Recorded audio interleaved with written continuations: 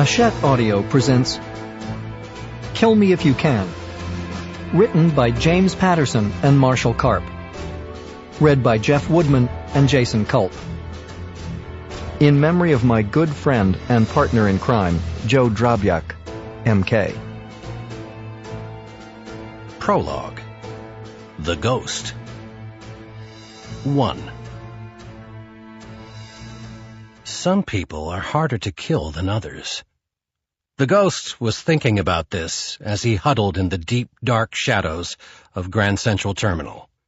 A man named Walter Zelvas would have to die tonight, but it wouldn't be easy. Nobody hired the Ghost for the easy jobs. It was almost 11 p.m.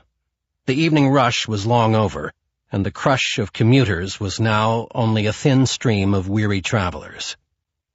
The Ghost was wearing an efficient killing disguise. His face was lost under a tangle of matted silver and white hair and shaggy beard, and his arsenal was hidden under a wine-stained gray poncho. To anyone who even bothered to take notice, he was just another heap of homeless humanity seeking refuge on a quiet bench near Track 109. He eyed his target, Walter Zelvas, a great hulk of a man with the nerves and reflexes of a snake and a soul to match. Zelvas was a contract killer himself, but unlike the Ghost, Zelvas took pleasure in watching his victims suffer before they died. For years, the ruthless Russian had been an enforcer for the Diamond Syndicate, but apparently he had outlived his usefulness to his employer, and the Ghost had been hired to terminate him. If he doesn't kill me first, the Ghost thought. With Zelvas, it was definitely a matter of kill or be killed, and this would surely be a duel to the death between them. So the Ghost watched his opponent closely. The screen on the departures monitor refreshed, and Zelvas cursed under his breath. His train was delayed another 30 minutes. He drained his second cup of Starbucks cappuccino, stood up, and, crumpling his empty cup, deposited it in the trash. No littering, the Ghost thought. That might attract attention, and the last thing Zelvas wanted was attention. That's why he was leaving town by train. Train stations aren't like airports. There's no baggage check, no metal detector, no security. Zelvas looked toward the men's room. All that coffee will be the death of you, the Ghost thought, as Zelvas walked across the marble floor to the bathroom. A half-comatose porter, mop in hand, was sloshing water on the terminal floor like a zombie tarring a roof. He didn't see Zelvas coming. A puddle of brown water came within inches of the big man's right foot. Zelvas stopped. "You'll slop any of that scum on my shoes and you'll be shitting teeth," he said. The porter froze. Sorry, sir, sorry." The Ghost watched it all. Another time, another place, and Zelvas might have drowned the man in his own mop water. But tonight he was on his best behavior. Zelvas continued toward the bathroom. The Ghost had watched the traffic in and out of the men's room for the past half hour. It was currently empty. Moment of truth, the Ghost told himself. Zelvas got to the doorway, stopped, and turned around sharply. He made me, the Ghost thought at first. Zelvas looked straight at him, then left, then right. He's a pro. He's just watching his back. Satisfied he wasn't being followed, Zelvas entered the men's room. The Ghost stood up and surveyed the terminal. The only uniformed cop in the area was busy giving directions to a young couple 50 feet away. The men's room had no door, just an L-shaped opening that allowed the Ghost to enter and still remain out of sight. From his vantage point, he could see the mirrored wall over the sinks. And there was Zelvas, standing in front of a urinal, his back to the mirror. The Ghost silently reached under his poncho and removed his equally silent Glock from its holster. The Ghost had a mantra. 3 words he said to himself just before every kill. He waited until he heard Zelvas breathe that first sigh of relief, as he began to empty his bladder. "I am invincible," the ghost said in silence. Then, in a single fluid motion, he entered the bathroom, silently slid up behind Zelvis, aimed the Glock at the base of his skull, and squeezed the trigger. And missed. Some people are harder to kill than others. 2. Walter Zelvis never stepped up to a urinal unless the top flush pipe was made of polished chrome. It's not a perfect mirror, but it's enough. Even distorted, everything he needed to see was visible. Man, hand, gun. Zelvis whirled on the ball of his right foot and dealt a swift knife-hand strike to the ghost's wrist, just as he pulled the trigger. The bullet went wide, shattering the mirror behind him. Zelvis followed up by driving a cinder-block fist into the ghost's midsection, sending him crashing through a stall door. The Glock went skittering across the tile floor. The ghost looked up at the enraged Colossus, who was now reaching for his own gun. "Damn," the ghost thought. "The bastard is still pissing. Glad I wore the poncho." He rolled under the next stall as Zelvis's first bullet drilled a hole through the stained tile where his head had just been. Zelvis darted to the second stall to get off another shot. Still on his back, the ghost kicked the stall door with both feet. It flew off its hinges and hit Zelvis square on, sending him crashing into the sinks. But he held on to his gun. The ghost lunged and slammed Zelvis's gun hand down onto the hard porcelain sink. He was hoping to hear the sound of bone snapping, but all he heard was glass breaking as the mirror behind Zelvis fell to the floor in huge fractured pieces. Instinctively, the ghost snatched an 8-inch shard of broken mirror as it fell. Zelvis headbutted him full force, and as their skulls collided, the ghost jammed the razor-sharp glass into Zelvis's bovine neck. Zelvis let out a violent scream, pushed the ghost off him, and then made one fatal mistake. He yanked the jagged mirror from his neck. Blood sprayed like a renegade fire hose. "Now I'm really glad I wore the poncho," the ghost thought. Zelvis ran screaming from the bloody bathroom, one hand pressed to his spurting neck and the other firing wildly behind him. The ghost dived to the floor under a hail of ricocheting bullets and raining plaster dust. A few deft rolls, and he managed to retrieve his Glock. Jumping to his feet, the ghost sprinted to the doorway and saw Zelvis running across the terminal, a steady stream of arterial blood pumping out of him. He would bleed out in a minute, but the ghost didn't have time to stick around and confirm the kill. He raised the Glock, aimed, and then, "Police! Drop it!" The ghost turned. A uniformed cop, overweight, out of shape, and fumbling to get his own gun, was running toward him. One squeeze of the trigger, and the cop would be dead. There's a cleaner way to handle this, the ghost thought. The guy with the mop and every passenger within hearing distance of the gunshots had taken off. The bucket of soapy mop water was still there. The ghost put his foot on the bucket and, pushing it, sent it rolling across the terminal floor right at the oncoming cop. Direct hit. The fat cop went flying ass over tin badge and slid across the slimy, wet marble floor. But this is New York. One cop meant dozens, and by now, a platoon of cops was heading his way. I don't kill cops, the ghost thought, and I'm out of buckets. He reached under his poncho and pulled out 2 smoke grenades. He yanked the pins and screamed, "Bomb!"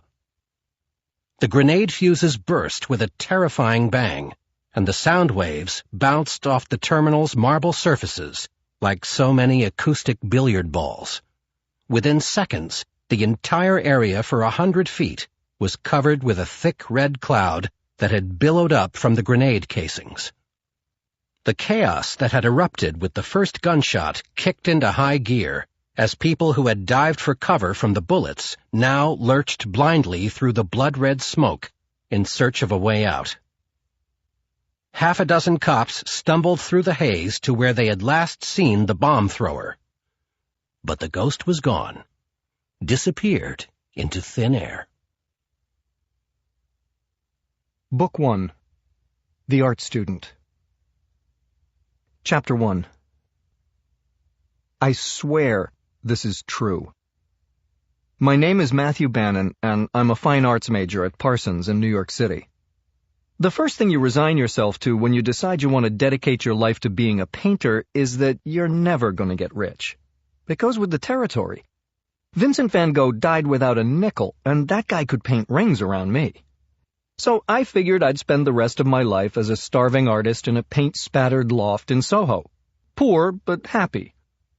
But that fantasy took a total nosedive when I found millions of dollars worth of diamonds inside a locker in Grand Central Terminal one night. That's right, found. I know, it's hard to believe. I didn't believe it either.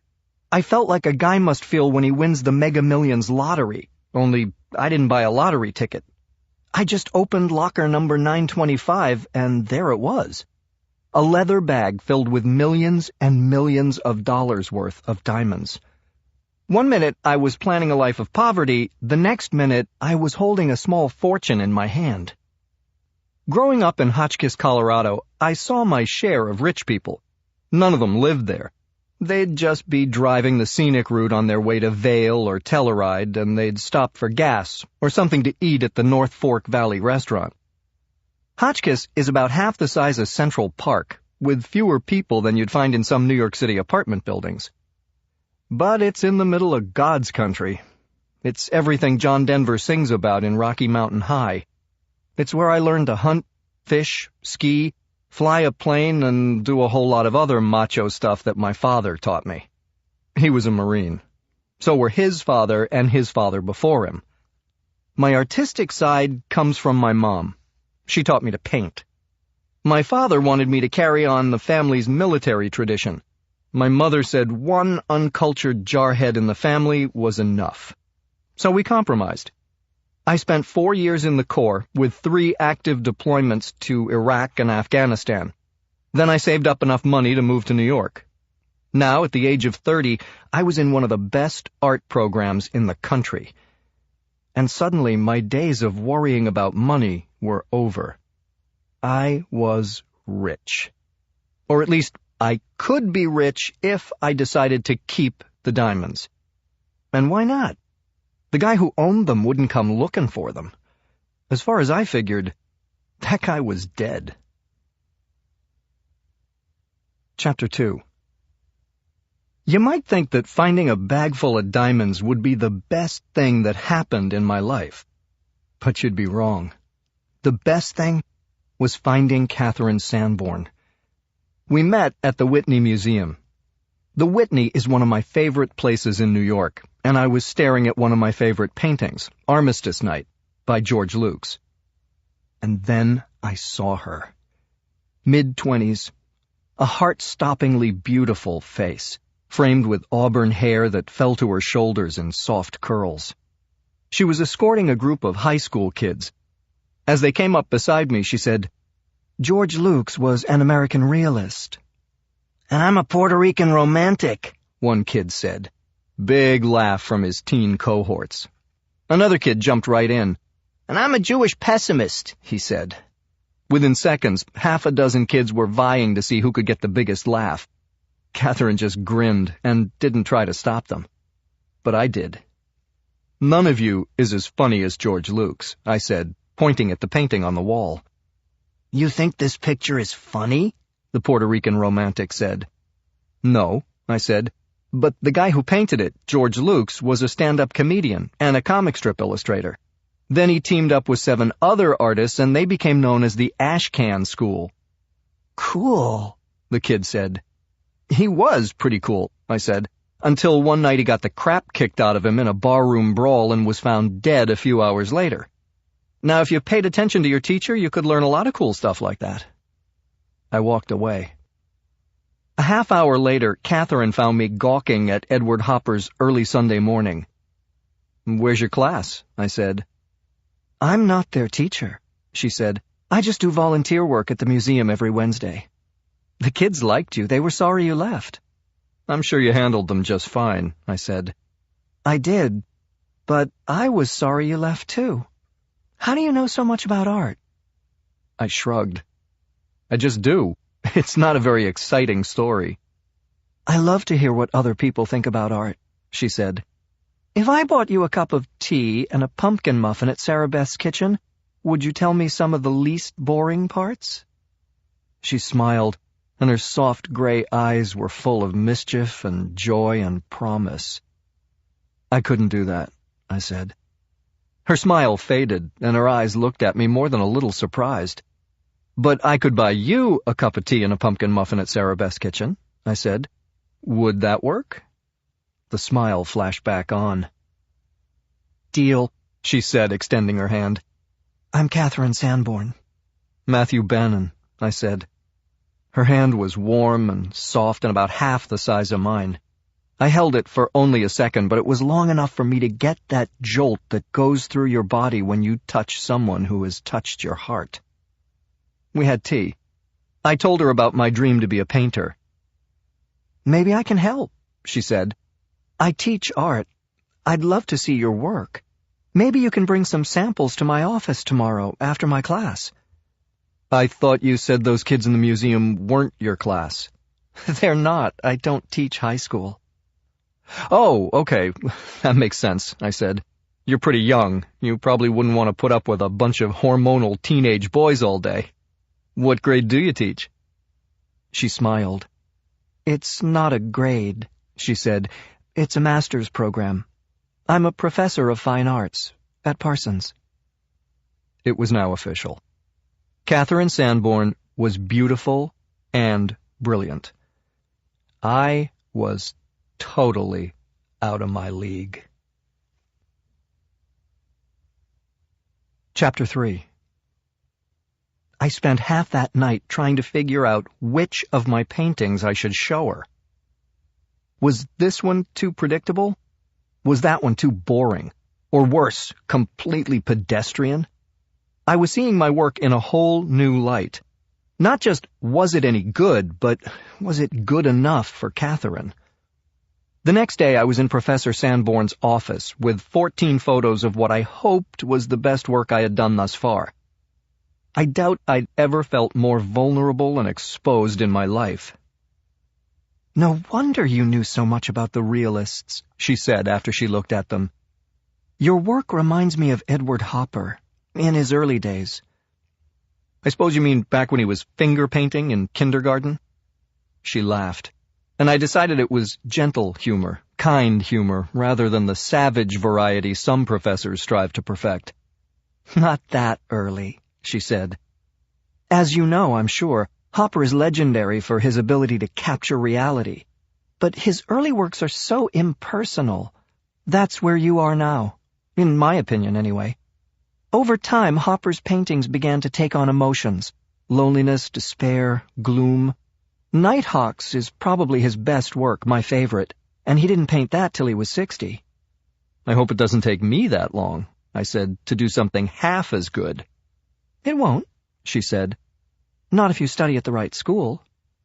Like where? I asked. Any suggestion you have would be so helpful, honest. Like here, she said. I shook my head a couple of times. I don't think I have the talent to be accepted at Parsons. I'll bet you do, she said. Loser buys the winner, I don't know, dinner at Peter Luger. I love Lugers. 6 months later, Professor Catherine Sanborn and I were having the porterhouse medium rare at Peter Luger in Brooklyn. I paid for dinner. We started seeing each other regularly after our celebratory dinner, and 6 months after that, I was in her group critique class at Parsons. We did a pretty good job of keeping our relationship a secret from the other students, I thought. The best part of group critique was being able to be near her 3 times a week. The worst part was enduring the critiques by my so-called peers. The morning before I found the diamonds, my latest painting was being thoroughly trashed by Leonard Carnes. Carnes was short, round, pretentious, and bitterly, unnecessarily nasty. He waddled over to my canvas and explained to the rest of the group why it sucked, and by proxy, why I sucked. "So it's a bunch of nobodies in line at an unemployment office," he said. "But do we really care about any of them? I could take the same picture with my cell phone camera. It's like the German playwright Bertolt Brecht said, art is not a mirror held up to reality, but a hammer with which to shape it." "And you don't think Mr. Bannon has shaped this piece?" Catherine said. "No," Carnes said, "but I think he should take a hammer to it." If he was hoping for a laugh from the rest of the class, he didn't get it. Most of my fellow students sat in silence and winced. It was the last day of the semester, and by now Carnes had managed to systematically piss off every one of them with his condescending elitist bullshit. He would have pontificated longer, but Catherine cut him off. When class ended, she gave us back our term papers. The assignment had been to write a 5,000-word critique of public art in New York City. It counted as a third of our grade, so I'd spent a lot of time on it. I'd hoped for an A, but I didn't get it. There was a yellow sticky on the front page. It said, C+. Matthew, see me after class. I sat in a depressed funk while everyone else filed out of the room. Catherine Sanborn finally came around her desk and walked toward me. C+, I said. I thought the paper was a little better than that. "If you're willing to put in the time, I can give you a chance to improve your grade," she said. "What do I have to do? I'm not afraid of hard work." And then Catherine's mischievous gray eyes lit up, and she clicked the lock on the classroom door. "Take off your pants," she said. I'd been had. She stepped out of her skirt. Very graceful, nice to watch. "If those pants don't come off in 5 seconds, Mr. Bannon, I'm going to have to give you an incomplete," she said. "By the way, that paper of yours was damn good, but I've come to expect even more from you." The classroom had a chaise longue that was used for the figure painting courses, and within seconds, Catherine pulled me to it and began caressing, kissing, exploring. Then I was inside her. This was some kind of teacher-student counseling session. Finally, Catherine put her lips to my ear, taunting me with kisses and little flicks of her tongue. "Matthew," she whispered. "What? A++.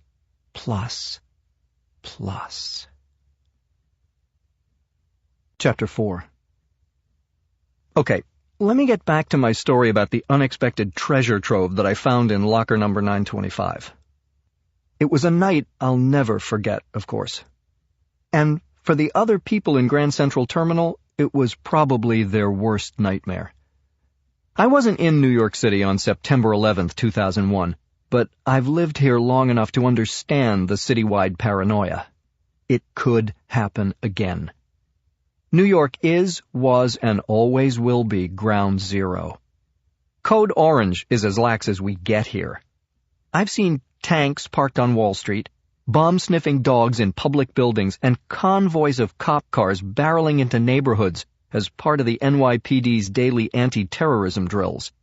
So when the post-rush hour lull at Grand Central is shattered by gunshots and followed by 2 loud explosions, only one thing comes to mind: terrorist attack. In an instant, the collective paranoia was justified. Mass panic ensued. The screams echoed off the walls of the marble cavern. The first thing I saw was that nobody ducked for cover. Everybody ran, with visions of the crumbling towers replaying in their heads, I'm sure. And then I couldn't see a thing. Red smoke filled the building. I've spent a lot of time in war zones, but this wasn't my responsibility. I wasn't a first responder. I ran like the rest of them. And then I saw it in the smoky haze. A trail of blood. Instinctively, I followed it. And then I saw him. He was a big bear of a man, slumped against a bank of lockers, in a pool of his own blood, from a gaping wound in his neck. In all the madness, nobody was paying any attention to him. I knelt at his side. My knee hit something hard. A gun. Get, doctor. Stop blood. He gurgled out the words in a thick Russian accent. But there was no time for a doctor. No time for anything. Before I could say a word, his eyes rolled back in his head, and he exhaled a strained breath. He was dead. His dark blue suit and the floor around him glistened with blood. It coated the door of the bottom locker closest to him. As I looked up, I saw a wide swath of red where he had leaned against the upper locker and slid to the ground. Locker number 925 was covered in bloody handprints, and it was open. Wide open. Chapter 5. I could think of only one reason that a reasonably sane man who was hemorrhaging blood would open a train station locker instead of wildly seeking help. Whatever was inside that locker had to be too valuable to leave behind. I looked down at the dead Russian. Was it worth it, comrade? But then who was I to judge this poor man for choosing locker number 925 over calling 911? If I had half a brain, I'd be running out of Grand Central with all my fellow bomb-scared travelers. But I wanted to know what was inside that locker. No, I had to know. I stood up. By now the red smoke was starting to dissipate, and I could take in the pandemonium. People were stampeding toward the exits, fighting and clawing their way out of the station. Some cops were trying to keep them from getting trampled in the doorways. Other cops were trying to evacuate the people who refused to leave. A woman with 3 suitcases was holding her ground in the middle of the station, insisting that she wasn't going anywhere without her bags. "Damn it, lady," a ruddy-faced cop screamed. "You can't get a red cap during a terrorist attack." He grabbed all 3 bags, and she followed as he struggled toward an exit. And then a body came flying through the air and hit the marble floor. It was a young man, Asian, wearing a busboy's uniform. Michael Jordan's Steakhouse is a popular restaurant on the balconies overlooking the main concourse. People were pouring out, shoving their way toward the wide marble staircase at the west side of the station. The busboy must have been caught at the far end of the restaurant and opted for the quick way out. It was about a 20-foot drop. He stood up on his right leg and started hopping toward the exit. I thought I'd just experienced the most insane day of my life. What I didn't know was that after I reached inside that locker, the insanity would only get worse. I put my hand on the open door and peered in. There was a bag inside, but not just any bag. It was one of those old-timey medical bags that you see in black and white movies made back in the days when doctors made house calls. Maybe the Russian wasn't so dumb after all. Doctor bags are usually crammed with gauze and tape and about 1,200 cotton balls. I opened it carefully and looked inside. My first thought was, holy shit. My second thought was, this is a bag worth dying for. Chapter 6. I'd seen diamonds before. My mother had one in her engagement ring. My aunt had 2 in her ears. But my recently shot-up acquaintance, now cooling on the floor of Grand Central, had them all beat.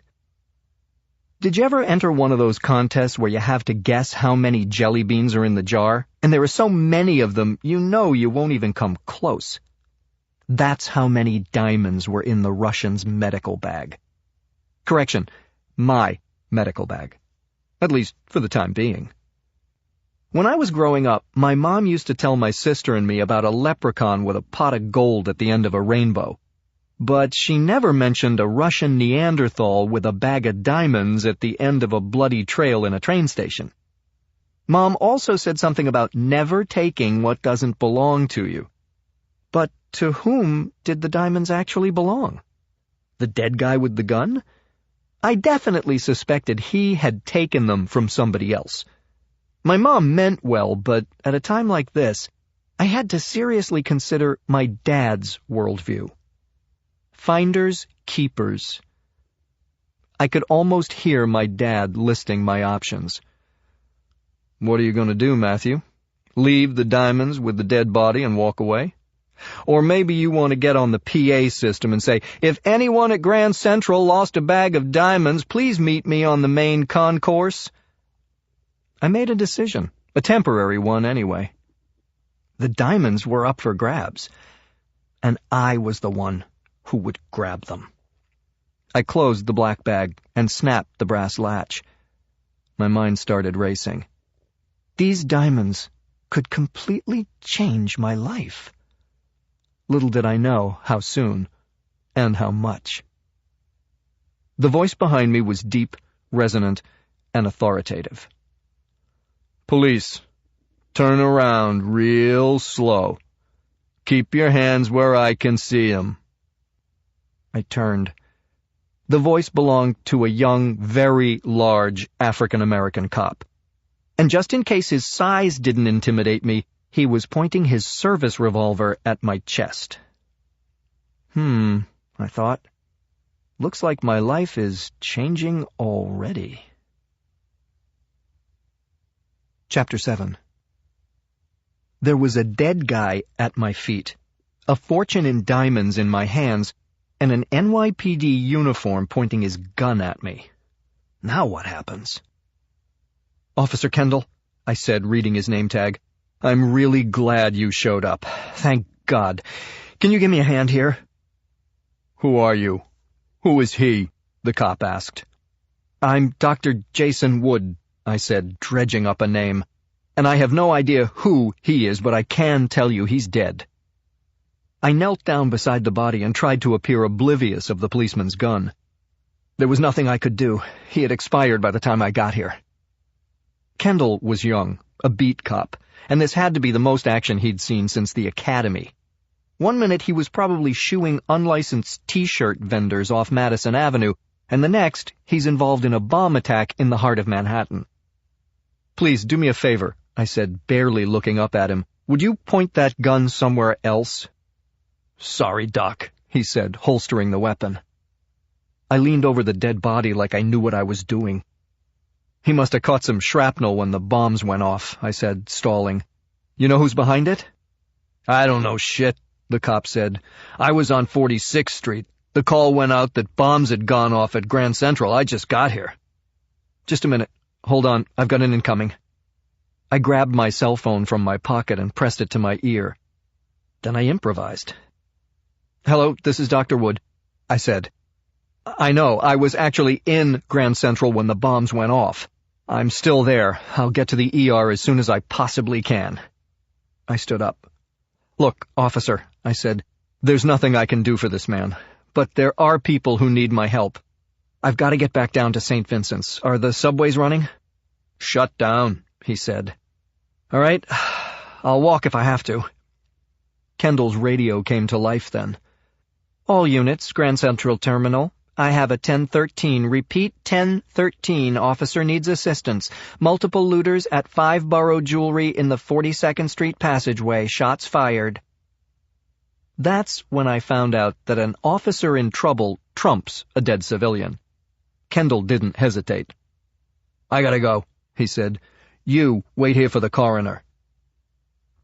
He raced off toward the 42nd Street passageway.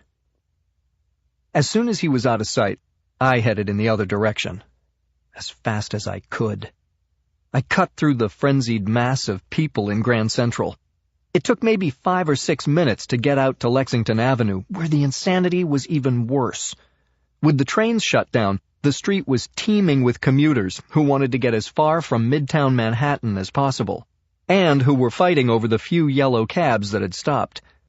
3 men in suits had cornered one driver and were attempting to negotiate their way out of Dodge.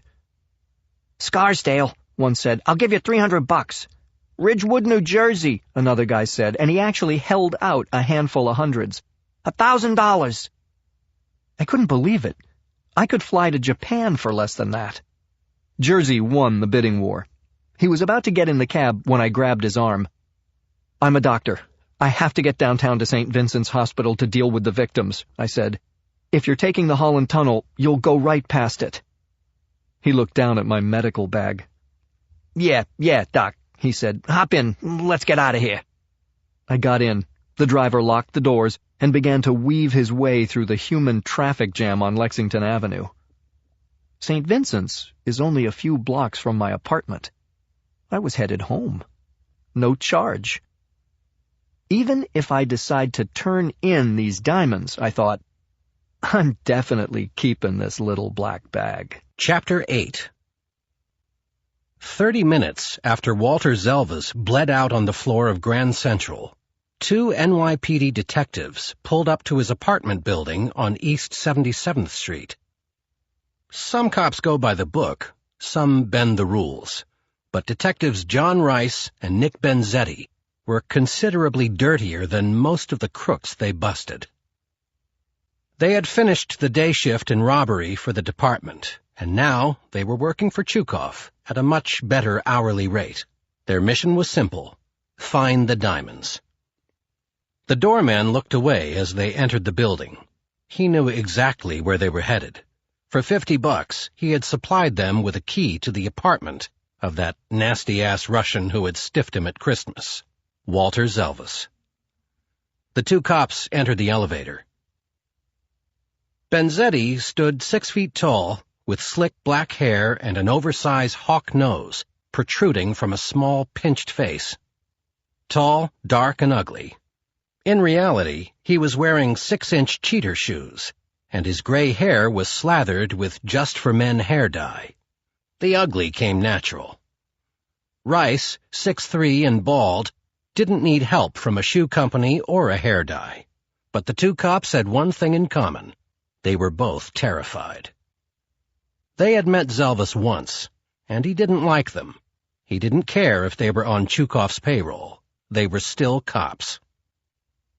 They'd sat across the table from him at Chukov's apartment, a bottle of vodka, a loaf of black bread, and a large block of cheese between them. "Screw me over and I'll kill you," Zelvas had said. "And not with a bullet." He picked up a stainless steel slicer and dragged it slowly, menacingly across the top of the cheese.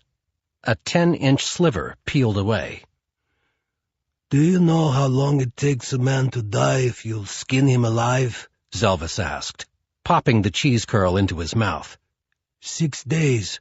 4 if you add salt. Benzetti and Rice stood to the left and right of the door outside apartment 16E, guns drawn. They knew Chukov wanted to ice Zelvas. What they didn't know was that he was already dead.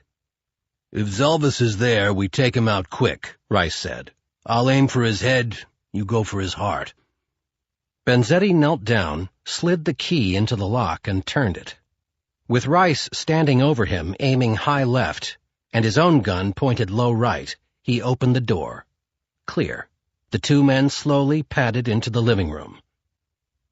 The overstuffed sofa and 2 massive armchairs were covered in a shiny fabric with black and gold geometric shapes.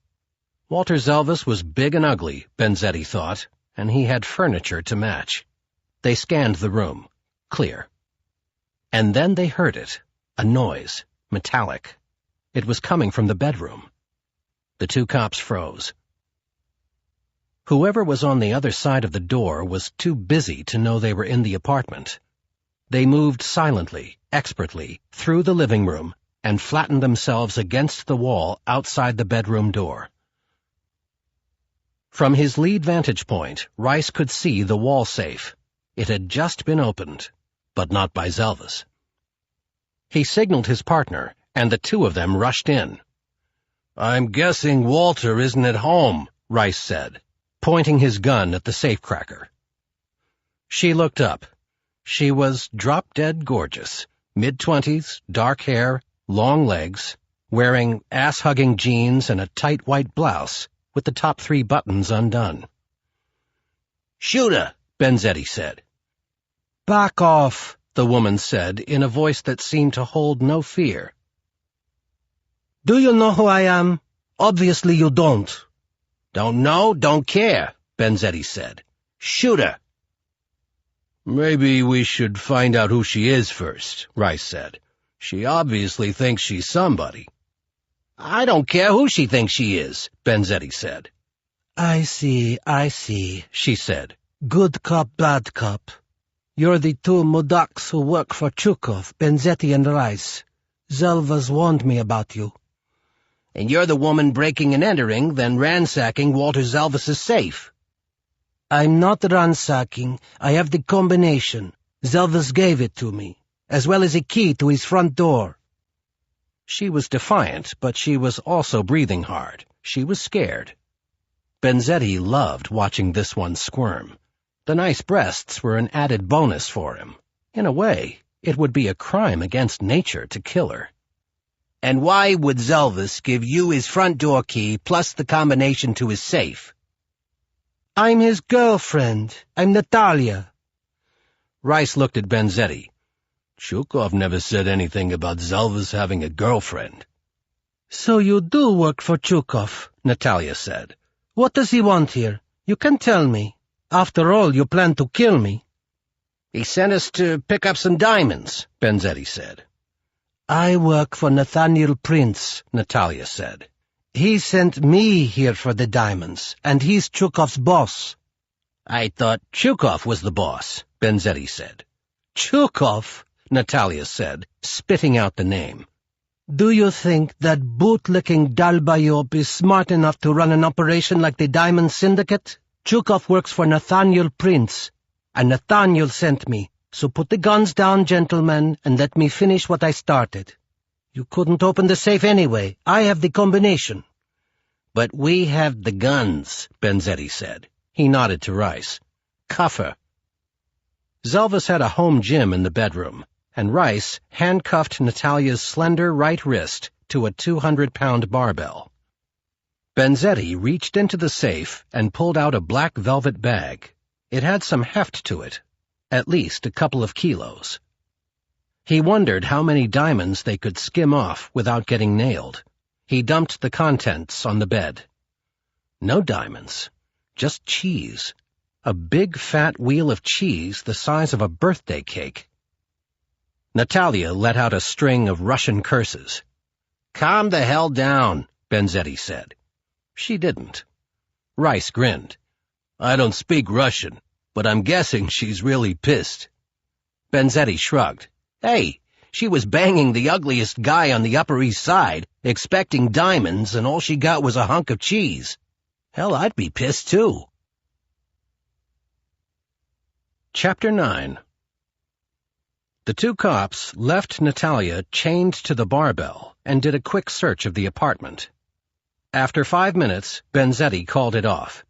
"If they're not in the safe, they're not here," he said. "Which one of us breaks the bad news to Chukov?" They flipped a coin and Benzetti lost. Jesus, he did not want to make this phone call. Chukov was a 250-pound powder keg with a half-inch fuse. Benzetti had once seen him smash a beer bottle and drive it into a man's jaw for cheating at poker. And that was over a lousy $100 pot. "Cheese?" Chukov screamed. "Cheese? You've got to be kidding me!" Benzetti could practically feel the enraged Cossack's spittle through the cell phone. "No diamonds?" Chukov shouted. "And no Zelvas," Benzetti said. "Zelvas is dead," Chukov said. "Zelvas is dead?" Benzetti repeated, so that Rice could hear the news. "And you know that how? You sure of it?" "He was stealing from us," Chukov said.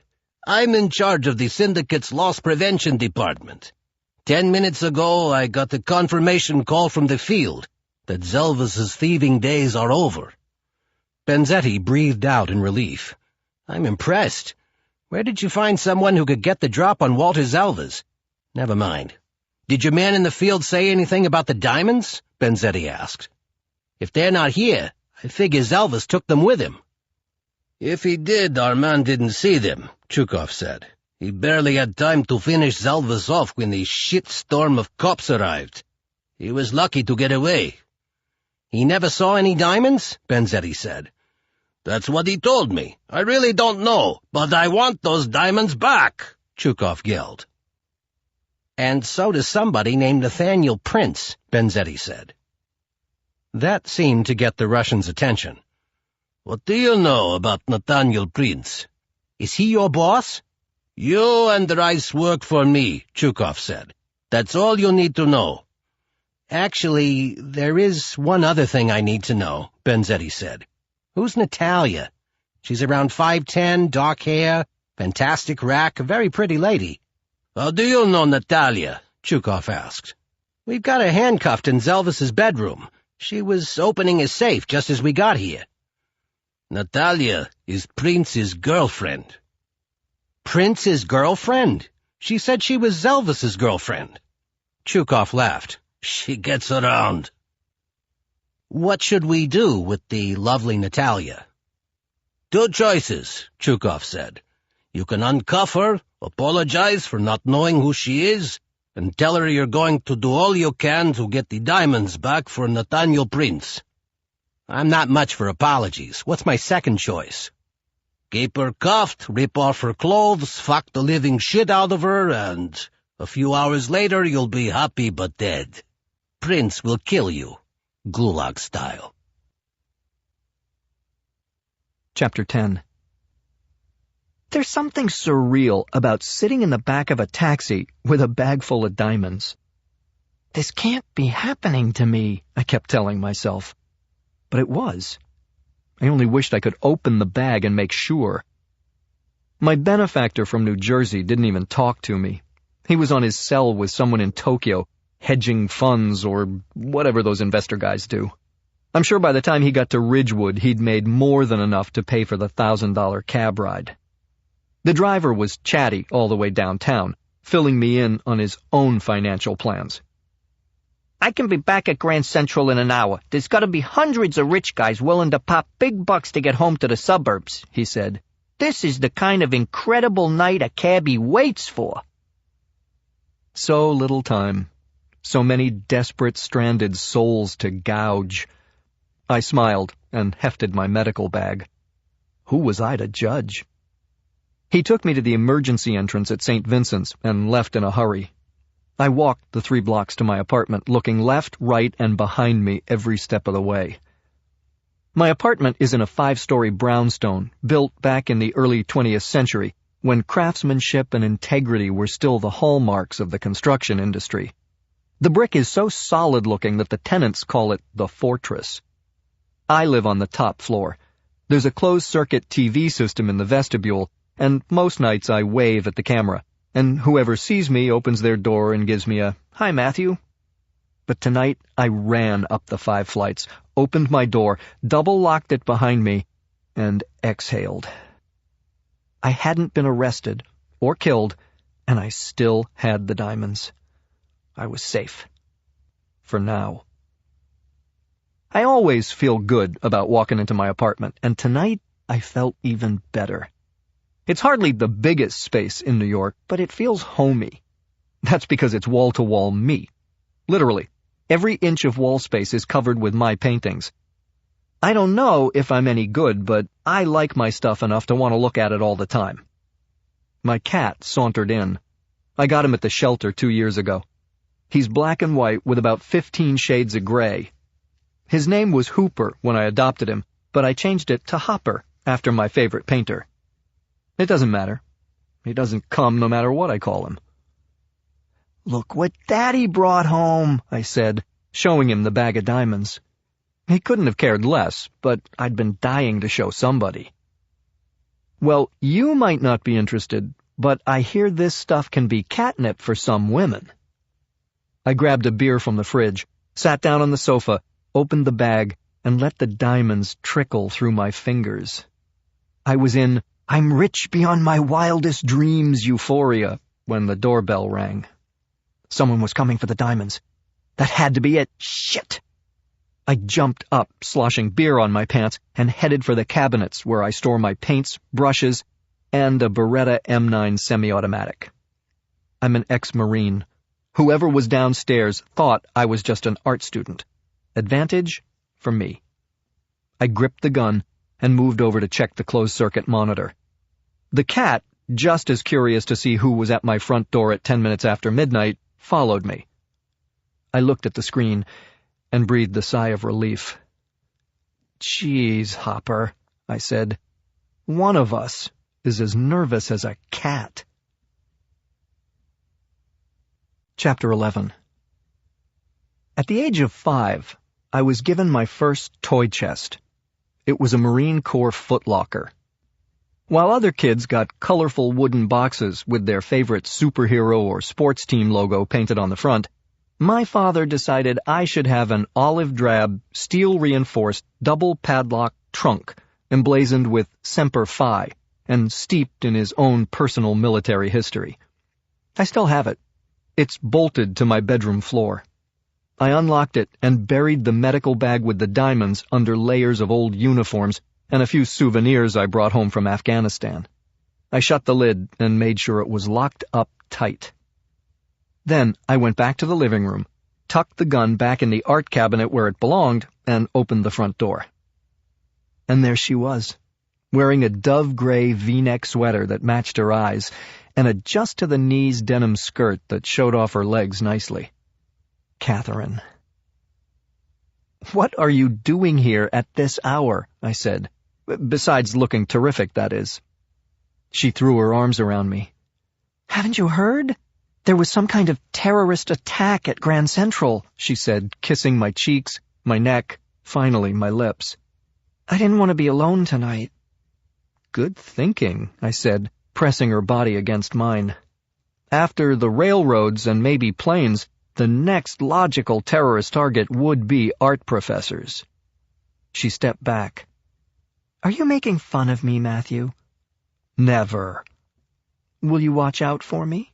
Keep me company tonight?" "Uh-huh." And I meant it. My mother raised me to be an artist, but my father trained me to protect the people I love. When I was growing up, he was more like a drill sergeant than a dad. Once, when I was 10, we were hiking in Pike National Forest. One minute we were together, and then suddenly he was gone, and I was all alone in the middle of the Colorado wilderness. I had nothing but a hunting knife. No food, no water, no compass. I knew we hadn't separated by accident either. This was a test. It took me 30 hours to pass it, but I finally found my way home. I looked into Catherine's eyes. Would I watch over her? Absolutely. I stroked her eyelids, her cheeks, her lips. Then my lips traced the same pattern. Eyelids, cheeks, mouth. "Can I ask you a question?" she asked when we stopped for a breath. "Absolutely." "How did your pants get wet?" She lowered one hand and cupped it between my legs. "Beer. An unfortunate accident." "You can't be walking around all wet," she said, unbuckling my belt. Then she unzipped my fly and helped me out of my pants. The beer had soaked through to my boxers. "Wet also," she said, "and hard, too." "Can't imagine why," I said. Within seconds, I was naked, and then Catherine joined me. I lay on my back, and Catherine straddled my hips. I thrust up into her, not hard, but firm. She arched her back, dug her knees into my thighs, and pressed down against me. She slowly took in a breath, then just as slowly let it out. She did it again, and again. The sound of Catherine about to reach a climax is the best part of making love for me. And as her breathing got more frenetic, I matched her until our orgasms came in rolling waves, one after another, slowly subsiding until she let her body fall on top of mine. Then Catherine wrapped her arms around my shoulders and pressed her lips to my ear. "I'm crazy in love with you," she whispered. "I love you too," I said. Never thought I could love anybody like this, but here we are. We fell asleep like that. Not a care in the world. So incredibly naive. Chapter 12. Vadim Chukov was a survivor. When a rival mob captured him, he managed to strangle his captors from the back seat of the car with their own handcuffs. When 4 prison guards beat him and locked him in solitary confinement, he escaped and lived to kill them and their families. Chukov had been stabbed 4 times, shot twice, and thrown off a speeding train. He'd be damned if he was going to die from chronic obstructive pulmonary disease. He sat naked on the ceramic tiles of the steam room, a towel across his lap. His cell phone and a bronchodilator inhaler lay on the towel, lifelines both. Chukov had discovered cigarettes when he was 11 years old. Yava, the full-flavored Russian cancer sticks, that gave a young street enforcer for the Solntsevskaya Bratva swagger, status, and eventually COPD. 35 years later, he was a slave to the steam, breathing in the moist heat almost every day to help open his inflamed lungs. Most of the steam rooms in the city were magnets for fags and yuppies, but the Russian and Turkish baths on East 10th Street were old school. Real tile, not that fiberglass and acrylic shit they were putting in those new hybrid steam rooms. And no pretty boys, at least not at this hour of the morning. He had the steam room to himself. Chukov's body was short, thick, and covered with curly black hair and 16 tattoos. The rose, the tiger, the skulls. Every blue line on his body told his history in the Russian mafia to anyone who knew how to read it. The cell phone rang. He was waiting for some good news that he could give to Prince. This had better be it. It wasn't. "Where's my money?" the voice on the other end said. It was the ghost. "Where are my diamonds, you prick?" Chukov came back angrily. "I don't know what you're talking about," the ghost said. "All I know is we had a deal. I kept my end of it, you didn't. Walter Zelvis is dead. My money hasn't been transferred to the Caymans." "Why do you think I hired you to terminate Zelvis?" Chukov said. "He was scheming diamonds from the syndicate. The diamonds weren't in his apartment, so he must have taken them with him. You were the last to see him alive. And if I don't get my money, I'll be the last one to see you alive." "What's that supposed to mean?" Chukov said. "It means look to your left." Chukov turned his head. There was a red dot on the wall. It moved up to the ceiling, made a few S-turns, danced back to the wall, and then landed on his chest. He had to clench his sphincter for fear of shitting right there. "You're here?" Chukov said. "How did you find me here? How did you get in?" "It's what I get paid to do, remember? So pay me." "Be reasonable," Chukov said. "Give me time to recover the missing diamonds."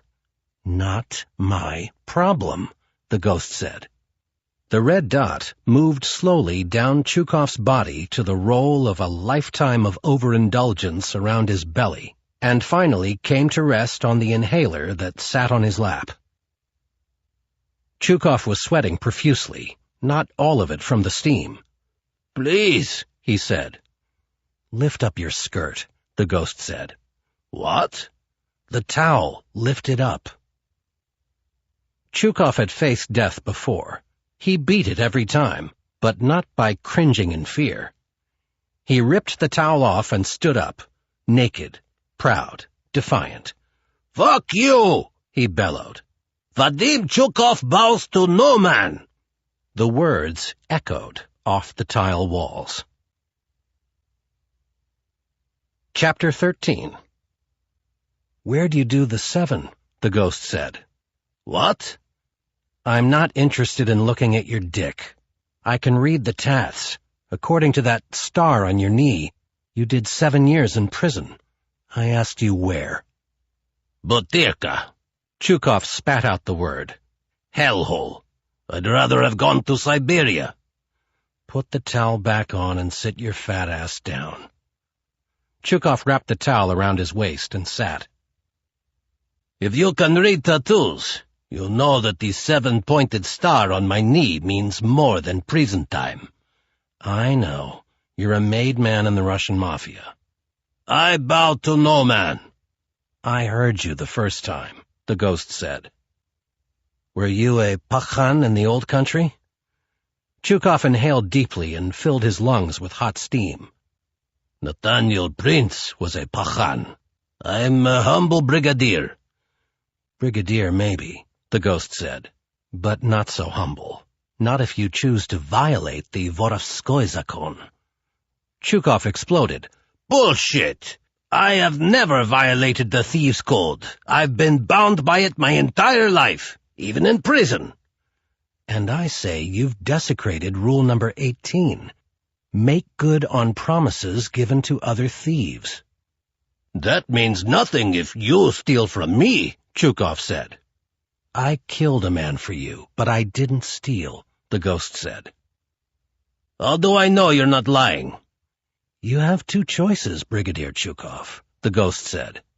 You either take my word for it and live by the code, or you don't believe me and die in 5 seconds. The red dot made little circles on Chukov's chest. Pyat, the ghost said, counting backward in Russian. 4, 3, 2, 1. I'll pay, Chukov said. Kogda? You speak Russian? Chukov said. Just the basic stuff you need in my line of work, the ghost said, like please, thank you, and when can I expect my money? I'll transfer it immediately. The red dot disappeared from Chukov's chest. Spasiba, the ghost said. It's been a pleasure doing business with you. We're not done, Chukov said. I have another job for you. I'm listening. I accept that you didn't take the diamonds, Chukov said. I want you to find out who did. Then kill the mudak and return the diamonds to you, the ghost said. Da? Da, Chukov said, followed by a wet, croupy laugh. I want double what you paid me for Zelvas. Chukov choked on his own laugh. Double? Are you crazy? It costs more when I have to figure out who the target is, the ghost said. Plus, I figure getting back all those diamonds ought to be worth something to you. Maybe 10% more, Chukov said. Double, the ghost said. Take it, or... The red dot reappeared on Chukov's chest. Leave it. Chukov took it. All right, I'll pay double, but only if I get the diamonds back. Then we're in business again, the ghost said. Chukov looked down at his chest, waiting for the red dot to disappear. It didn't. You can take the gun off me now, he said. There was no answer. Chukov sat there sweating, but the dot didn't move. It took him a full minute until he realized the dot was never going to move. The laser beam was on autopilot. Cursing, Chukov stood up and followed the red line through the steam to its source. It wasn't even a gun. It was a cheap keychain laser pointer resting on a block of wet tile. The ghost, of course, was long gone.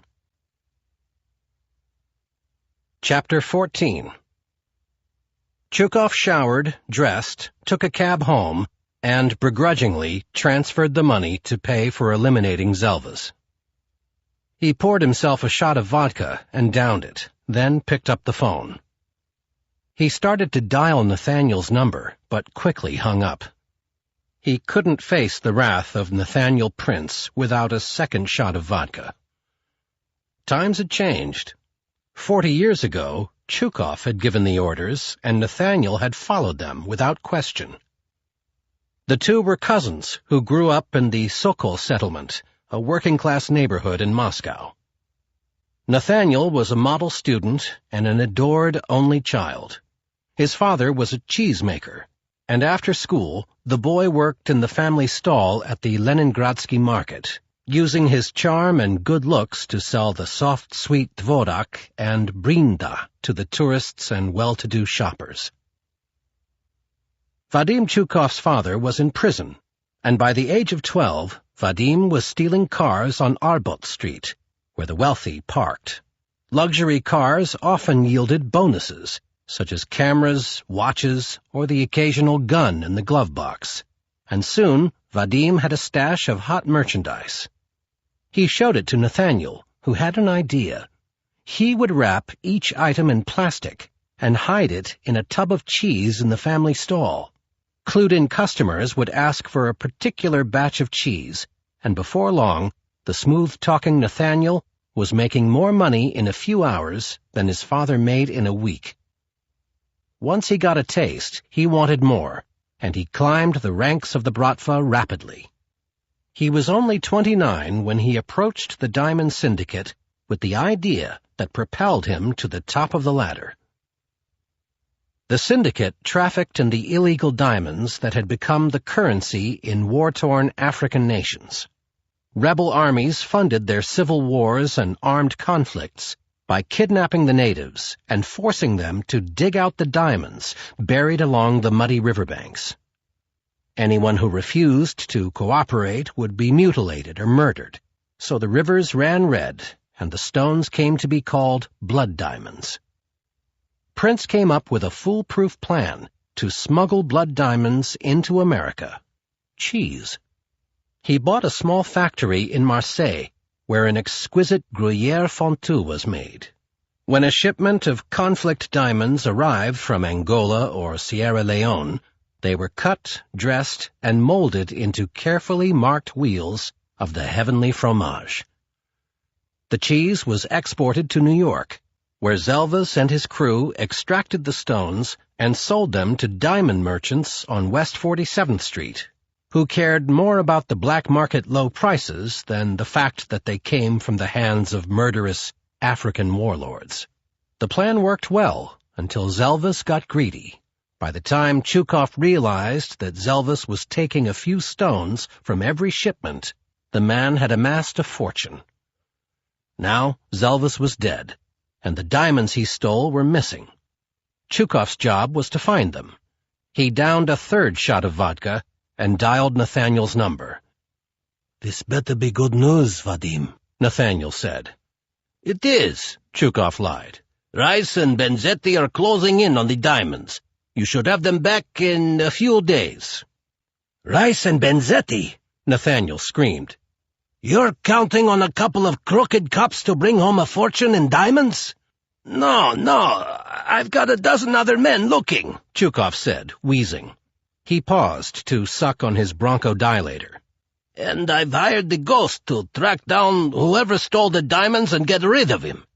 The Ghost is a legend, Nathaniel. He's the best."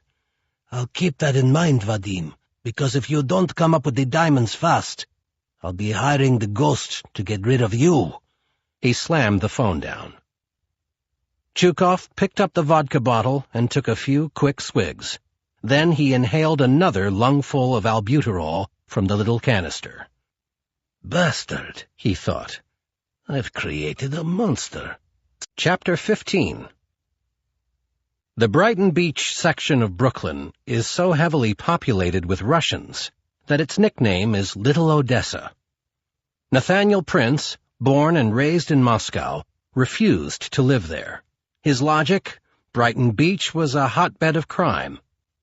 And while he wasn't intimidated by the street violence, he didn't want to live where the NYPD had beefed up its manpower. Instead, he chose Park Slope, a much tonier part of the borough.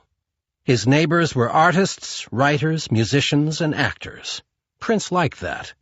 With all those famous people to gawk at, nobody bothered to look at him.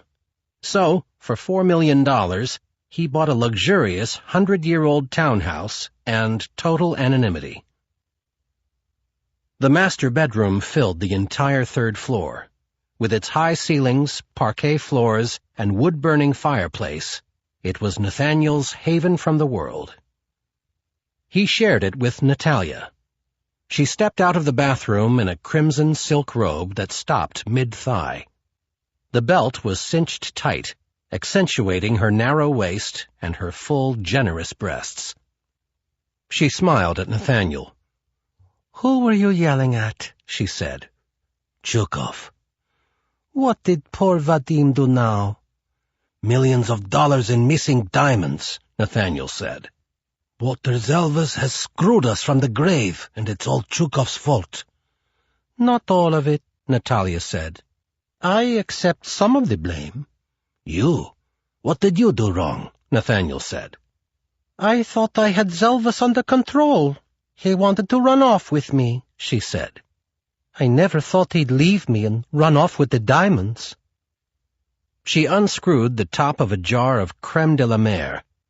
Nathaniel had no idea what was in it, but he had seen the credit card receipts. $1,200 for the tiny pink and white jar. Natalia undid her belt, opened her robe, and began rubbing the outrageously expensive moisturizer into her long, firm, perfectly sculpted legs. Only 10 minutes before, Nathaniel had been between those legs, deep inside her. His face buried between her breasts, his tongue tantalizing her nipples, his brain intoxicated with her perfume. His orgasm, as it always did with Natalia, had left him blissfully happy and totally spent. But as he watched Natalia slide her hands from her calf to her inner thigh, Nathaniel began to stir. He was still naked under the sheets, and he felt himself growing hard. Natalia put some more cream on her fingertips and let the robe fall to the ground. Her skin was radiant, still glistening with moisture from the hot shower. She had towel-dried her thick raven-black hair, and it fell in ringlets on her shoulders. I'm glad Zelvas is dead, she said, as she massaged the creamy emulsion onto her breasts and flat stomach. The thought of having his fat, sweaty body on top of me even one more time makes me sick. How do you think it made me feel? Nathaniel asked. I'm sorry, she said. I had to sleep with him. It was the only way he would trust me enough to tell me he was stealing from you. Nathaniel grunted. Don't be angry, she said, dipping her fingertips into the creme de la mer. You know you are the only man I ever loved. She walked slowly, seductively toward him, and sat down on the bed. You know, Zelvas said I should dump you, she said, rubbing the lubricant onto the palm of her hand. He said you were old enough to be my father. She slipped her hand under the sheet.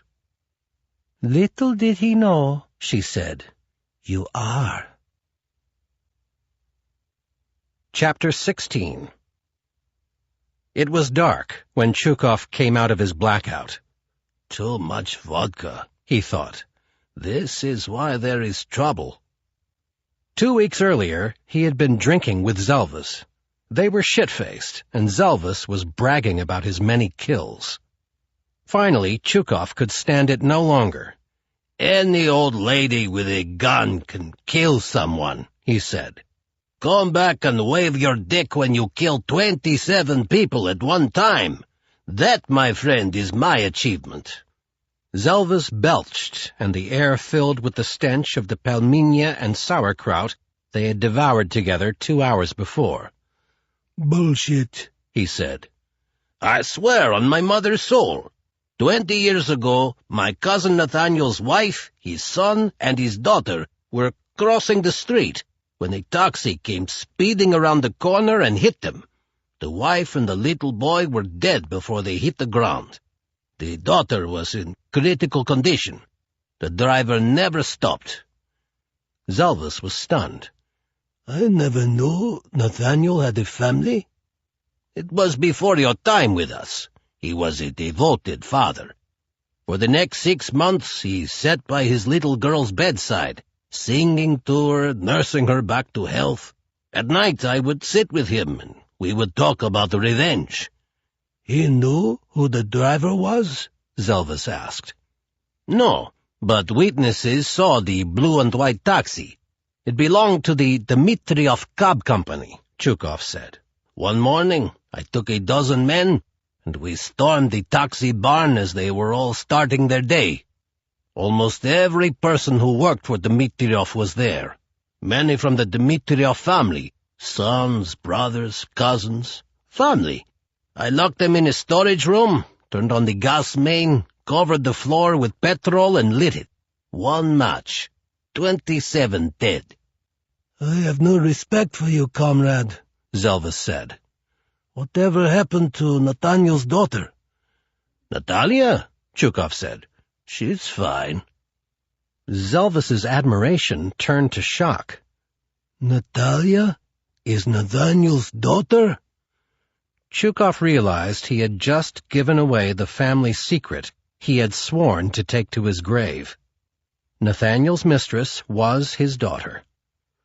Please swear to me you won't repeat it. He would kill me, Chukov said. Don't worry, Zelvis said. It's too vile to repeat. Zelvis went home. That night, for the first time since he was a little boy, he sobbed into his pillow. He had slowly stolen a fortune in diamonds from the syndicate so that one day he could run off with his beloved Natalia. But now he despised her. He would leave without her. Just him and the diamonds. Chapter 17. I woke up with Catherine safely nestled in my arms, and a bag of presumably precious gems nestled at my feet. I have to say, I was happy beyond my wildest dreams. I was also rich beyond my wildest dreams. I had only one question. How rich? After Catherine left for the office, I locked the door, opened the footlocker, and dumped the bag of stones on my bed. Hopper was just as curious as I was and jumped on the bed to check out the shiny stones. I knew as much about diamonds as the cat did, but I could see that they looked to be roughly the same size. No big rocks, no tiny chips, just countless shiny nuggets, each about the size of a piece of cat kibble. Hopper looked like he had come to the same conclusion, so I tossed him off the bed before he could help himself to $1 million breakfast. I flipped on the TV. The bombing at Grand Central was all over the news. The dead guy had been identified as Walter Zelvis, but there was no mention of the pile of bling on my bed. I did a rough count, picked 5 diamonds at random, stashed the rest, and took the subway uptown to the Rockefeller Center station. Fifth Avenue was packed with out-of-towners, headed for Radio City Music Hall, St. Patrick's Cathedral, Saks, or any of the many other tourist magnets in the area. Heading west on 47th Street, I entered a completely different world, where Hasidic Jews in long black coats haggled in a language I couldn't understand, making deals on the sidewalk and cementing them with handshakes. The Diamond District. I'd been here before, but never on business. I walked into the National Jewelers Exchange at 2 West 47th Street. Hundreds of vendors, each with his or her own little booth, were buying and selling gold, silver, fine jewelry, watches, and, of course, diamonds. Hannah Leventhal, a broad woman in her 60s, caught me staring at the diamond rings in her showcase. "You look like a young man in search of an engagement ring," she said. "Just the opposite," I said. "I just got one returned to me." "Oh, she dumped you?" I nodded. "But she gave you the ring back." "I think she did," I said. I reached into my pocket and held out one of my 5 stones. "She only gave me the diamond, and I don't know if she switched the real one for a piece of glass." "Let me see," Hannah said. "I know a professional." She took the stone before I could answer. "Shmuel," she said to a man sitting at a jeweler's workbench facing away from the counter.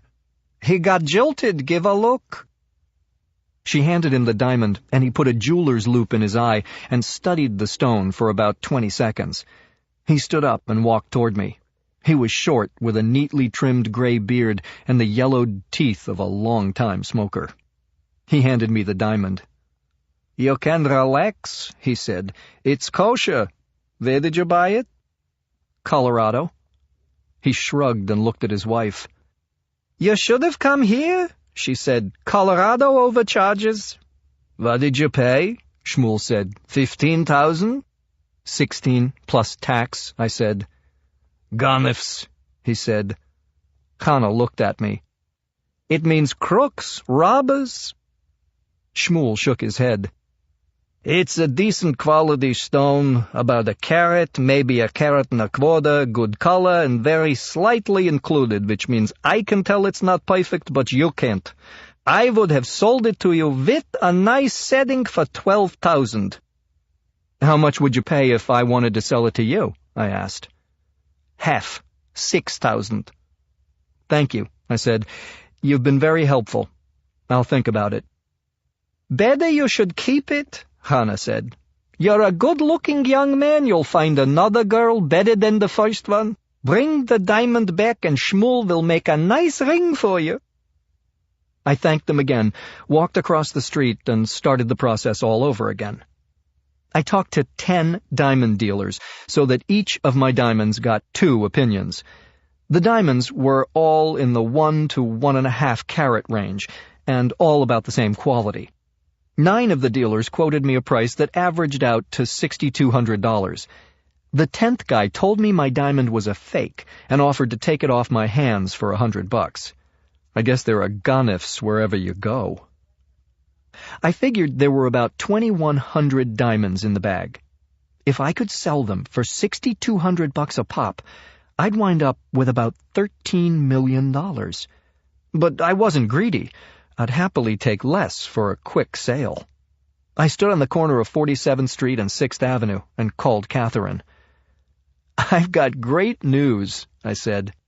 Tell me. I'm throwing a party. Tonight, 8 o'clock. What are you celebrating? I've got 13 million reasons to celebrate, I said. I'm busy, Catherine said. Give me one. I'm in love with the most wonderful woman in the world. That's terrific, she said. I'd love to meet her. I'll see you tonight. Chapter 18. I couldn't tell people the real reason I was throwing the party, so I emailed and texted everybody I wanted to see that night, and a few I didn't want to see. School's out. Let's drink. My place. I hadn't figured out how to unload the diamonds, so I was still on a student's budget. I bought chicken wings, a 6-foot hero, chips, vino, beer, and the cheapest vodka on the shelf. Catherine showed up at 7 to help me set up. I have a surprise for you, she said. I looked at my watch.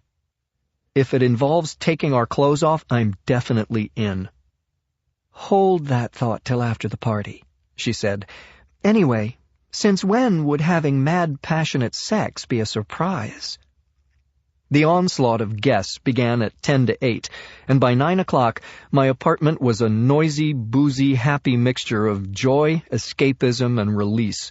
Most of the people who showed up were friends from Parsons, along with a few of my neighbors from the building. Did you invite the 3 guys who live on the first floor? Catherine asked. You mean the sentries who live in apartment 1 and guard the building? I said. Of course I invited them. They're always super nice to me when I show up, Catherine said. When they see me, they hold the door and say hi. That's about as much as those guys socialize, I said. They passed on the party, but I love having them live on the ground floor. I haven't had a single Jehovah's Witness stop by since they moved in. My paintings were all over the apartment, and every few minutes someone would grab my arm and drag me over to one painting or another to talk about it. Sometimes they'd have questions, but mostly they just wanted to give me feedback. Early in the evening I was getting comments like, "I love how you've managed to capture the essence of the urban condition, the sense of isolation and loneliness one can experience in the midst of the asphalt jungle." But after the alcohol had been flowing for a few hours, the comments were more like, "Dude, your shit is so freaking good. If I had any freaking money, I'd buy all of them." I had some great friends, and drunk, sober, or anywhere in between, they were fun to hang with. Except Leonard Carnes. Leonard was sitting alone on the sofa, nursing the cheap red wine he'd brought, because beer is for frat boys and rednecks. He looked amused, like an anthropologist studying a primitive tribe of beer-swilling natives. Everyone ignored him, except Hopper, who jumped up on the sofa to check him out. Carnes reached out to pet him, and the cat responded with a nasty hiss and took off. "Poor Leonard," Catherine whispered. "He seems to be unpopular across all species. Why did you even invite him? He doesn't like you or your paintings." I smiled. I know. Having him around keeps me humble. At 10 o'clock, the doorbell rang, and I checked the closed-circuit monitor. I didn't recognize the guy. He was short and fat, about 300 pounds, with slicked-back black hair, a small goatee, and no mustache. If I'd ever met this guy before, I'd have remembered him. I didn't. I'm not usually paranoid about strangers, but I had these diamonds that didn't belong to me, and somebody might be looking for them. My Louisville Slugger was still standing in the corner next to the front door. With 50 friends and a baseball bat nearby, I figured if he was looking for trouble, I had the edge. I buzzed him in. Chapter 19. I held the apartment door open and waited. The fat man was slow and ponderous. He clomped up the stairs, stopping at each landing to catch his breath. Catherine joined me. "Who's coming?" "Party crasher, nobody I know." "A heavy-set guy?" "Fat." She poked me in the ribs. "Shh, he'll hear you." "I think he knows he's fat." She punched me in the shoulder. "Stop." The fat, heavy-set man got to the 4th-floor landing and looked up at us. "Hello, Catherine," he said. "Hello, Newton," she said. "Take your time." "Like I have a choice," he said, grabbing the handrail and trudging up the last flight. "I gather you know him," I said. "He's my surprise." The man was red in the face and sweating hard when he got to the top. "Matt, this is Newton," Catherine said. "Newton, this is Matthew Bannon, the brilliant young artist I was telling you about." "Why does every brilliant young artist I meet have to live at the top of a 5-story walk-up?" he said, extending a sweaty, sausage-fingered hand. "Nice to meet you, Mr. Newton." "Not Mr., just Newton, one name, like Madonna." "You look exhausted, Newton," I said as we entered the apartment. "Can I get you something?" "An oxygen tank would be nice," he said. "We have beer. Even better," he said. 2 cans. By the time I brought back the beers, Newton had taken off his size 54 jacket. The blue shirt underneath had sweat rings the size of saddlebags under each arm. "Newton is here to look at your work," Catherine said. "Great," I said. "I'll give you a tour." "I work alone," he said. "You stay here with Catherine while I look around." He popped the top on the first beer, and with a can in each hand, casually began moving his way around the apartment. "You think he'll like my stuff?" I asked Catherine. "It doesn't matter if he likes it," she said. "He buys art for someone else, a hedge fund guy. He's got tons of money and no time to shop. Newton shops for him." "If this guy has so much money, why wouldn't he want a Pablo Picasso or a Willem de Kooning? Why would he want an original Matt Bannon?" "He has those guys already. He's passionate about discovering young talent." It took Newton 10 minutes to look at my entire life's work. He handed me 2 empty beer cans, and I brought him 2 more. "How old are you?" he asked. 30. "And you served in the military?" "Marines." "He was deployed to the Middle East 3 times, Catherine added. "I sensed that from the work," he said. "What do you think?" "Bluntly," Newton said, "I think Mr. Bannon has a ways to go. But the raw talent is there." He turned to me. "I think my client will like your work, and I have no doubt he'd be happy to invest in you." "Invest?" I said. "I'd like to buy 3 paintings," he said. If you're as good as I think you are, not only will my client experience the joy of having them in one of his homes, but years from now an early Matthew Bannon will be worth a lot of money. Win-win. I couldn't believe it. Which 3 early Matthew Bannons would you like to buy? I said. The 4 people in the subway station, the old man in the bodega, and the woman at the window, he said, pointing at each one as he talked. How much? I had no idea. I looked at Catherine. Give us a minute, she said to Newton, and pulled me to a corner. What do you think? I don't know. The canvases cost around $15 each, and the frames were about $30, plus the paint, so my investment on each one is about $50.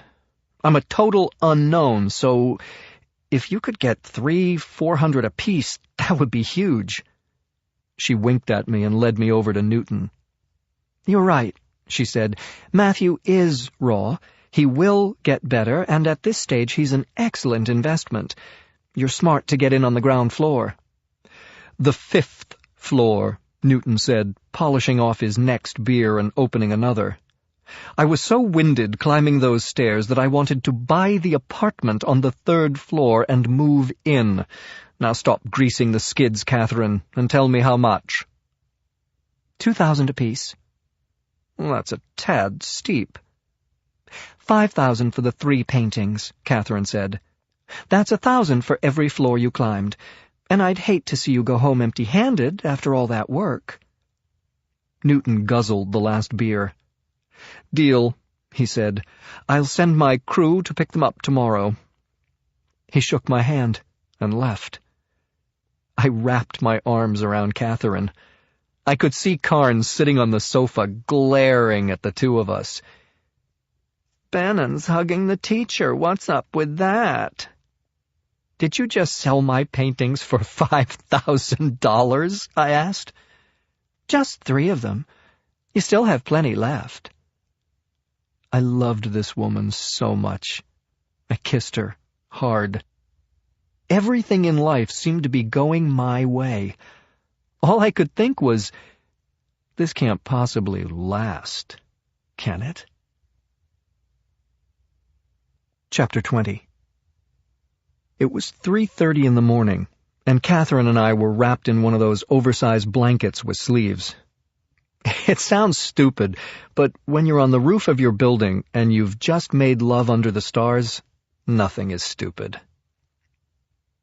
I was wrong, I said. She snuggled up closer to me, and I could feel the heat of her body against mine. About what? When I woke up this morning with you in my arms, I said, I thought I could never be any happier than I was at that moment. But it's less than 24 hours later, and I'm even crazier in love than I was then. It probably didn't hurt that I sold 3 of your paintings, she said. You think I love you for your marketing prowess? I don't know, she said.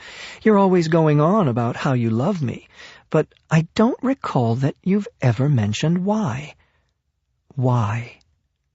Because you're beautiful, you're smart, you're funny, and you're giving me an A in group critique. Says who? Where'd you hear that one?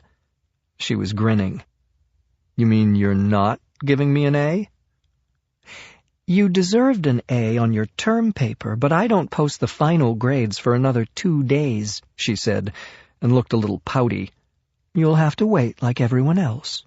I don't play favorites. Much. I kissed her. Thank you for selling my paintings, I said. I can't believe you got $5,000. I'd have sold them for a lot less. I knew that, she said, and so did Newton. He did? Why didn't he negotiate? She smiled. It's all part of the game. Since when is art a game? Not art, commerce. The price of a painting shapes what people think of it. And no matter how sophisticated Newton's boss is, he's not going to be happy hanging something on his wall that costs the same as an Elvis on velvet. You're telling me Newton paid top dollar so he could look good to his boss? No, she said, so you could look good. I shook my head. I guess I've got a lot to learn about the art business. You're in luck, she said, kissing me. I'm an art teacher. We lay there, wrapped in each other's arms, gazing up at the stars. I never thought I could feel this good about a woman. Catherine Sanborn had changed my life, and with my medical bag full of diamonds, I was on the verge of changing hers. You think all that money'll screw us up? She said. Shit. She knew about the money. I didn't know how she knew, but she did. It was a punch to the gut. Deny, deny, deny. What money? I said lamely. You just made your first sale for $5,000, she said. It's a pretty impressive way to start your career. Oh, that money. I exhaled slowly. No, I said. It won't screw us up. Besides, it's only one sale. It could be a fluke.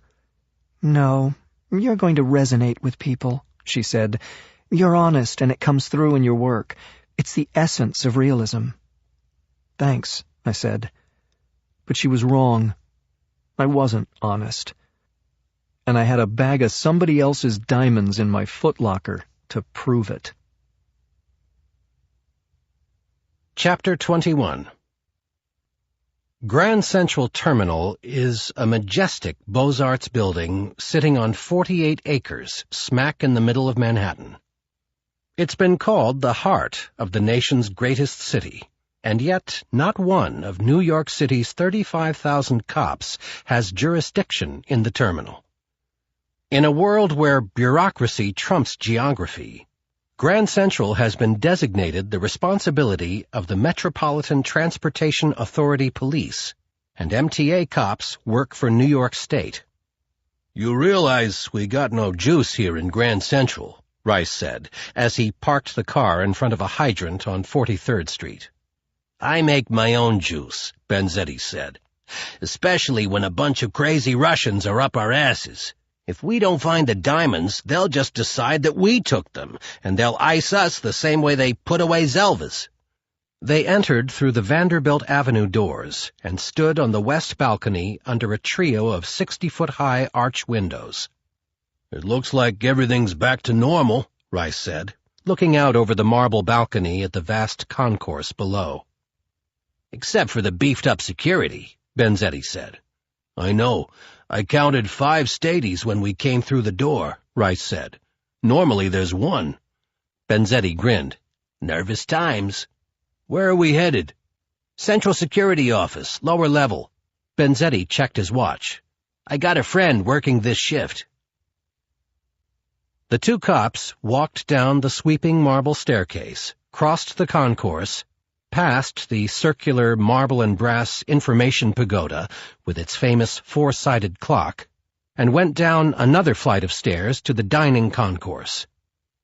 They made their way through the food court, where Brother Jimmy's, Zorro's, Junior's, and more than a dozen other celebrated New York food institutions had taken up residence underground, then down a ramp till they got to a door that said authorized personnel only. Benzetti rang a bell and flashed his badge at a camera, and the two of them were buzzed in. NYPD, he said to the sullen-faced MTA cop at the front desk. I'm looking for Sergeant Black. The cop eyeballed the shield, nodded, checked a directory, and dialed a 4-digit number. Be right out, the cop mumbled. 5 minutes later, a tall, attractive African-American woman with 3 stripes on the sleeves of her uniform came out and threw her arms around Benzetti. I know this ain't no social call, she said, stepping back from the hug. Baby, you know me. I don't need backup for social calls, Benzetti said. This is my partner, John Rice. John, this is Kylie Black. They shook hands, and Kylie escorted the two men inside. The grandeur and the classic beauty that made the building an architectural landmark was nowhere to be found in the command center. Whatever charm the space may have had when it was built more than a century ago had been painted or plastered over. What remained was an uninspired, sterile cavern with fluorescent lighting, banks of monitors, and rows of people at desks and consoles doing their damnedest to keep an eye on every one of the 600,000 people who passed through the terminal every day. "What can the MTA do for New York's finest?" Kylie said, letting her tongue gently glide across her upper lip. "That we haven't done already." "I hate to bother you," Benzetti said, "but we need to look at some of America's funniest home videos from Tuesday night." "The bombing?" Black said. "We've already run the tapes for the NYPD, FBI, Immigration, Homeland Security, you name it. We've had everyone looking at that bomb blast except for the fat lady who runs the food stamps program."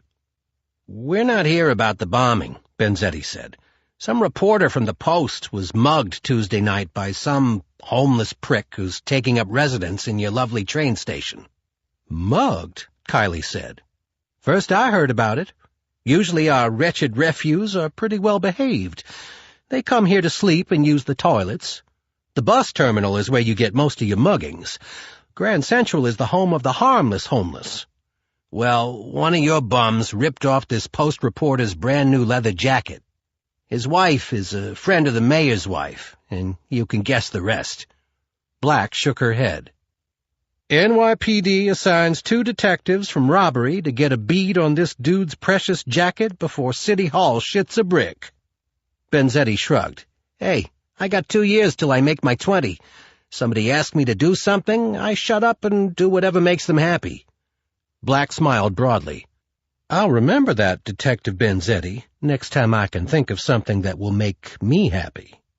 Come on, I'll set you guys up in a room with the tapes. Knock yourselves out." Chapter 22. The tech was gaunt and pasty. His name was R.J. or J.R. Rice and Benzetti didn't pay attention, didn't care. All they wanted was for him to leave. "You guys know how to navigate this puppy?" the tech asked. They were sitting in a cramped screening room with a computer, a 30-inch monitor, and not much else. "I've got a 16-camera surveillance unit at home," Rice said. "LOL," the tech said, actually laughing out loud. "Well, this'll be like going from a Buick Skylark to a Bugatti Veyron." "They both got 4 wheels and an engine," Benzetti said. "LOL," the tech repeated, not laughing this time. "But don't worry, it's idiot-proof." He held up both hands. "Not that I'm saying you guys are idiots." "LOL," Benzetti said. "Just show us how to work the goddamn Bugatti computer and get out of here." 10 minutes later, the tech left the room, and Rice pulled up the cameras on the main concourse. "The bomb went off a little after 11 Tuesday night," Benzetti said. "Start the search an hour before." The images were high-def, and finding Walter Zelvis in the late-night comings and goings of thousands of travelers took less than 20 minutes. "Freeze it," Benzetti said. "There he is, buying coffee at Starbucks."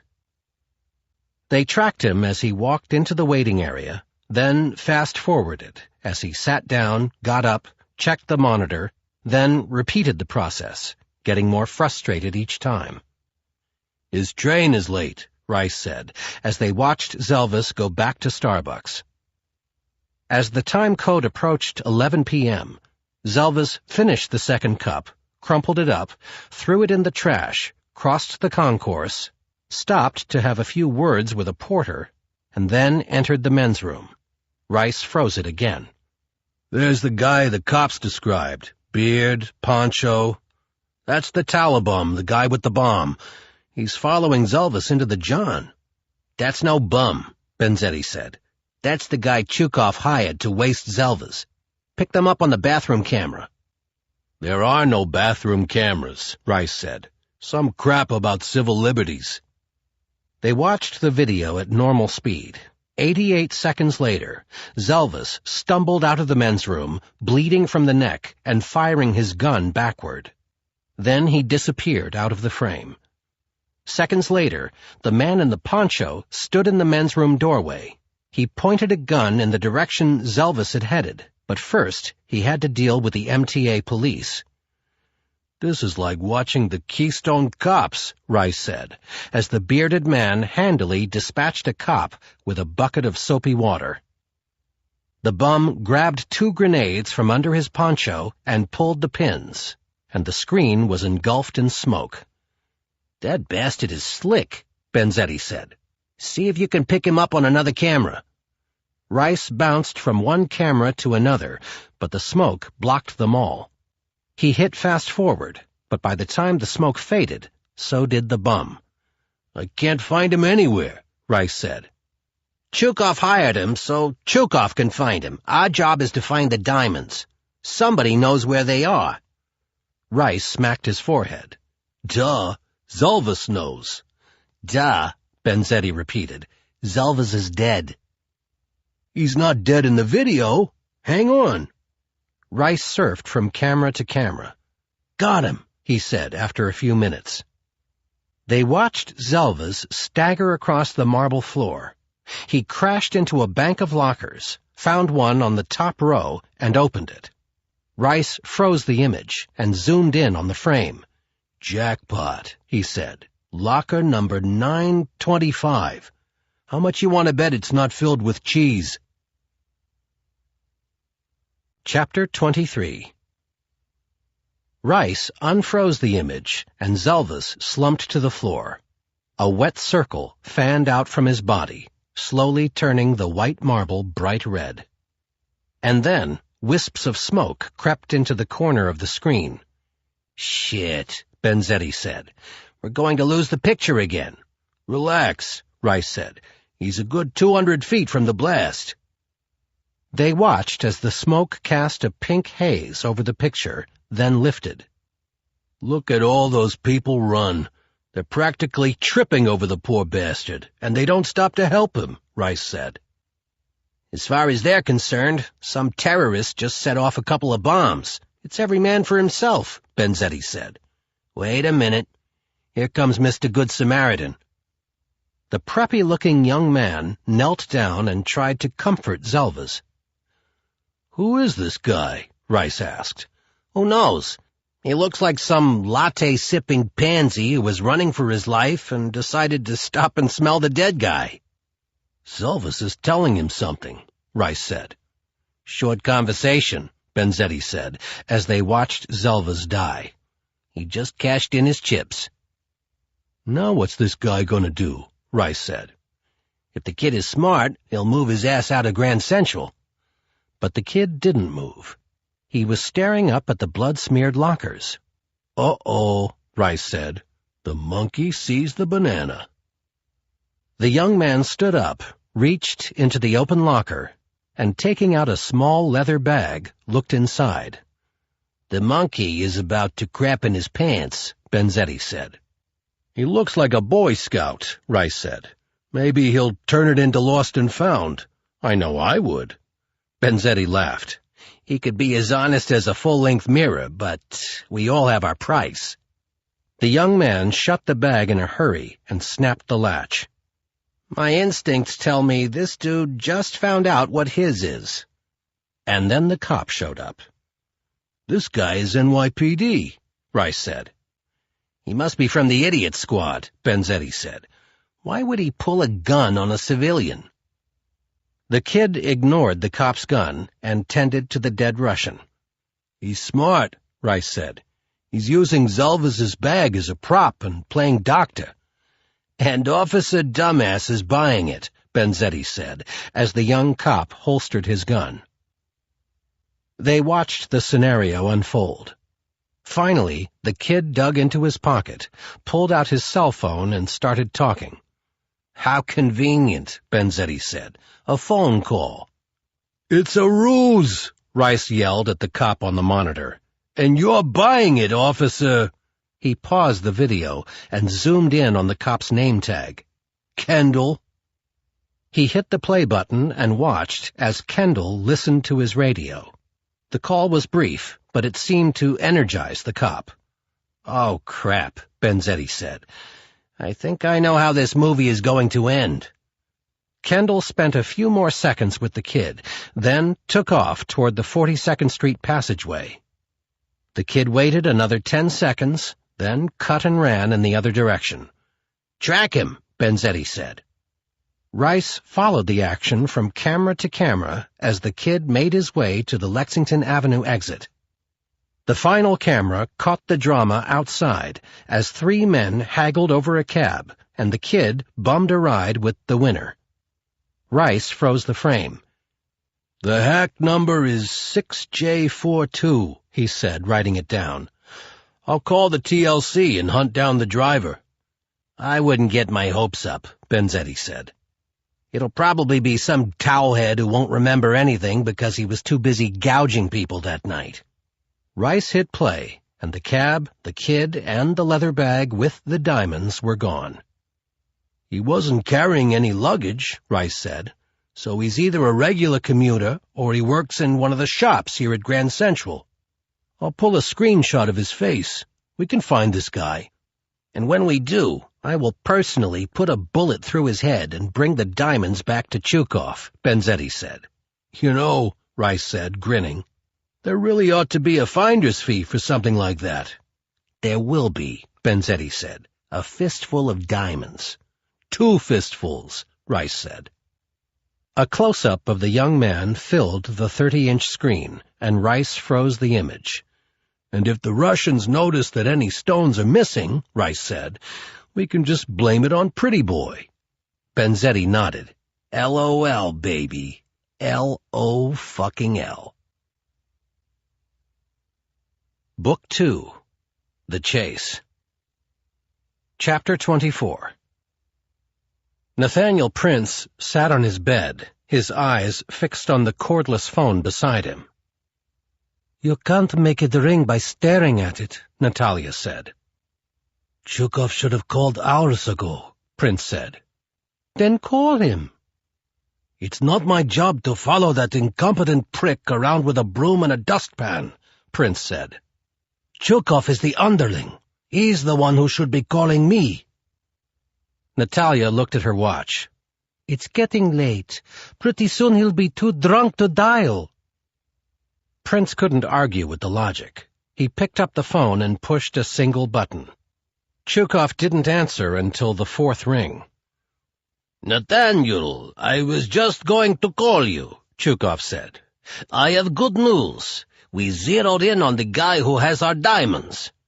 "It's about time," Prince said. "I emailed you his picture." "His picture? I want his head delivered to my front door with his balls stuffed in his mouth," Prince screamed. "Who is he?" "He's just some asshole kid who was at the right place at the right time. Zalvas stashed the diamonds in a locker at Grand Central. This guy found them and took off." "You told me the diamonds were in Zalvas' safe," Prince said. "Why did he move them to a locker in a train station?" "Because Natalia knew the combination and Zalvas didn't trust the whore who would bed down with her own father," Chukov thought. "I don't know, Nathaniel," he said. "What do we know about the guy who has the diamonds? What's his name?" "We don't know his name yet," Chukov said. "But he probably either works at Grand Central or is a regular commuter. Somebody has to know who he is. We definitely will find him." "Who's we?" "Me, Rice, Benzetti, and the Ghost," Chukov said. "Not enough," Prince said. "I want more people on it." "I have a dozen of my men." Prince cut Chukov off before he could finish. "I don't want foot soldiers. I want a professional, a hunter, killer." "The Ghost is a professional." "He's one man," Prince said. "The syndicate is going to blame me for the missing diamonds. I don't care how good this Ghost guy is. He can't be everywhere. I need insurance, backup, somebody smart. Somebody we've worked with before. What about the German?" "Kral?" "That's the one." "I don't know," Chukov said. "These killers for hire are like prima donnas. They don't like to be in competition with someone else. They want an exclusive contract." I don't care what they want, Prince said. They're mercenaries. I pay, I make the rules. I want you to find the bastard who took my diamonds, and I want his fingers chopped off, one by one.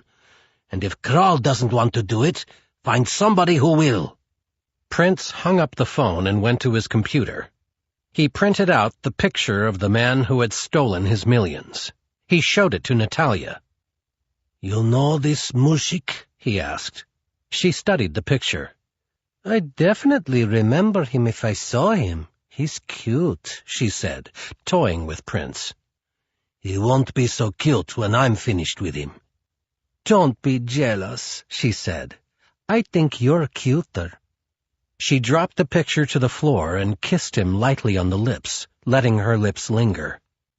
He kissed her in return, not so lightly. She unbuttoned his shirt, slowly, button by button. He unbuttoned her black silk blouse the same way. Then he cupped her breasts. It was a ritual they had performed many times before, undressing one another slowly, tantalizing and teasing each other. But this time, Nathaniel couldn't wait. He pulled down her slacks, then her panties, and got behind Natalia as she leaned forward over his heavy oak desk. He dropped his trousers, planted his hands on her ass, angled her into position, and entered her. It had been 20 years since the taxi mowed down his wife and son and left his little girl for dead. They had forged a bond since that tragedy. And as Natalia grew into a beautiful girl, the bond became a physical and emotional union, a fierce, unstoppable love that had erupted the summer she was 17. For the next decade, their love had flourished without guilt, without regret, and without shame. If it was forbidden and wrong, then so be it. It was their lives, their choice to make. It was a give-and-take relationship. But tonight, Nathaniel Prince needed to take more than he could give. His body was racing to climax, and he couldn't wait for Natalia. He came violently, repeatedly, panting, exhaling her name like a prayer. She called out to him in Russian, just as she had called out to him every day and every night as he sat by her in the hospital, watching her fight for her life. Papa! Papa! Chapter 25. Marta Krall was as beautiful as she was intelligent as she was deadly. She was nearly 6 feet tall, with white blonde hair, a former model who could make a man's heart beat faster just by walking into a room. But for the right amount of money, she could make a man's heart stop, permanently. Chukov had tracked Krall down in Los Angeles. 8 hours later, she entered his apartment, wearing Marc Jacobs' pleated black leather jodhpurs and a Derek Lam dark gray cashmere cowl-neck sweater. Her hair was cropped close to her face, framing perfect features and flawless skin that most men and many women longed to touch. She sat down and stared at Chukov. An ice sculpture, he thought, cold to the very core, the perfect killer. I read in the New York Times that Walter Zelvas was found dead in the Grand Central fiasco, she said. Yes, Chukov said. He decided to take early retirement. You should have called me, she said. Then his retirement party might not have been front-page news. It was a rush job. He was planning to leave town. More likely he was planning to leave the hemisphere, Krall said. Why was he running? He was stealing from the syndicate, and we found out about it. I see. And since you're in the diamond business, I'm guessing he wasn't pilfering office supplies. Very observant, Chukov said. And now I want to recover everything he stole. Thanks, but no thanks, she said. I don't do lost and found. Call me when you have something more challenging and interesting. Wet work is best for me. Here, Chukov said, handing her a photo of a preppy-looking young man standing next to a locker. Get this guy as wet as you want." Marta studied the picture. "Sexy guy," she said. "I almost hate to kill him. Not really, but a little. I'd prefer to play with him first, though." "Just find out what he did with my diamonds. Can you do that?" "With one hand tied behind my back," she said, staring at the Russian with sea-green eyes.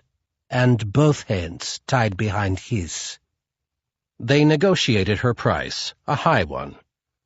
"One question," Marta said. "Who am I in competition with? And if you lie to me, I'll know it. And I'll be on the first flight back to L.A. or Hamburg."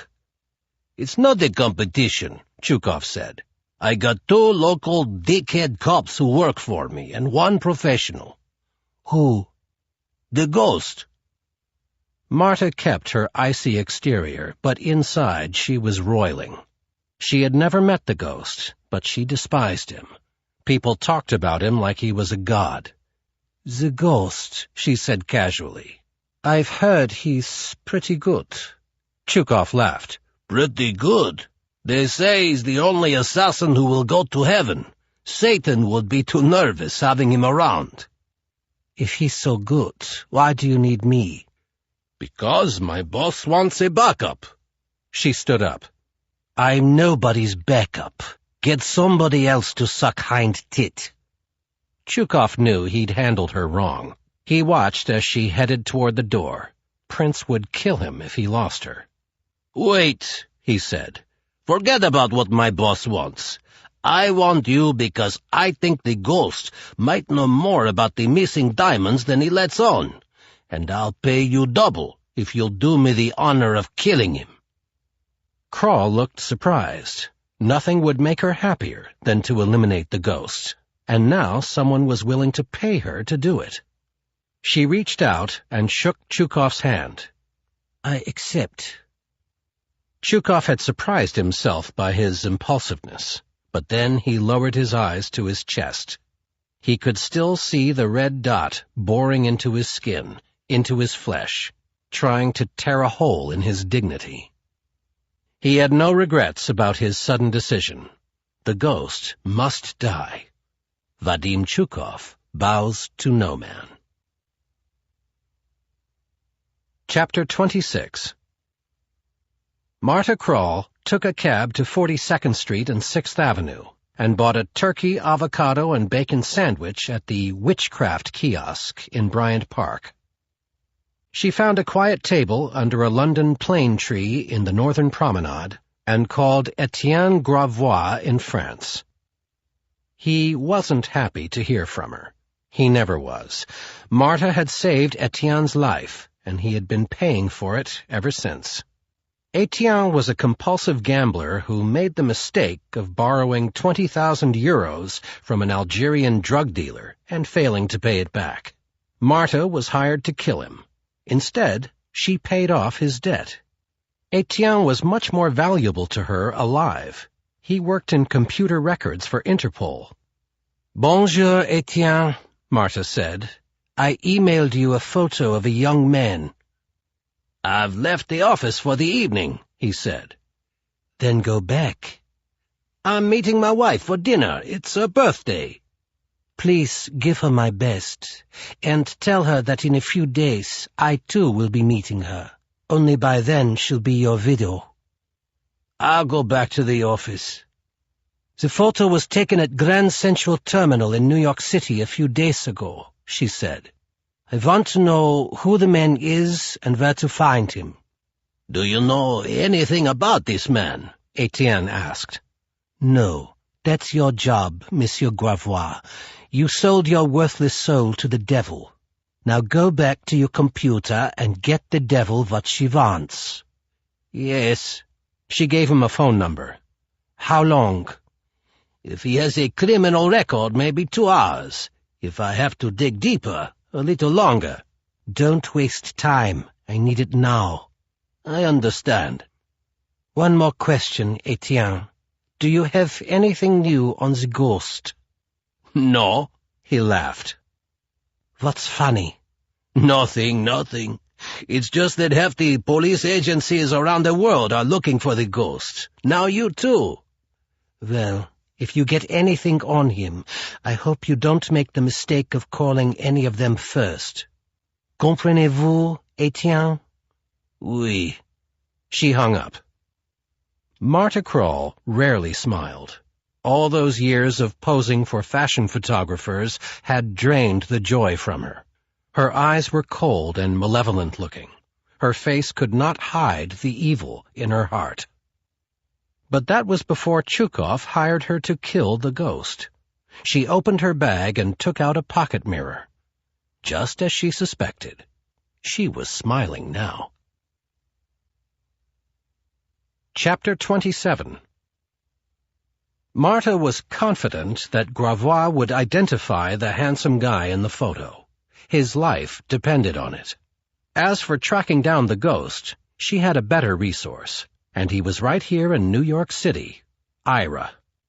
She took a cab down to Lower Manhattan and got off on Canal Street, where the air was thick with the fumes of the hundreds of trucks and a few scattered cars that crawled their way into the Holland Tunnel, heading for Jersey.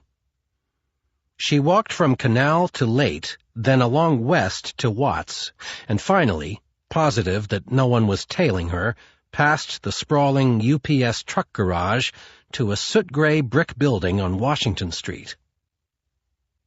The building was a little piece of old New York gone to seed. 6 stories, 6 doorbells. She pushed the only one that had a name on it, Acme Industries. A voice answered, "Sorry, we're closed."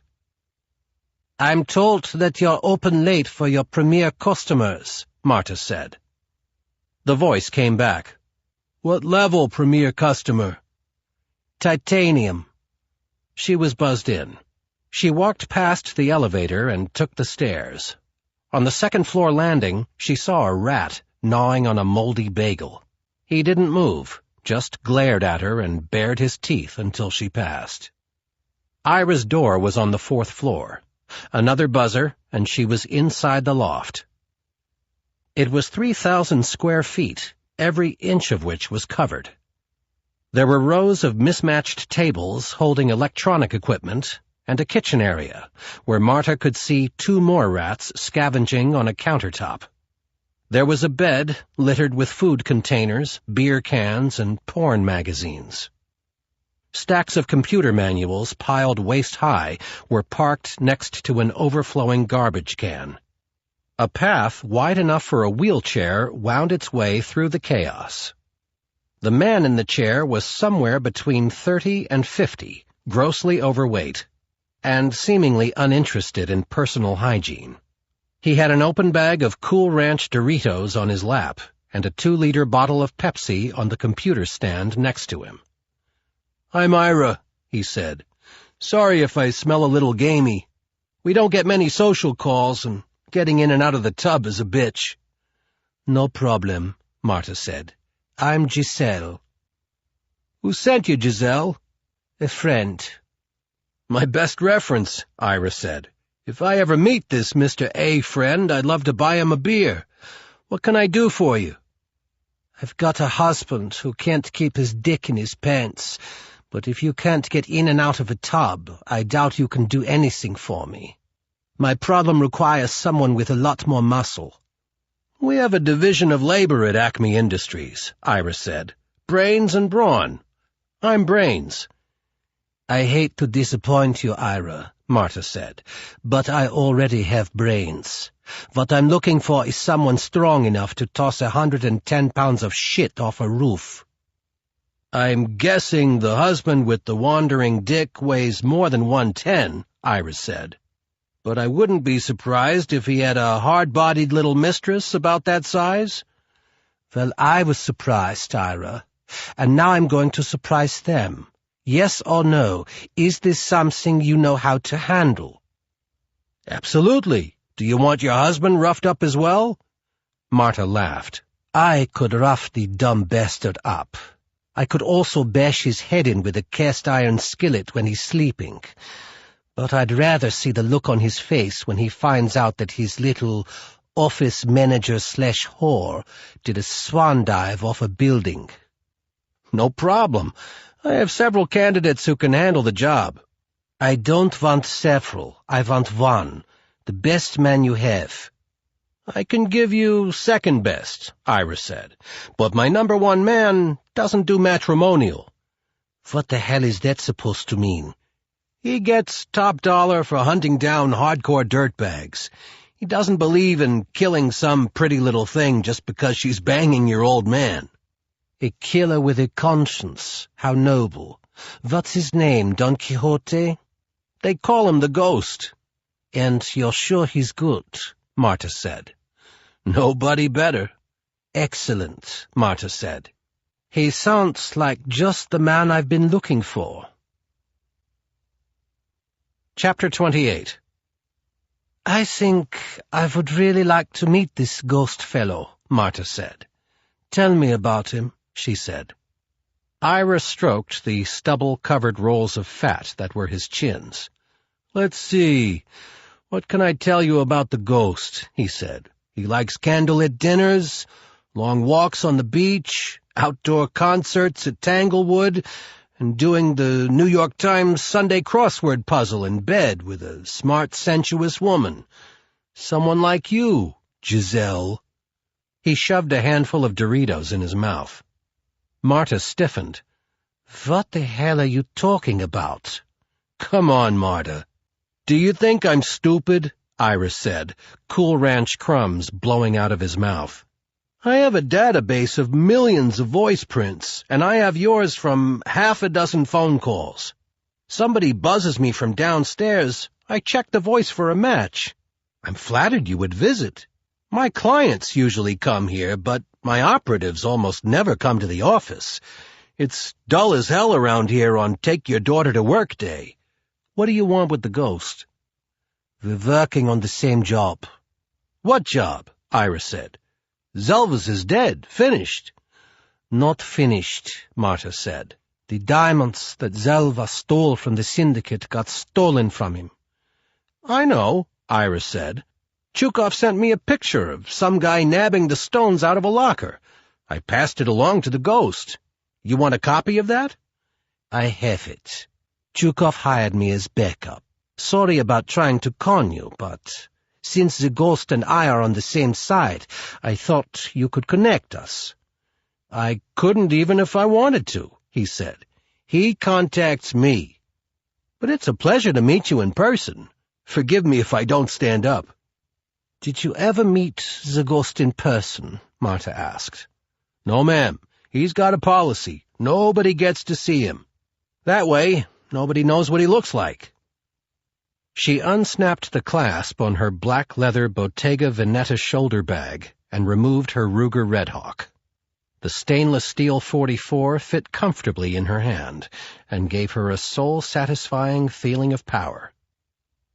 Funny thing, she said, pointing the gun squarely at Ira's sagging chest. I have the same policy. He stared at her, much less afraid than she expected. Oh, come on, Marta. Do you really think I'd rat you out?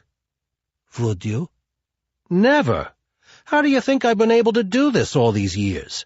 I keep secrets. Yours, his, everybody's. I believe that, she said. But I also believe that you might part with a few of his secrets if I let you live. You call this living? He said, spitting out a bitter laugh. Eating, drinking, and jerking off in this shithole? That's not a life. The only thing that keeps me from slitting my own throat is the danger. Working with assassins, executioners, butchers. I'm a conduit to the death squad. That's my life. You want to put me out of my misery? Go ahead. You're not the first one to pull a gun on me. Maybe not, but I'm the first one who will pull the trigger. She pressed the muzzle of the gun hard against his sternum. It might be an ugly life, Ira, she said, but it's the only one you've got. Do you want to live? The bravado drained from his face. Yes, he said, given the choice. You hear anything, That will lead me to the ghost. You call me." She handed him a card with a cell number on it. "I'll call," he said. "I swear." His body began to shake, and the bag of chips fell from his lap and spilled on the floor. "Careful," Marta said, lowering the gun. "You don't want to mess up the place." Chapter 29. I thought that what I was about to do would blow Catherine's mind. At least, I hoped it would. I dialed her cell number. "What's up?" she said. 2 words, but just hearing her voice got me going.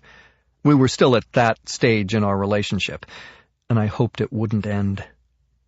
"It's payback time," I told her. "You had a surprise for me, now I have one for you." "Cool. What is it?" "What it is," I said, "is a surprise, as in I'm not telling you anything over the phone." "Can you at least give me a hint?" I was sitting on my bed with Walter Zelvaz's medical bag at my side. I ran my fingers over the pebble-grain leather.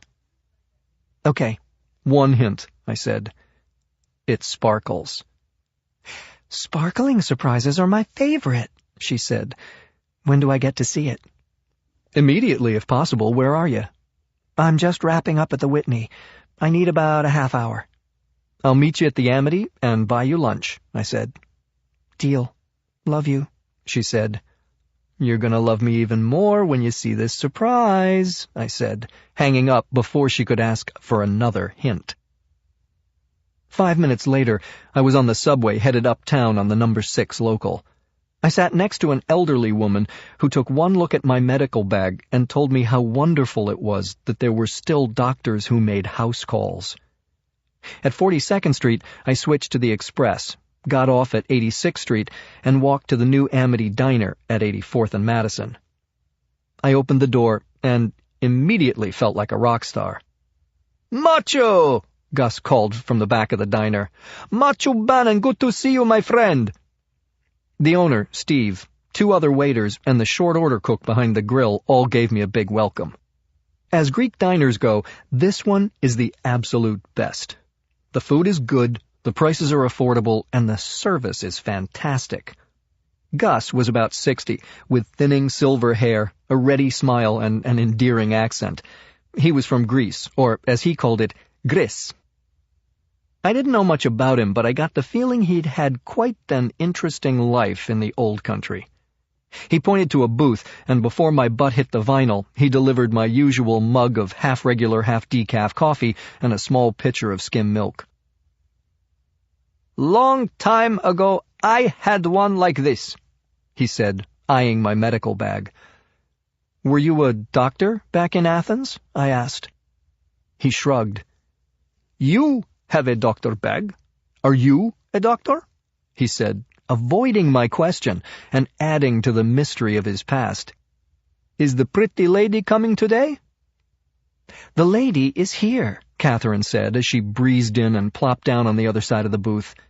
"She's not feeling pretty, but she's definitely thirsty."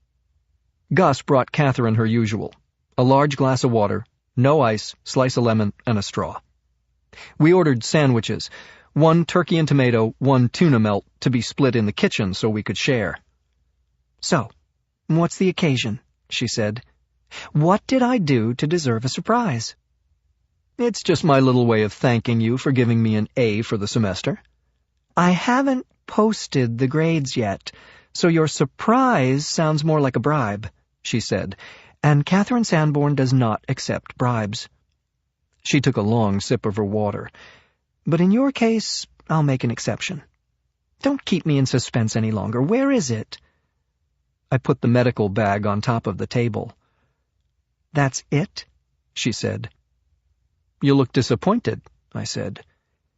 "You said the surprise sparkles, so I was expecting one of those little robin's egg blue boxes from Tiffany's," she said. "Who knows?" I said. "Maybe Tiffany's changed their packaging." "I guess there's only one way to find out," she said. She unclasped the brass latch and opened the bag. I held my breath. Chapter 30. Catherine reached in and pulled out a bundle of postcards that I had tied with a red ribbon. The Louvre, the Eiffel Tower, the Arc de Triomphe, Notre Dame Cathedral, she said as she thumbed through the cards. I'm beginning to sense a theme here. There's more, I said. Keep going. She took out a bottle of wine. Georges de Bouffe, Beaujolais Nouveau, she said. Is this what sparkles? No, it's flat and cheap, on sale for $7, I said. I spared no expense. This is fun, she said, like a treasure hunt. She reached in and took out 2 baguettes and a wedge of brie. Are we going on a picnic? Yes, I said. Where? Keep digging, I said. She reached in and pulled out 2 e-tickets that I had printed from my computer an hour before. And then she shrieked. Paris? We're going to Paris? She looked around and realized that half the people in the diner were watching us. We're going to Paris, she said, in case any of them hadn't heard her the first time. Several people applauded. I don't know what to pack, she said. When are we going? I pointed at the e-ticket. She looked at it and shrieked again. Tonight? Are you crazy? Yes, I said. About you. I can't go tonight. Sure you can, I said. We'll travel light and buy what we need along the way. People who buy cheap last-minute tickets on the internet are usually poor and flexible. I figure we qualify as both. She was dumbfounded and over the moon at the same time. I only have 8 hours to get ready. I don't know what to do, she said. 2 middle-aged women were sitting at a table across from us. One of them leaned over and said, Honey, if you don't go to Paris with this gorgeous guy, I will. I'm going, Catherine said. This is the most fantastic, most romantic, most extravagant gift I've ever gotten. Gus arrived with our lunch and took a look at the wine, the cheese, and the French bread. That looks better than a tuna melt, he said. You want I should wrap up these sandwiches to go? You can have them for lunch tomorrow. No can do, Gus, I said. Tomorrow, the 2 of us are having lunch in the City of Light. I hear it really sparkles. Chapter 31. Rice and Benzetti tracked down the cabbie who picked up Bag Boy, their code name for the young guy with the bag full of diamonds. You remember this guy? Rice asked, showing the driver the surveillance photo. No, should I?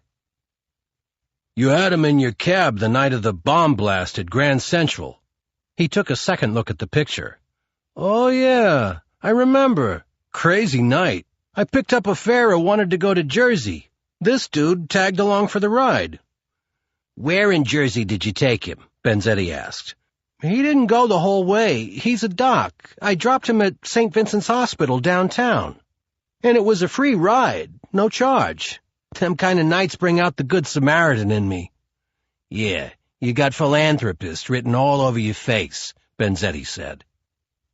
The 2 cops spent the next few hours hitting the shops, restaurants, and ticket windows at Grand Central, hoping to find someone who could ID Bag Boy. Whoever he was, he wasn't a regular. Nobody recognized him. Let's talk to the uniform who pulled the gun on him, Benzetti said. His name's Reuben Kendall, Rice said. He's over at the 17th. I don't want to make a house call, Benzetti said. Too many people know us there and will ask why we're nosing around. See if you can get him to meet us on the outside. Rice called the 17th precinct and got Kendall on the phone. Officer Kendall, this is Detective John Rice. Nice job the other night at Grand Central. Thanks. What can I do for you? I'm trying to wrap up some paperwork on that whole bomb thing, Rice said. Got time for a few quick questions? Sure. Come on over to the precinct. If my partner and I set foot inside the 17th, we'll run into at least a dozen guys who will want to catch up and schmooze about the old days, Rice said, faking a chuckle. Would you mind popping outside? We're in a black Chevy Tahoe around the corner at 50th and 3rd. No problem. I'll be right there. At 6'4", 240 pounds, Officer Reuben Kendall was an intimidating presence. But his baby face and warm brown eyes transformed the tiger into a pussycat. The two detectives got out of their car and introduced themselves. Rice handed him the surveillance photo. "You recognize this guy?" The cop took a quick look. "That's the doc from the other night at Grand Central." Benzetti jumped in. "How'd you know he was a doc?" Kendall hesitated. He knew a loaded question when he heard one. He told me," Kendall said. "He told you?" Benzetti said. Kendall put a hand across his eyes and slid it down his face. "I never got around to checking his ID. It was a madhouse. It was like nothing they teach you at the academy." "I went to the academy," Benzetti said, "and I distinctly remember being told, if you see a guy standing over a dead body, check his ID. Hey, man, people were insane, trying to get out of the station, and then I got a 1013 call," Kendall said. "Multiple looters. Officer needs assistance. This guy wasn't a threat. I took off." "Listen, kid, nobody expects you to check IDs during a terrorist attack," Rice said, putting a hand on Kendall's shoulder and oozing good cop from every pore. "So, the guy said he was a doc. What else can you tell us about him?" The cop pulled a pad from his pocket.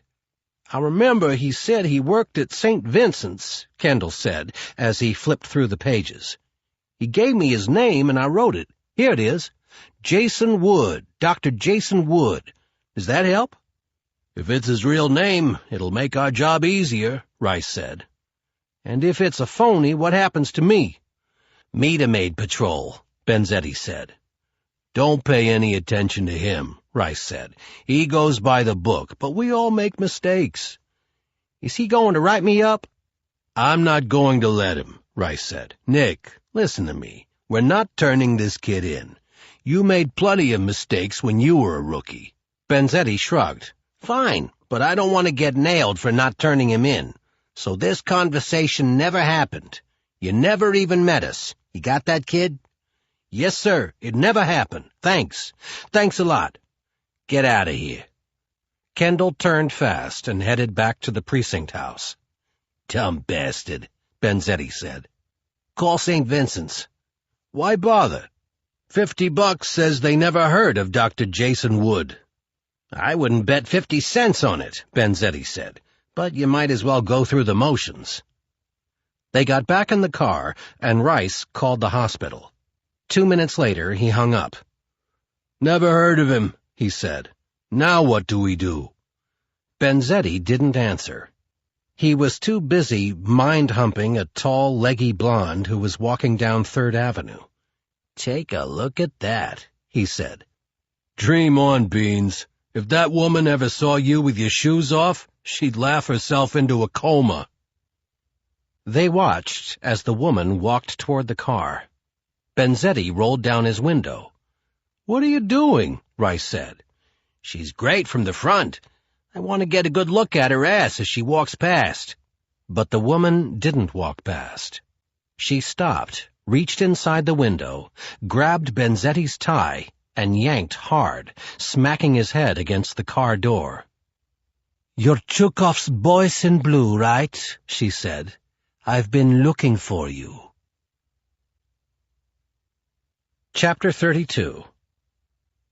Benzetti yowled in pain. He fumbled for his gun, but before he could get it, there was a Ruger Red Hawk in his mouth. Rice went for his gun. "Unless his head is made of Kevlar, the bullet will go right through him," the blonde said. "Then right through you. 1 shot, 2 dead cops." Rice froze. "Is Chukhov giving you a bonus if you kill us both with 1 bullet?" "Kill you? The thought never crossed my mind." She smiled, beautiful and evil at the same time. "Chukhov hired me to work with you. I'm Marta, your new best friend." "If I were you, I'd work on my first impression skills. If we're friends, why is that gun in my partner's mouth?" Because he was drooling over me like a dog in a meat market. I wasn't hired to give your greaseball partner a hard-on. She jiggled the gun in Benzetti's mouth. You got that, Romeo? He grunted a yes. Marta slid the gun from his lips, but kept it pointed at him. Nice to meet you, she said. Yeah, a real joy, Benzetti said, rubbing his head where it had smashed into the top of the car door. What have you got on this guy who walked off with Chukov's diamonds? Nobody we talked to at Grand Central recognized him, Rice said. A rookie beat cop saw him bending over Zalvis's body, but the kid conned him into thinking he was a doctor. As soon as the cop got distracted, Bag Boy split for the exit and hopped a cab. The last person to see him was the cabbie who dropped him at St. Vincent's Hospital. But he's not a doctor, so how does that help us find him? Marta said. The guy just stumbled on a fortune in diamonds, Benzetti said. Where's the first place he'd want to go? Home. He wouldn't give the cabbie his real address, so he plays out the doctor ruse and asks to be taken to a hospital in his neighborhood. St. Vincent's is on West 12th Street, which means it's a good bet he lives within a 5 to 10 block radius. That's a big territory, Marta said. Give me a break, Benzetti said. I just eliminated 4 boroughs and most of Manhattan. What if he got to St. Vincent's and caught another cab? Marta said. What if he jumped on the subway to Brooklyn? Look, I'm a cop. I can't handle all the what-ifs. I follow the leads I got, and if I run into a dead end, I try something else. It's called legwork. Legwork takes time, which is something you two useless losers don't have.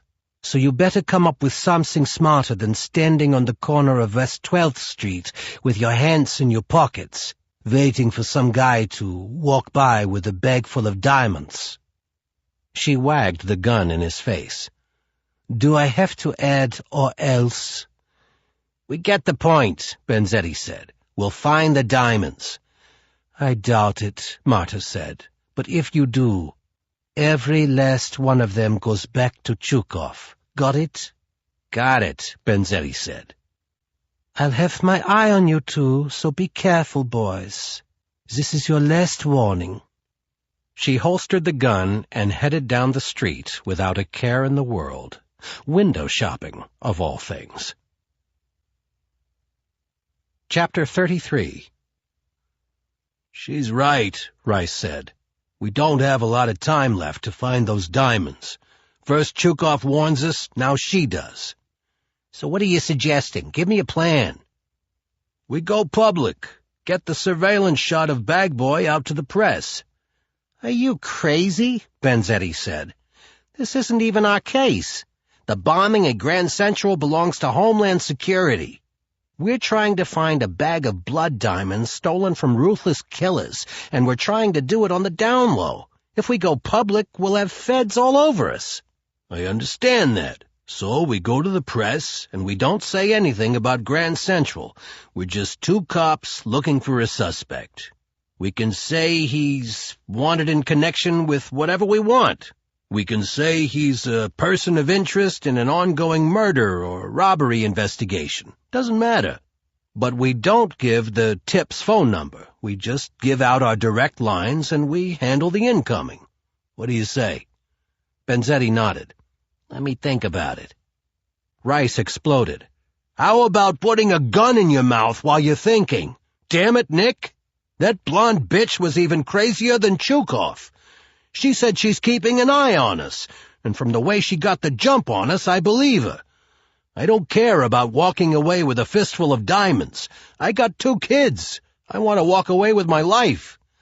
Okay, Benzetti said. We'll go public. I got a guy over at New York 1. It's not CNN, but they do 24-hour round-the-clock news, and it's all local. We'll tell them they have an exclusive for a day. They'll flash this poor bastard's picture and our phone numbers every 6 minutes until we find him and kill him. Chapter 34. Is Catherine 1 in a couple 100 million or what? I asked.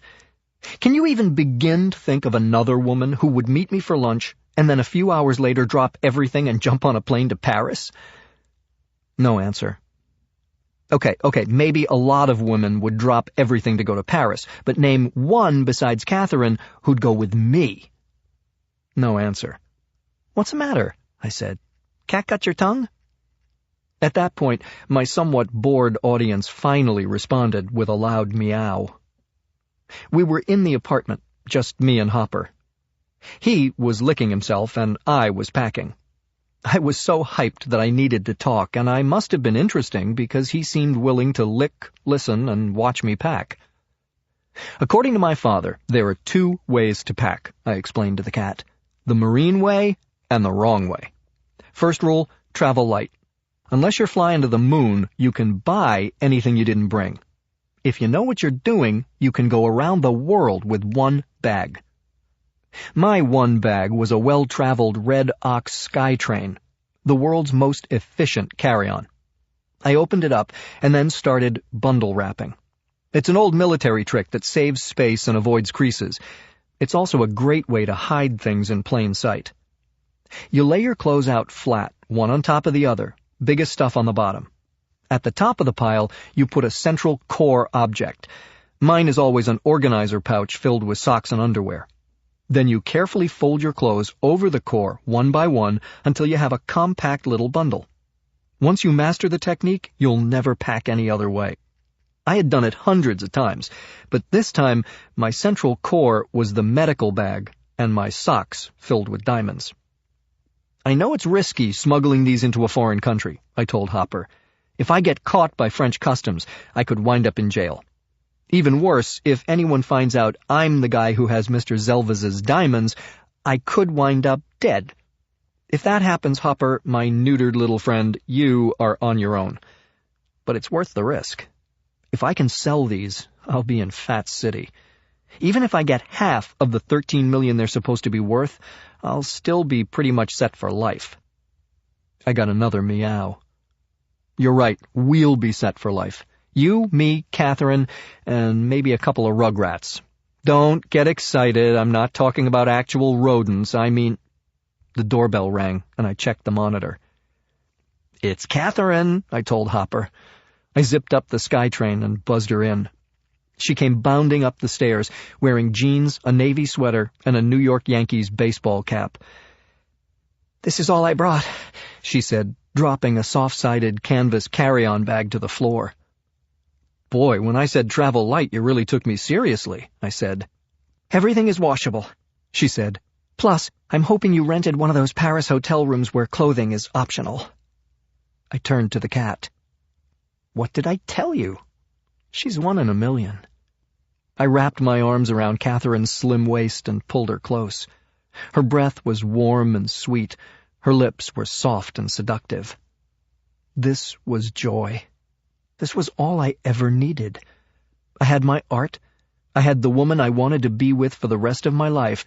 And if things went according to my makeshift plan, I was about to have all the money I'd ever need.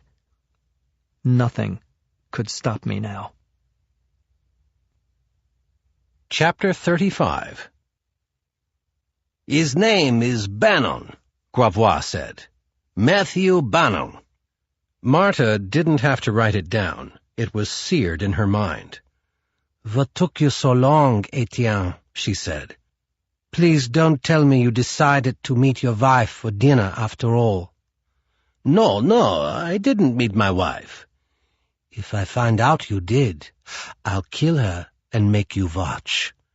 I swear I went straight back to the office, but my boss was still there. He knew it was my wife's birthday and wanted to know why I came back. I told him we had a fight. Then I had to wait for him to go home. Why? He hovers, Gravois said. What was I supposed to do? Tell him I came back to break into confidential police files and download data for some assassin's next target? Marta lit a cigarette. She was, as always, in a no-smoking hotel room. They were always so much cleaner than the rooms that allowed smoking. Most smokers were pigs, not her. She inhaled deeply and watched the smoke billow into the air slowly. She took a second drag so that Gravois could suffer in silence for at least a minute. "All right," she finally said. "I'll take your word for it. Now tell me about this Matthew Bannon." "He's not in the criminal database," Gravois said. "I picked him up through his military records. He's an American, served in the Marines." "Combat trained?" "Very. He did a tour in Iraq and 2 in Afghanistan." "Where is he now?" "New York. He's a student." "A student," Marta said. "How old is he?" 30. He's a master's candidate in fine arts at Parsons in Manhattan." "A combat-trained Marine studying fine arts? He sounds conflicted." "There was nothing in his military records about psychological problems," Etienne said. "Relax, Etienne. I was only making a joke." "Oh," the Frenchman said, laughing. "Yes, very funny." "Where can I find Mr. Bannon?" "His apartment is on Paris Street," he said, and gave her the number. "Parsons is a few blocks away on West 13th. Marta smiled. "And St. Vincent's Hospital is on West 12th. Maybe that dumb cop wasn't so dumb after all." "I can email you a complete dossier with his address, phone number, military records, and his school transcript," Etienne said. "All that's missing is his obituary," Marta said. Etienne laughed loud and hard. "I wasn't joking," Marta said. "I'm sorry. The German sense of humor is so different from the French." "Yes," Marta said. "We're not funny." Etienne held his breath, trying to guess whether to laugh or not. "It's late, Marta," he said. "Do you need anything else?" "Not tonight. Why don't you go home and wish your wife a happy birthday?" she said. "Merci." "And many more," Marta added. "But that, of course, will be entirely up to you." She hung up the phone. Chapter 36. Marta had a rule when on a job. Never leave an impression that can't be forgotten, controlled, or erased. Part of that meant never taking a taxi to a contract killing. Cab drivers remembered too much. She walked from the hotel to Times Square, then blended into the evening rush hour and caught the downtown No. 1 train to Sheridan Square.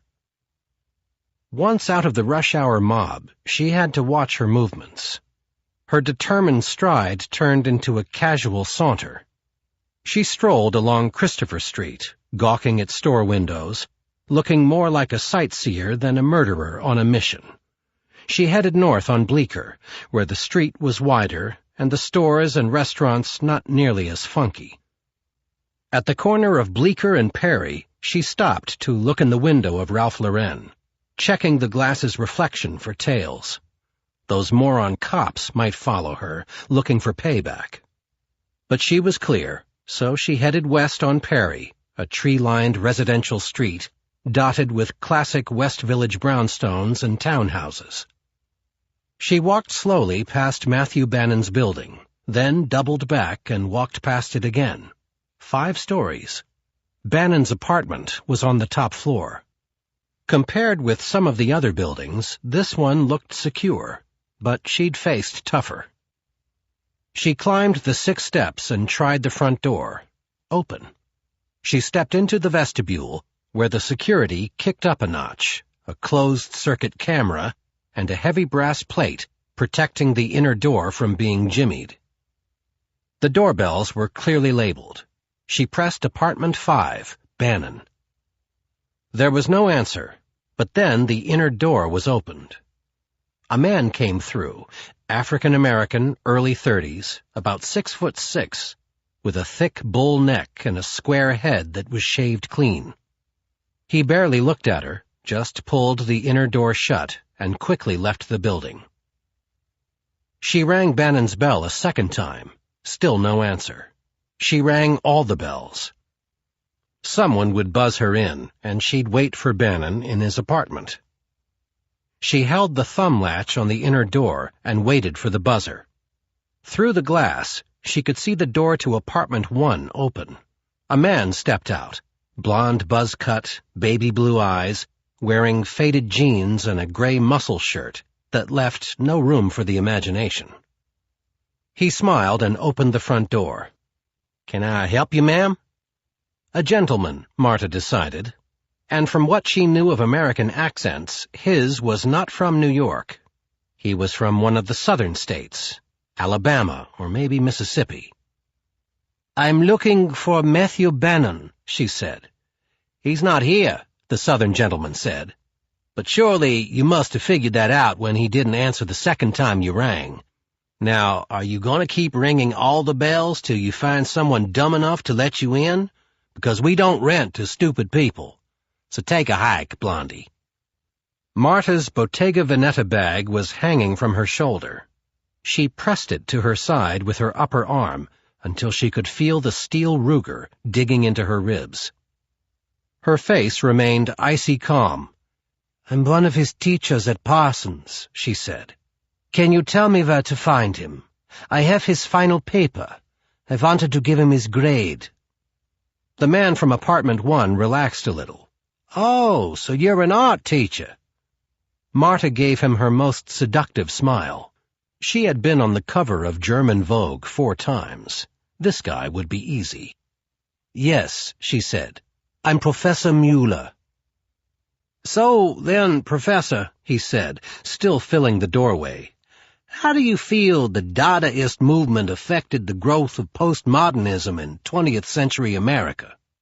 "Fuck you," Marta snapped.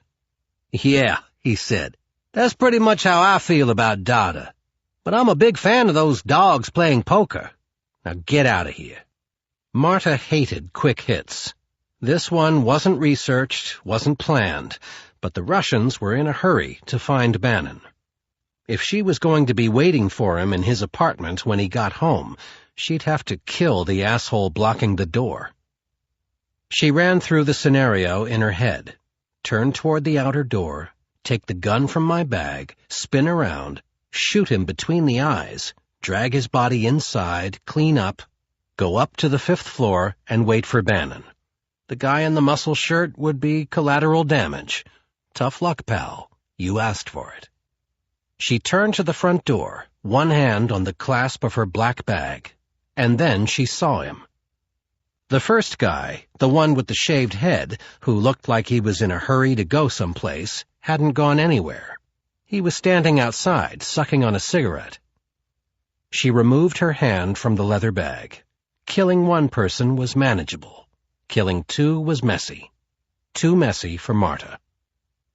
She opened the front door, and the black guy with the cigarette grunted a polite but detached New York hello.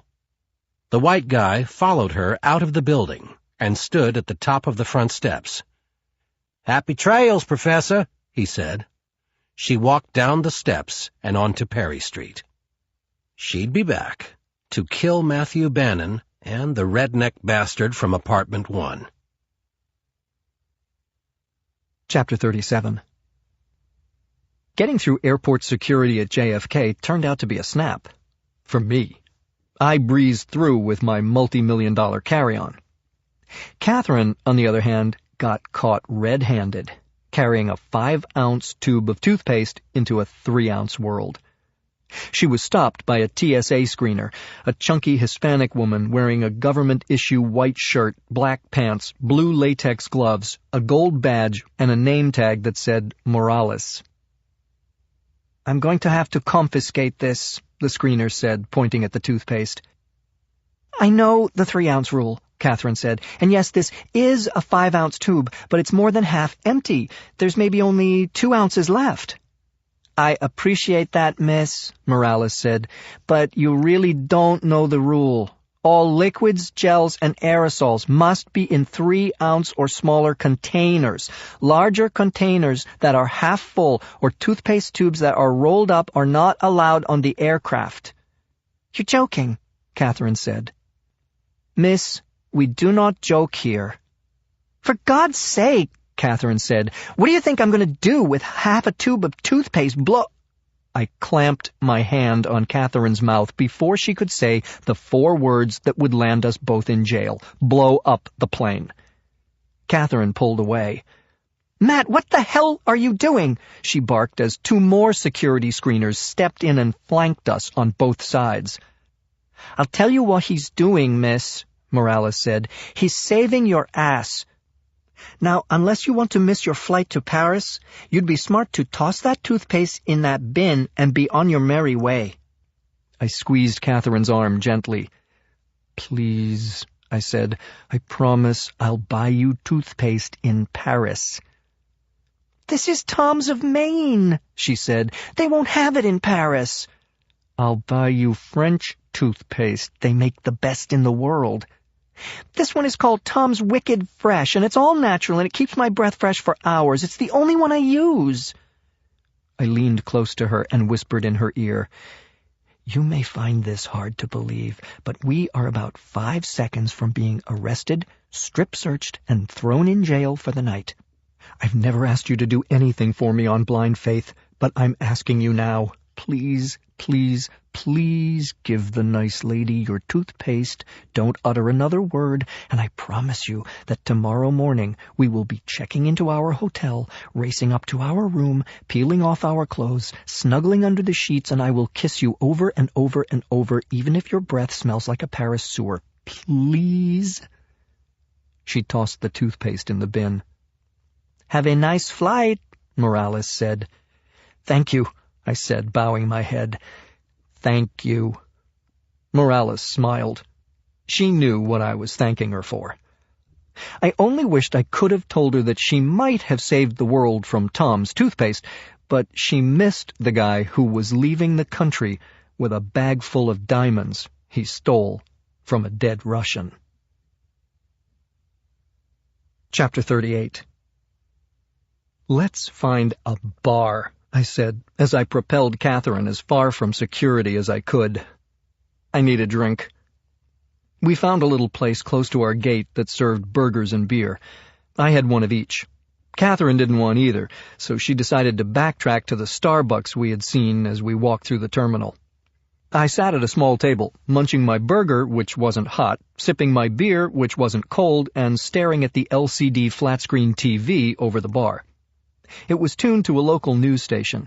The sound was muted, and I was too far away to read the closed captioning. I was just starting to unwind from the toothpaste incident when I gagged so badly I almost puked my burger and beer all over the table. I wasn't choking on the mediocre airport cuisine. What made me want to throw up was what I saw on the television screen. Me. Me at Grand Central Station, holding a black medical bag with a bank of lockers behind me. Holy shit, I said. Holy shit what? Catherine said, sitting down at the table with a grande cappuccino and a blueberry muffin. She sat facing away from the television. Holy shit, I need another beer, I said, jumping up and heading for the bar. I got there just in time to read the tail end of the closed captioning. Wanted for robbery. They flashed a phone number. And then they cut to a commercial. I looked around the bar to see how many other people had caught it. 12, maybe more. What else do people sitting around an airport bar do but stare at the TV? Hopefully, they wouldn't look up at me. I tucked my chin down, put one hand over my eyes, and studied the floor tiles as I walked back to the table where Catherine was sitting. Where's your beer? She said. I changed my mind, I said. You know what I really need? No. A hat. I lifted the somewhat faded, definitely broken-in Yankees cap off her head. I put it on mine. It didn't fit. It's way too small for your big head, she said. Well, let's buy one that fits, I said. As soon as I finish, she said, picking up her muffin and biting it. So we sat and talked. And then it happened again. My picture flashed on the TV screen. I didn't try to read the closed captioning. I just kept my head down until Catherine polished off her cappuccino. Then we walked over to Hudson News. Catherine checked out the magazines and I went to the gift shop. I was about to buy a Yankees baseball cap when I saw the berets. Absolument, I thought. Très français, and a much better disguise. They had two colors, brown or red. I settled on brown. I moved over to the sunglasses rack and picked out a pair of mirror lens wraparounds. Then I found Catherine. "What do you think?" She laughed out loud. "What happened to the baseball hat?" "I'm an artist. We're going to France. I definitely need a beret. And sunglasses," I said, putting on my shades. "Is this perfect or what?" "Or what?" said Catherine, but she was grinning. Chapter 39. Dinner was served about an hour into the flight to Paris. "At long last," I said. "Fine French cooking. Maybe we should eat and critique our dinners." I had the beef goulash. Catherine opted for the herbed chicken. "Bland, dry, overcooked," she said after a few bites. 1 star, and that's only because I'm an easy marker. How about you?" 4 stars, I said. Catherine threw me a look. "I think it's the ambience," I said, kissing the back of her neck. "And the company, of course." As soon as the trays were cleared, we turned out the overhead lights and raised the armrest between our seats, and Catherine curled up against me, wrapped in a blanket and my arms. She zonked out in minutes. I couldn't sleep. I loved this woman. What was I dragging her into? If that toothpaste incident had escalated one more notch, Catherine's behavior might have branded us as troublemakers, but my carry-on bag would absolutely have landed us both in jail. What was I thinking? What had I gotten her involved in? Was I crazy? The questions were bouncing around in my brain like a beach ball at a rock concert. Somewhere along the way, I fell asleep, and I didn't wake up till we were on our final approach to Orly Airport. Looking out the window, we could see the lush vineyards and tiny red-roofed farmhouses that dotted the French countryside. "I can't believe you're actually taking me to Paris," Catherine said, still snuggled up against me. "Believe it," I said. Then I kissed her. She pulled away fast. "Matt, no, I have horrible morning breath." "Are you kidding?" I said. "Your breath smells wicked fresh." She punched me in the shoulder. "Matthew, you are so totally lying." God, I loved this woman. The plane parked on the tarmac, and one of those big mobile lounges offloaded the passengers and drove us to the terminal. All around me, people were speaking French. The signs, the sounds, even the music piping through the PA were French. I took off my sunglasses and my beret. I was thousands of miles away from New York, where my picture was being flashed on a TV screen every 10 minutes. I felt safe. Nobody would be looking for me here. Chapter 40. The artist known as Leonard Carnes had a nearly pathological crush on Catherine Sanborn, and that was just one of the reasons he hated that muscle-bound, no-talent Matthew Bannon. Bannon and the professor were an item, no doubt about that. But now, Carnes had a way to get back at both of them. God, he despised Bannon and Sanborn. For one thing, they were into realism, even into portraits. Carnes hated portraits. "If that's all you're going to do," he said one day in his group critique class, "you might as well work at a carnival." One girl left the room in tears. Carnes was a Big Bang artist. Big Bang was the new, hip, abstract painting for the 21st century. Big Bang surged with energy and exploded with color. The imagery emanated from computer technology, quantum physics, genetics, and other complex contemporary issues. That, as far as Leonard Carnes was concerned, was art. Losers like Matthew Bannon were stuck in time, painting variations on pictures that had been done years ago and sucked even back then. Carnes was sitting in his pathetic apartment, thinking about Bannon, when his picture suddenly flashed on his TV, and the announcer said he was wanted for robbery, and there was a reward. He dialed the number on the TV screen and got a recording. A Detective Rice told him to leave his information and said that his call would be returned as soon as possible. "I know the guy you're looking for," Carnes said into the machine. "The robbery suspect. I saw his picture on TV. He goes to art school with me. I also know where he lives. Call me." Carnes gave his name and phone number. He was about to hang up when he had to add a delicious afterthought. Plus, the guy is a total fraud as an artist. Chapter 41. Sooner or later, I figured Catherine would ask the one question I was hoping to avoid. It turned out to be sooner. We were still in the airport, and I had stopped at a currency exchange window to trade dollars for euros. Catherine handed me some cash from her wallet. "That's okay," I said. "I got it." She laughed. "What do you mean you got it? You're not paying for both of us." "Absolutely not. No way, Matthew." "Sure I am," I said. "I invited you to join me in Paris, my treat." "Hey, Matt, I invited you to join me at Parsons," she said. "I don't remember springing for your tuition." "This is different. It's a date. Happens to be in Paris. Guy pays." "Not if he's a struggling artist." "Don't worry about it," I said, trying not to make this a macho thing, which it wasn't. Well, maybe it was. "I recently came into some money." "Oh, Matt, I hope you're not spending the money you got for your paintings," she said. "No," I said, keeping it playful. "This is different. Trust me, okay?"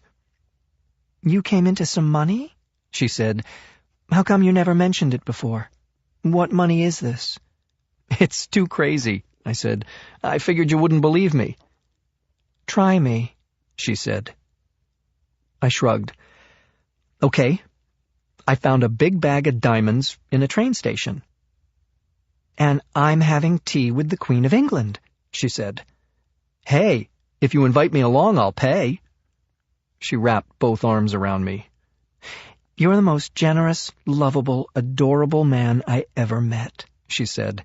"But you're a terrible liar. If you found a bag of diamonds, you'd give it back."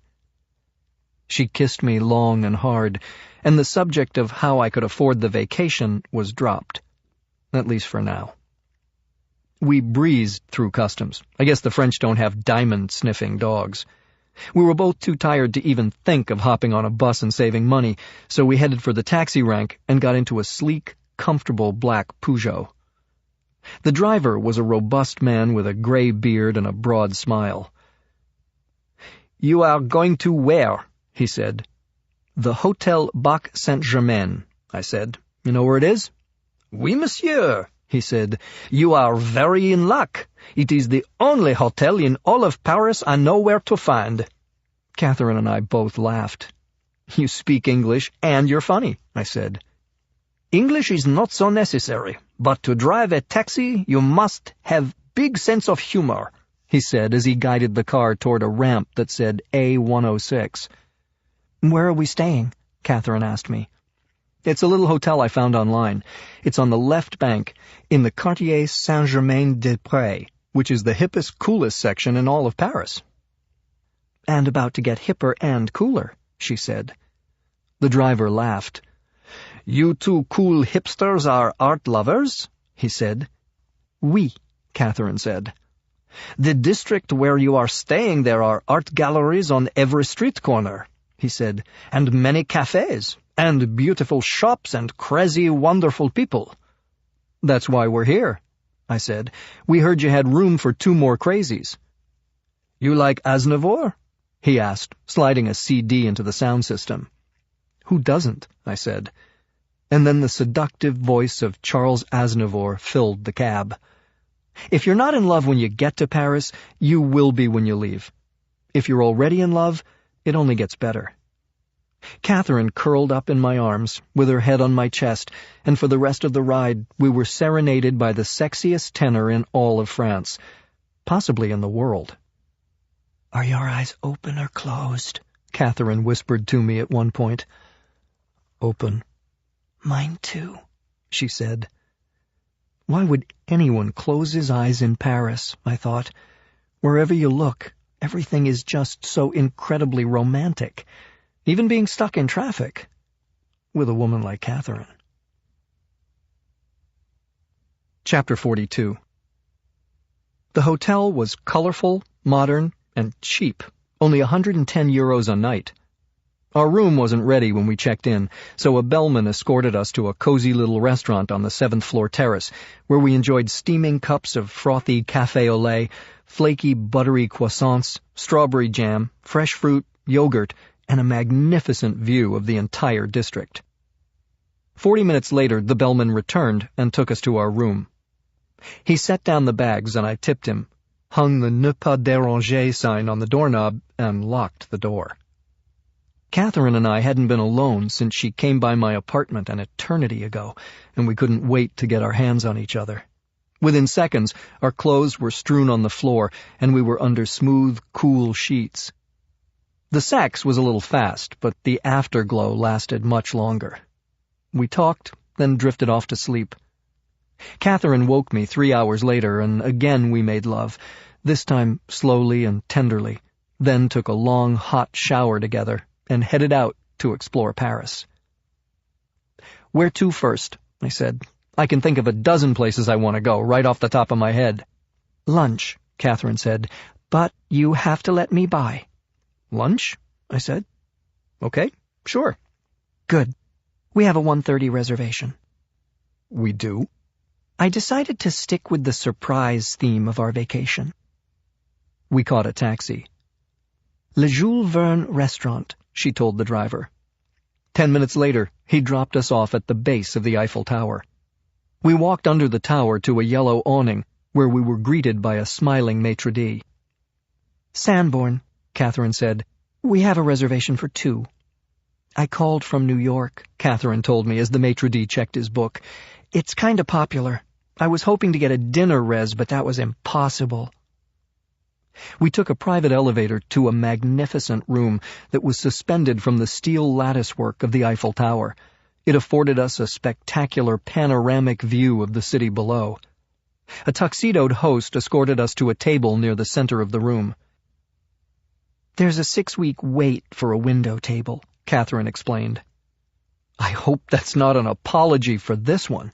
I'm floored. It was the most fantastic lunch I had ever had. And the most expensive. I almost choked when I looked at the prices on the menu. "Don't worry about it," Catherine said. "If you can spend all your newfound diamonds on everything else, the least I can do is buy lunch."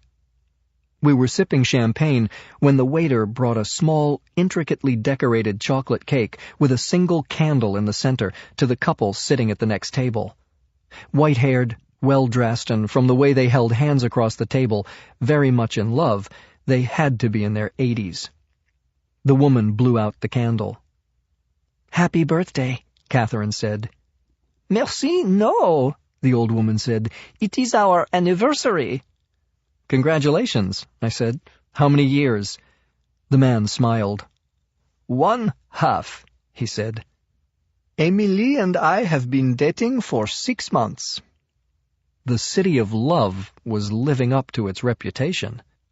After lunch, we went to the École Nationale Supérieure des Beaux-Arts. It was Catherine's idea.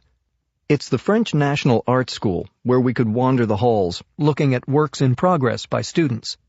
"It's just like Parsons," Catherine said.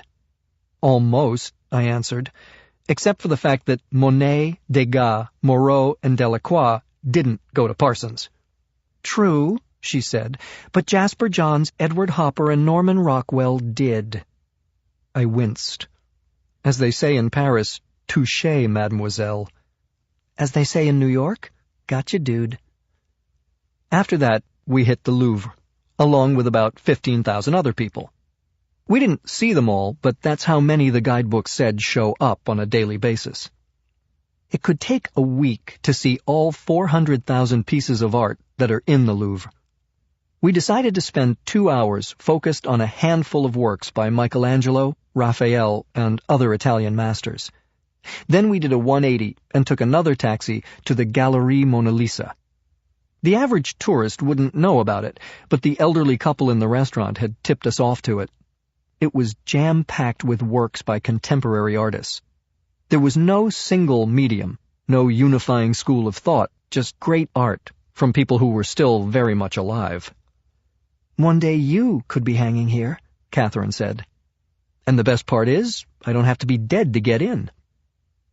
We left the Galerie and were strolling along the Boulevard Saint-Germain when we took a random left turn on Rue de Bussy and stumbled on Cacao et Chocolat. The store was a work of art in itself, and every bit of it was edible. We sat in a booth while a petite waitress served us the thickest, richest cocoa I'd ever tasted. Then we fed each other chocolate truffles from a silver tray.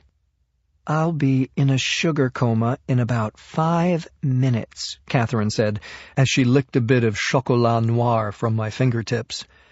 "But what a way to go." Somehow, we mustered up enough stamina to do some shopping at Le Bon Marché, a French department store that makes Bloomingdale's look like a flea market.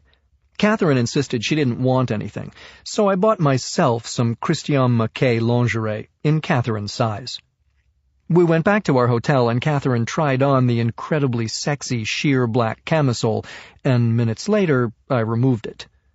We turned out the lights, opened the blinds, and let the moonlight pour into the room as we made sweet, sweet love. Chapter 43.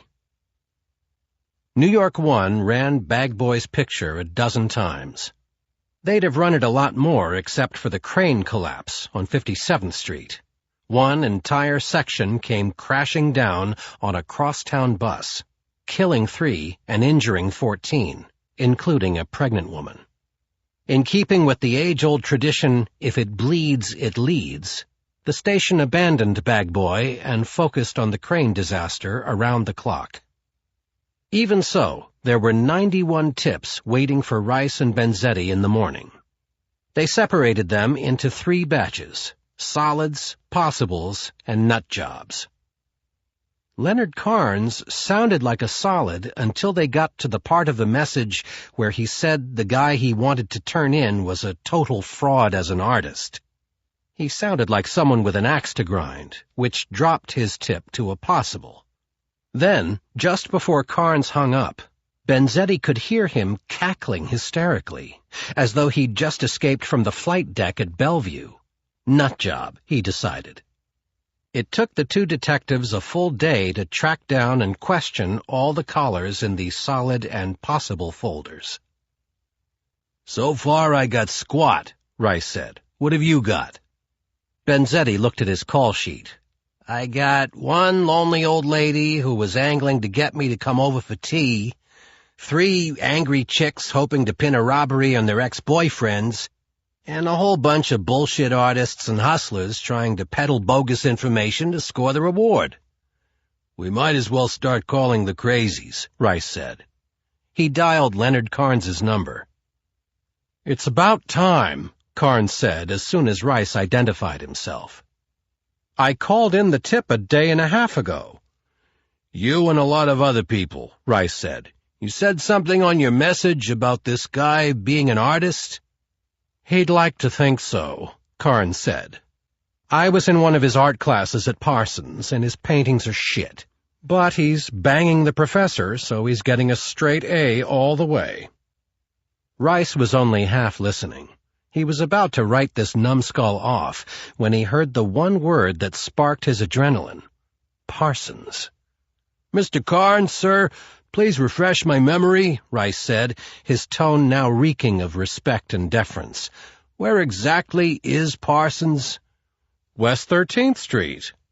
A block from where Bag Boy took the taxi from Grand Central.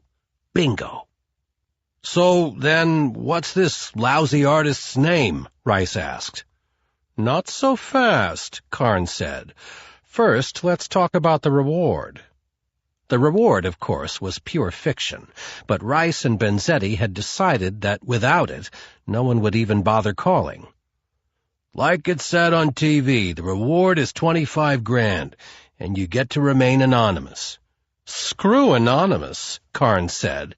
I want credit for turning the cops onto this phony. No problem, Rice said.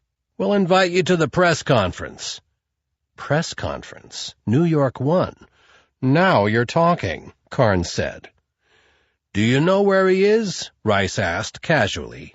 His name would be helpful, but if you tell us exactly where he is, the reward can go even higher. I know who he's with, and she's easy to find, Carnes said. Who would that be? Like they say in the movies, Detective, Carnes said. Show me the money.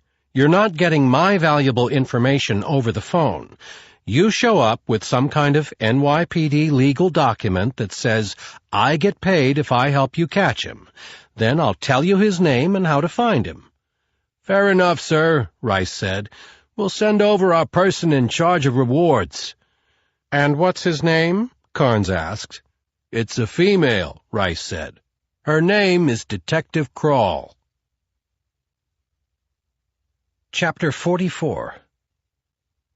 I got him, Rice told Benzetti as soon as he hung up. I think this total asshole Leonard Carnes actually knows where our bag boy is. Let's go pay him a visit, Benzetti said. Right now. Not us, Rice said. Did you forget about the butch German who shoved the gun in your mouth? She caught me by surprise. You thought she was butch? Marta Krall is a pro, and she's expensive.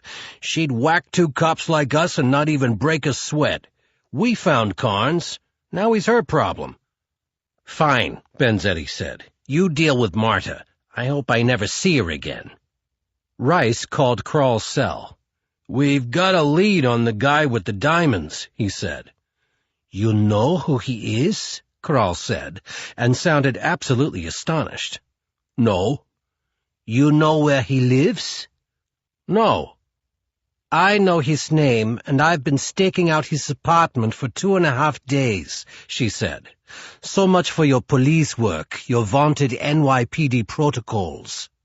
Listen, Rice said. My partner and I are just trying to hold up our end of the deal, but if you've got the guy, you don't need us. So goodbye. Wait. I don't actually have the guy, Krall said. Not yet, but he'll be back sooner or later. Well, if you don't feel like waiting for later, I've got the name and address of someone who knows how to find him. Chapter 45. Marta Krall checked her Breitling Starliner and rang the doorbell to Leonard Carnes's apartment. 1:33 in the afternoon. The building was drab, dilapidated, and depressingly quiet. Carnes buzzed her in, and she took the stairs to apartment B4. A short, fat lump in gray sweatpants and an olive-drab T-shirt that said, Art is Resistance, stood in the doorway. You Detective Krall? He asked. She smiled and nodded. Then she pointed to her throat and whispered, Laryngitis. She liked acting, and had unsuccessfully attempted a transition from modeling to movies back in Germany. That sucks, he said. But no problem. I know what you're here to find out. Marta smiled again. Good boy. She stepped into the apartment, and he shut the door. It was stuffy and smelled of burnt coffee. There was art all over the walls, undoubtedly his. She stopped to look at one of the paintings and gave him a big thumbs up. It's called Improbabilities No. 6, he said. Nice, she whispered. It was true. She genuinely liked Improbabilities No. 6. It was powerful, meticulous, urban chic. Nothing like the loser who painted it. Marta tapped her hand to her heart to show how much she loved it. Carnes's eyes settled on her chest as he mumbled a shy thank you. Marta took the picture of the man she was trying to find and handed it to Carnes. "You're going to give me the paperwork for the reward, right?" he said. She waved him off with an "of course I will" gesture and sat down on the sofa. She pulled her skirt up a little so he could get a good look at her legs. She took out a pad and pencil and sat waiting for him to speak. "The guy you're looking for is Matthew Bannon," Carnes said. "He's in one of my classes at Parsons. Since you like my work, you'd hate his. He's all technique, but he's dead inside, no originality." Marta nodded and tried to communicate that she understood this idiot. "What is he wanted for, anyway?" Carnes said. Marta turned to a clean page on her pad and wrote, "Where can I find him?" "Believe it or not, he's been shacking up with the professor of our group critique class. Her name is Catherine Sanborn. She's an asshole, just like he is. Talk about a conflict of mediocrity." He watched her write it down. "No, that's not how she spells it," he said. He took the pad and wrote Catherine Sanborn in clear block letters. Marta wrote the words, "Where is she?" above the name and added a question mark after it. "Just a sec," Carnes said. He scrambled over to his desk, opened a center drawer, and pulled out a packet of papers that were held together by two brass brads. "This is the faculty directory," he explained. "They don't exactly give it out to students. I happened to get my hands on a copy. You never know when you might want to get in touch with one of your professors." "Or stalk her." Marta gave him another thumbs up for his ingenuity. He opened it to Catherine's name in the directory. There were penciled doodles all around it. Carnes had obviously spent time staring at it. Below Sanborn's name were her address, home phone, cell phone, and email. That was all Marta needed. "And do you think that this Sanborn woman will be with Bannon?" Marta said loud and clear. "Definitely," Carnes said. "Hey, how did you get your voice back like that?" "I think it's a miracle," Marta said. Carnes looked totally confused. "Are you German?" he said. "What's the difference?" Marta said, as she crossed her legs like sharp scissors. He never even saw the Ruger Red Hawk. He was staring at Marta's thighs, lightly licking his lips, as she pulled the trigger and blew most of his head off. A few minutes later, Marta Krall casually walked down the steps and checked her watch as she left the building. She'd taken something to remember Leonard Carnes by. Improbabilities number 6. Chapter 46. Like a lot of young women who moved to Manhattan, Catherine Sanborn couldn't afford to live in a building with a doorman. So she invested in 3 heavy-duty locks for her front door, and none for her windows. As she had said to her concerned parents, "Who's going to climb 5 stories up the side of the building, Spider-Man?" Marta Krall didn't have to climb up.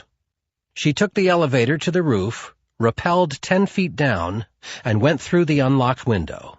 It took less than 30 seconds. The apartment looked like it had been hit by Hurricane Catherine. Dresser drawers were open, and there were piles of clean clothes on the bed and the floor. Catherine had obviously packed and left in a hurry. Marta was familiar with the scenario. Her target was on the run, and he had invited his girlfriend to run with him. But where were they going? The first clue lay on Catherine's 4-by-5-foot dining room table, a red ribbon, and a handful of postcards with pictures of the Eiffel Tower, the Arc de Triomphe, and other Paris landmarks. There was also a bottle of French wine on the table. Instinctively, Marta opened the refrigerator. It was single girl in the city sparse. But there, alongside the non-fat yogurt and the Coke Zero, were 2 baguettes and a chunk of creamy, rich 60% butterfat brie. All part of Bannon's romantic invitation, Marta decided. Catherine's computer was sitting on her desk. Marta booted it up. No password required, because, once again, the prevailing thought process was, "I don't have anything worth stealing, and even if I did, how could anyone get into my apartment? Marta opened Catherine's email inbox. The last message was from Beth Sanborn. Cat, can't believe you and Matthew are going to Paris on the spur of the moment. Oh, to be young and in love. Send us the flight number and the name of the hotel. I don't care how old you are. Mothers need to know. Love, Mom and Dad. Marta checked the sent mail. Catherine's response had the flight details, and she'd followed up with, "Don't know the hotel yet. We'll text you from Paris." She shut down the computer and called Etienne Gravois at Interpol. "This Matthew Bennon you found for me is on his way to Paris," she said. "He's traveling with another American, Catherine Sanborn. They should have landed at Orly the day before yesterday. I need a confirmation."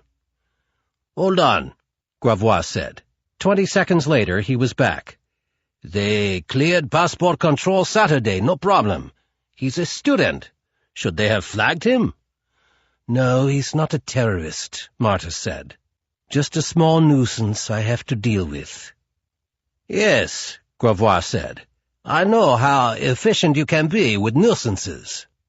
"And don't ever forget it," Kroll said. "Where are they staying?" "The Bac Saint-Germain." "Is that a decent hotel?" "It's not a Jour 5, but it's clean, and it's in the Quartier Saint-Germain-des-Prés, which is very vibrant, very artsy. It's quite nice." "Good," Marta said. "I'd hate to stay in a dump." Chapter 47. Marta was hungry. She softened the bread and cheese in Catherine's microwave, found a corkscrew for the wine, and ate a late lunch. While she was eating, she called Chukov. "I know who has your diamonds and where they are," she said. "Who? Where?" Chukov made no attempt to hide his anxiety. "A man named Matthew Bennon has them. He's in Paris." "Paris?" "Yes, he and his girlfriend are on the run," Marta said. "But he has no idea I'm running after him. I'll get a flight tonight and be there tomorrow." "Fly coach," Chukov said. "Marta Kroll doesn't travel in coach." All right, but don't stay at some $1,000-a-night hotel. This whole thing has cost us a fortune already." "Relax," she said, enjoying listening to him whine about a few dollars when there were millions at stake. "I'll be staying in the same hotel as Bennon and his lady friend, in the Quartier Saint-Germain-des-Prés, and despite the fact that I've been told it's very vibrant and very artsy, I won't be staying long." "What's the name of the hotel?" Chukov said. "Why do you ask? Are you going to send champagne to my room? Or are you planning to call your friend the Ghost to back me up?" "I am not calling the Ghost," Chukov said, trying to sound indignant at the suggestion. "I told you, I want you to kill the Ghost. As far as I'm concerned, we still have an agreement. Unless you've decided to back out." "Not at all," Marta said. "But information has a way of leaking, and if I tell you where I'm staying, the Ghost might find me before I find him. I'll call you from Paris," she said, and ended the call. Marta left Catherine's apartment through the front door. Chukov immediately called the Ghost. "The man you're looking for is named Matthew Bennon. He and his girlfriend are in Paris. Their hotel is somewhere in the Quartier Saint-Germain-des-Prés. Can you find him?" "Yes." "I hope so," Chukov said. "So far it looks like I'm the one doing all the work." He hung up. The noose was tightening around the neck of the young man who had his diamonds. And now Chukov had 2 assassins competing to track him down. Once he had the diamonds back, he'd be happy to pay Marta Kroll for killing the Ghost. He smiled to himself. In an ideal world, he thought, they would kill each other. Chapter 48. Catherine was sitting up in bed when I got back to the room. "Bonjour, sleepyhead," I said as I sat down beside her. She was wearing a pale pink nightshirt made of the softest, silkiest cotton I ever touched. The neckline had a tiny little bow in the center, totally non-functional, but definitely adorable. I gave her a quick kiss. "Bonjour yourself," she said. "It's way too early in the morning to be this chipper. What have you been up to?" I woke up at 6, went for a walk, grabbed some coffee, and then had a long, serious talk with the concierge. "About what?" Dinner. I had him make us a reservation at a nice little restaurant he recommended. It's called Antico Martini. It sounds Italian." It should, I said. It's in Venice. "Venice? Italy? We're going to Venice for dinner?" That would be crazy, I said. So I had the concierge book us a hotel for a couple of nights. But... She was dumbfounded, and I hated to admit it, but I was having fun dumbfounding her. "But we just got here." Hey, I'm feeling adventurous. We've already made love in one romantic city. Let's do it again in another. "Just like that?" she said. Why not? I said. Didn't we leave New York just like that? Come on, our flight leaves at 10:15. I got up, took my bag out of the closet, and started packing. "I can't believe it," she said. She grabbed a pillow and threw it at me. "You are not only drop-dead amazing to look at, fantastic in bed and wildly spontaneous, but you are also ridiculously romantic. Who cares if you're going to be a poor struggling artist all your life?" Who cares? I said. I care. I threw the pillow back at her. She hugged the pillow to her chest. "I love you," she said. You talking to me or the pillow? "Our plane leaves at 10:15? She said. Yep. She looked at her watch. "It's only 7:05, and I'm a real fast packer." She lifted the pink nightshirt up over her head, tossed it on the floor, and slipped under the covers. "I love you," she repeated, "and I'm not talking to the pillow." Chapter 49. Marta Kroll caught the 7 p.m. Delta flight out of JFK. She had only one small suitcase, and despite the fact there was plenty of room in first class to bring it on board, she checked it. She touched down at Charles de Gaulle Airport at 8:45 the next morning and went to the baggage carousel, where she was reunited with her bag. She cleared customs, then found the nearest ladies' room. She locked the stall door, sat on the toilet, and opened her bag. Her hairdryer was in the black drawstring case, exactly as she had packed it. It wasn't a working dryer. It was built for her by a mold maker in Holland. She used a paper clip to push a recessed button on the grip. The dryer popped open. Inside were the pieces of her Ruger Redhawk, each one held in place by a steel clasp.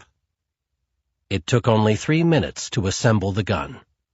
40 minutes later, she was in the lobby of the Hotel Bac Saint-Germain. The front desk clerk was young, slender, and extremely beleaguered. "Non, madame. No one else has complained about the water pressure," she told the guest on the other end of the phone. Her voice was calm, but her body language said otherwise. "Of course. I'll send the engineer back to your room immediately. Yes, I know. Room 314. Merci." She hung up and smiled at Marta. "Bonjour, madame. May I help you?" "I'd like a room," Marta said. "Preferably on the same floor as my friends Matthew Bannon and Catherine Sanborn." The clerk's long blood-red fingernails clicked lightly on her keyboard. "I'm afraid you just missed them," she said. "Out sightseeing, I'm sure," Marta said. "Do you happen to know when they'll be back?" "They're not expected back. They checked out this morning." Marta stood at the front desk, cool and composed on the outside, boiling over on the inside. "How strange," she said calmly. "I guess I can FedEx the paperwork I was going to discuss with them. Did they leave the address of their next stop?" "No, but I saw Monsieur Bannon talking with the concierge a couple of hours ago. He might be able to help you." The front desk phone rang, and after checking the caller ID, the clerk turned back to Marta. Now, what size room are you looking for? They all have excellent water pressure. You're busy, Marta said. Why don't you deal with room 314, and I'll see if the concierge knows where to find my friends. Marta walked across the lobby as the front desk clerk reluctantly picked up the phone. The concierge was tall and trim and had thick, dark hair that was slicked back. He wore a well-tailored gray uniform with black piping and 2 crossed gold keys, the clé d'or, on each lapel. He was currently engaged with a Japanese couple, and the language barrier made the slow communication process painful to watch. After several minutes, he paused to nod to Marta. "Sorry to keep you waiting," he said. She didn't know if he was just being polite or trying to let the couple know that there were other people who needed his attention too. But he looked up several times and smiled at Marta. Another 5 minutes passed before the concierge handed the couple a map, a packet of brochures, and a printout of their itinerary for the day. They thanked him profusely with head bows and several euros. "Mademoiselle, I am Laurent," he said, offering up his name quickly. "Sorry to keep you waiting. How can I be of service?" She leaned forward and rested her hands on his desk so he could get a good look at her breasts. He didn't seem all that interested. Ah, the French. She loved them. I was supposed to meet my friends here, but there seems to have been some miscommunication, she said, lowering her voice to a whisper. According to the front desk, they checked out this morning. I'm wondering if you know where they went. "These mix-ups happen all the time," he said, with a smile that showed a mouthful of perfectly straight, professionally whitened teeth. "What are their names?" "Matthew Bannon and Catherine Sanborn." His lips tightened, and the smile disappeared. He sat, broom up his ass straight, in his chair. 1 second he looked like he was ready to invite himself up to her room, and the next he was transformed into the quintessentially cold, uncaring, unhelpful Parisian. "I'm sorry, mademoiselle," Laurent said, "but I have no forwarding address for your friends." It was clear he was lying through his cosmetically enhanced pearly white teeth. The question was why. Chapter 50. "Laurent," Marta said sweetly, "of course you know where they went. This may help jog your memory." She slid 50 euros across his desk. He ignored the money. "Whether I know or do not know is not relevant. The privacy of our guests is of utmost concern, and I'm not at liberty to say anything or tell policy." The cash bribe didn't work. Marta leaned across his desk, her breasts almost out of their nest. "You can tell me," she purred, "and you can surely imagine how grateful I would be." The concierge leaned in toward her and wagged a finger in her direction. "Mademoiselle, I absolutely cannot divulge any—" Marta grabbed his finger and held it tight. "I guess you're not the breast man I thought you were," she said. "How do you feel about fingers?" His eyes widened, but he tried to maintain his composure. "What do you mean?" "I mean," she said, pressing hard on the top of his knuckle joint with her thumb and squeezing the rest of the digit with vice-like strength, "how much do you care about your fingers?" "This is ridiculous," Laurent said. "Surely you can't be threatened." She snapped his finger in two, and the crack of Laurent's bone was followed by a piercing scream. Marta covered it up immediately with a shriek of her own and began laughing hysterically. The harried desk clerk was still on the phone with the dissatisfied guest and barely turned to see what the noise was about. Marta let go of the concierge's broken finger and grabbed onto his pinky. "You've got 9 left," she said. So let me ask you again. How much do you care about your fingers? Tears were streaming down the concierge's face. Excruciating pain and paralyzing fear trumped hotel policy. I made reservations for Monsieur Bannon this morning, he whimpered. A flight to Venice and dinner at the Antico Martini at 8 tonight. What hotel? The Danieli. One more question, Marta said. Why didn't you tell me this before? You don't strike me as a man who would be a slave to hotel policy. Monsieur Bannon gave me 100 euros to be discreet about where he was going. Or where he was taking Chukov's diamonds, Marta thought. She released Laurent's pinky. His hands flew to his chest, and he tucked them safely under his armpits. He stood there, cowering, as Marta picked up the 50 euros she had put on his desk. She slipped the money into her purse, then slowly turned and left the hotel. What a merry little chase this was turning out to be. Marta Krall absolutely loved it. Chapter 51. It was 4:30 a.m. in New York City when Chukov's phone rang. The voice on the other end was female and the accent German. Marta Krall didn't have to identify herself. "He's in my sights," she said. Where are you? I'm in a taxi on my way to Charles de Gaulle Airport. To the airport, Chukov said. Aren't you on your way from the airport into the city? I did that while you were sleeping. I went to his hotel. He checked out this morning. Checked out? Where did he go? Venice.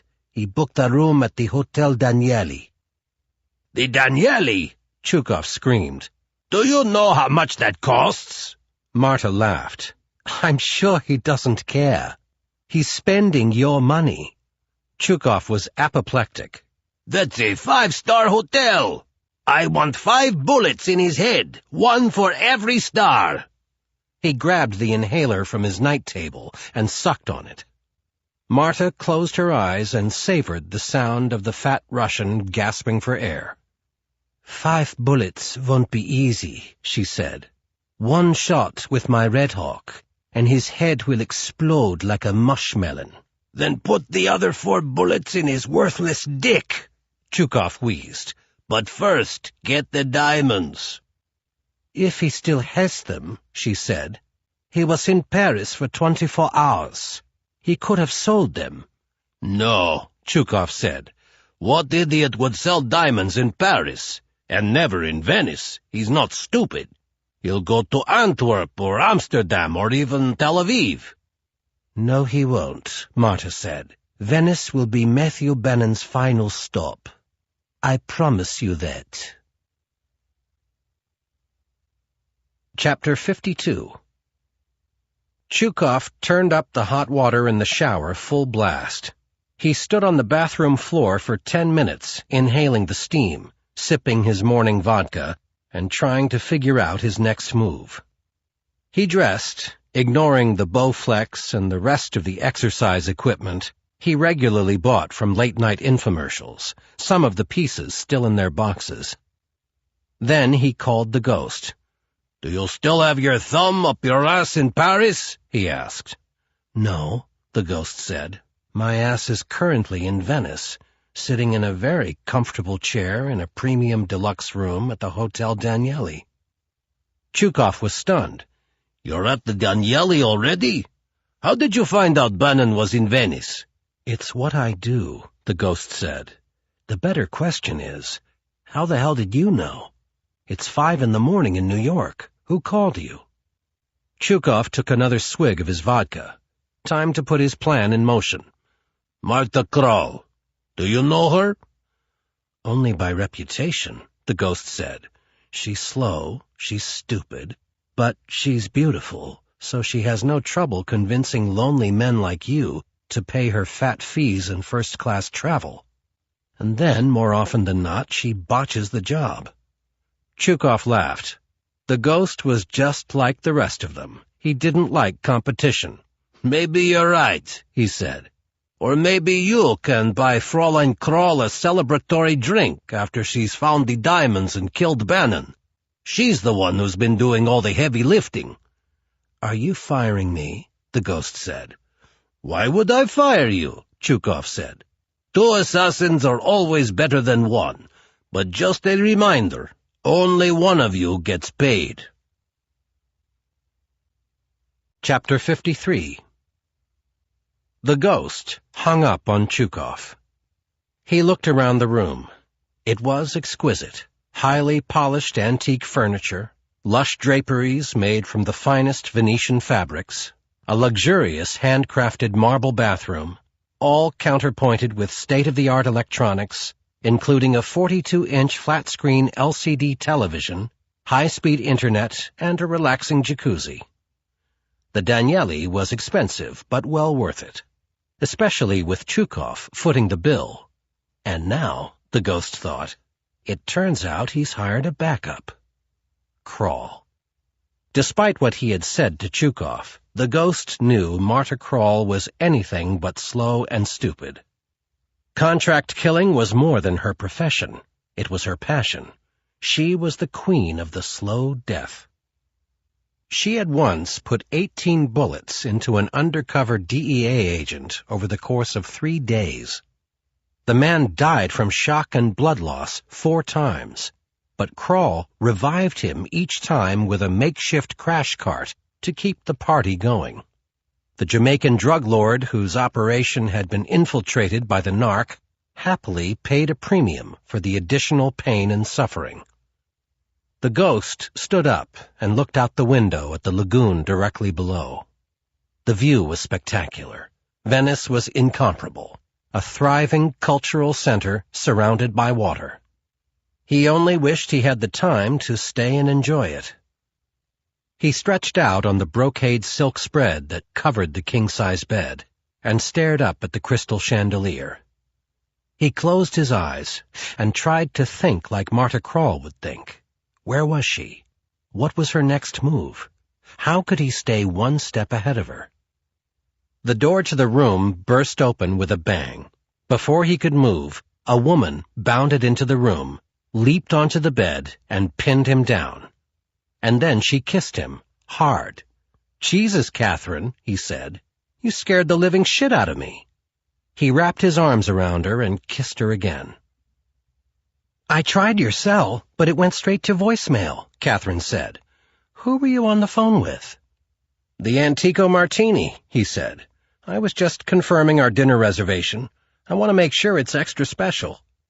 "I don't care where we eat," she said, "as long as it's just the 2 of us." "You're a real catch, Matthew Bannon. I wouldn't be surprised if another woman came after you." "What woman would possibly want to come after me?" Matthew asked, smiling at the irony. "Sweetie, you look a little pale. Are you sure you're okay?" she said. "I'm fine," he said quickly. "Just a little tired. It's a lot of hard work being a tourist." "Okay," Catherine said, "but you had me worried. You look like you've seen a ghost." Book 3. The Diamonds. Chapter 54.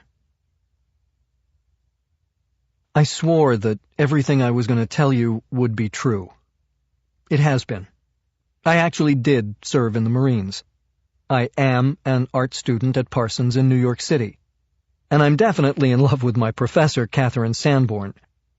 But I did leave a few things out, such as I'm a hired killer. It's not exactly something I signed up for on career day at my high school. My father was a Marine, and I more or less decided to follow in his footsteps, at least for 4 years. The night I got out, my dad took me for a beer. I knew he wasn't too happy about my going to New York to become an artist, and I figured he was going to try to talk me out of it. "So, what did you learn in the Corps?" he asked. "Nothing that you hadn't already taught me," I told him and smiled. "Is that what you're fishing for?" "Don't be a wise-ass," my father said. "I'm trying to be serious here. The Marines taught you a lot. I just asked what you learned. I wasn't sure where he was going with this, but he was definitely very serious. I guess I learned how to push myself to my limit, I said. Even farther than you pushed me. I learned the meaning of a lot of words that were just concepts when I was a kid. Loyalty, bravery, friendship, selflessness. He nodded. What else? I learned how to survive, I said, and that means I had to learn how to kill.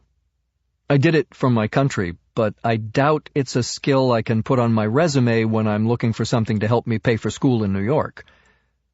Don't be so sure. We were sitting at a corner table in a little bar tucked away in the back room of the North Fork Diner in Hotchkiss, Colorado. My father took a long tug on his beer and set the bottle down. I've been waiting for the right time to tell you this, Matt. I could feel my chest tighten. Tell me what? I didn't like the look on his face. For as long as you can remember, you've seen me travel around the world from one corporate headquarters to another as a security consultant.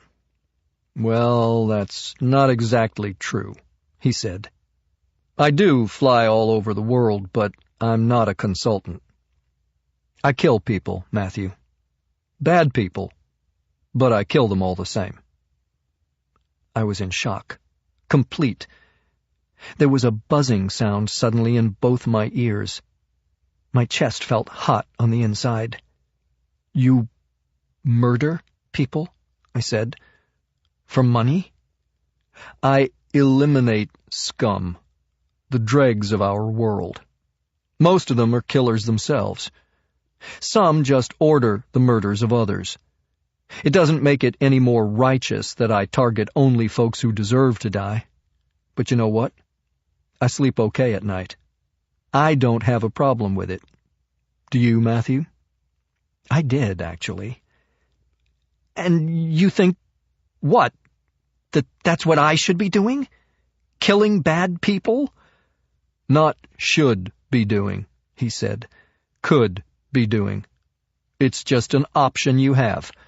I saw your service record. I held your shooting medals. You're one of the best trained Marines to come out of Paris Island. Dad, fighting for this country is a lot different from being an assassin for hire. Is it? He said. Badasses are badasses, aren't they? I think so. Seems perfectly logical to me. I don't know about your logic there, Dad.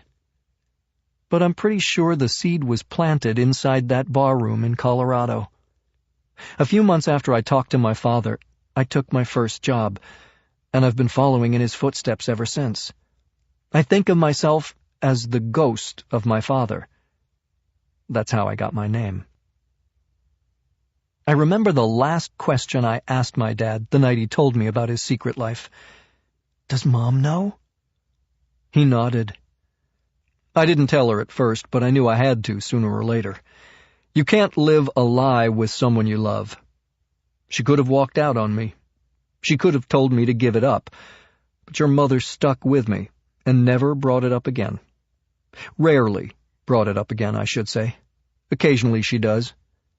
When she wants something she considers worthwhile, like tuition if you decide to go to art school. And now it was my turn. It was time to share my secret with Catherine.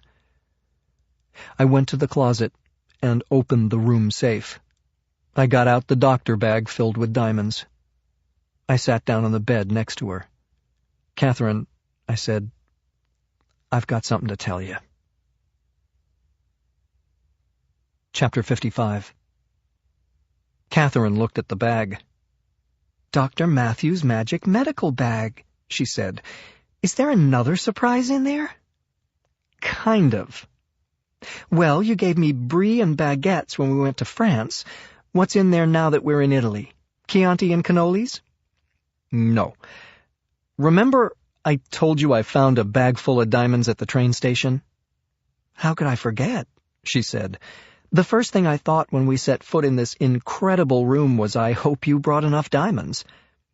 But you don't think the diamonds really exist, I said. She rolled her eyes. put her hand to her chin, and shook her head slowly from side to side. I think it's something she learned in professor school. It's a way of letting a student know he is completely wrong without broadcasting it to the entire classroom. I dipped my hand into the bag. The diamonds were loose now. I had taken them out of my socks so I could show them to Catherine in all their dramatic glory. I scooped up a fistful just as Professor Sanborn decided to let me know how preposterous my story was. "Matthew, you know I love you," she said, "but love isn't blind or stupid. And that whole cock and bull story about finding diamonds in a train station is ridiculous. I don't care how you can afford to pay for this vacation, but I'd feel a whole lot better if you finally decided to tell me the truth." What the hell, I thought. I dropped the whole fistful of diamonds on the bed. "Behold the sparkling truth," I said. Catherine shrieked. "Oh, my God!" Then I opened the medical bag wide and held it so she could get a good look at the other 30 or 40 fistfuls. This time she jumped off the bed and the "oh my gods" came in a flurry. Then she sat back down. "Are they real?" "Very." "My God, Matthew, they must be worth, I don't know, millions." "So I'm told." "Are they yours?" she asked. "They are now. In fact, they're ours. This is the key to a whole new life." I gave her the watered-down version of how I found them in Grand Central Station. Bomb goes off, I stumble on Zelvas, he dies, I take the diamonds. "What are you going to do with them?" she asked. "Sell them. Depending on what I can negotiate, I figure I can get 7 to 10 million. She let loose another string of about half a dozen oh my gods. "But what about that man who got killed at Grand Central?" she said. "Maybe he's got a wife, kids. I don't even know what I'm saying, Matthew." "Trust me," I said. Walter Zelvas had nobody. No wife, no kids. Nobody. I inhaled. It was time to tell Catherine the whole truth about myself, and hope she didn't walk out when she heard it.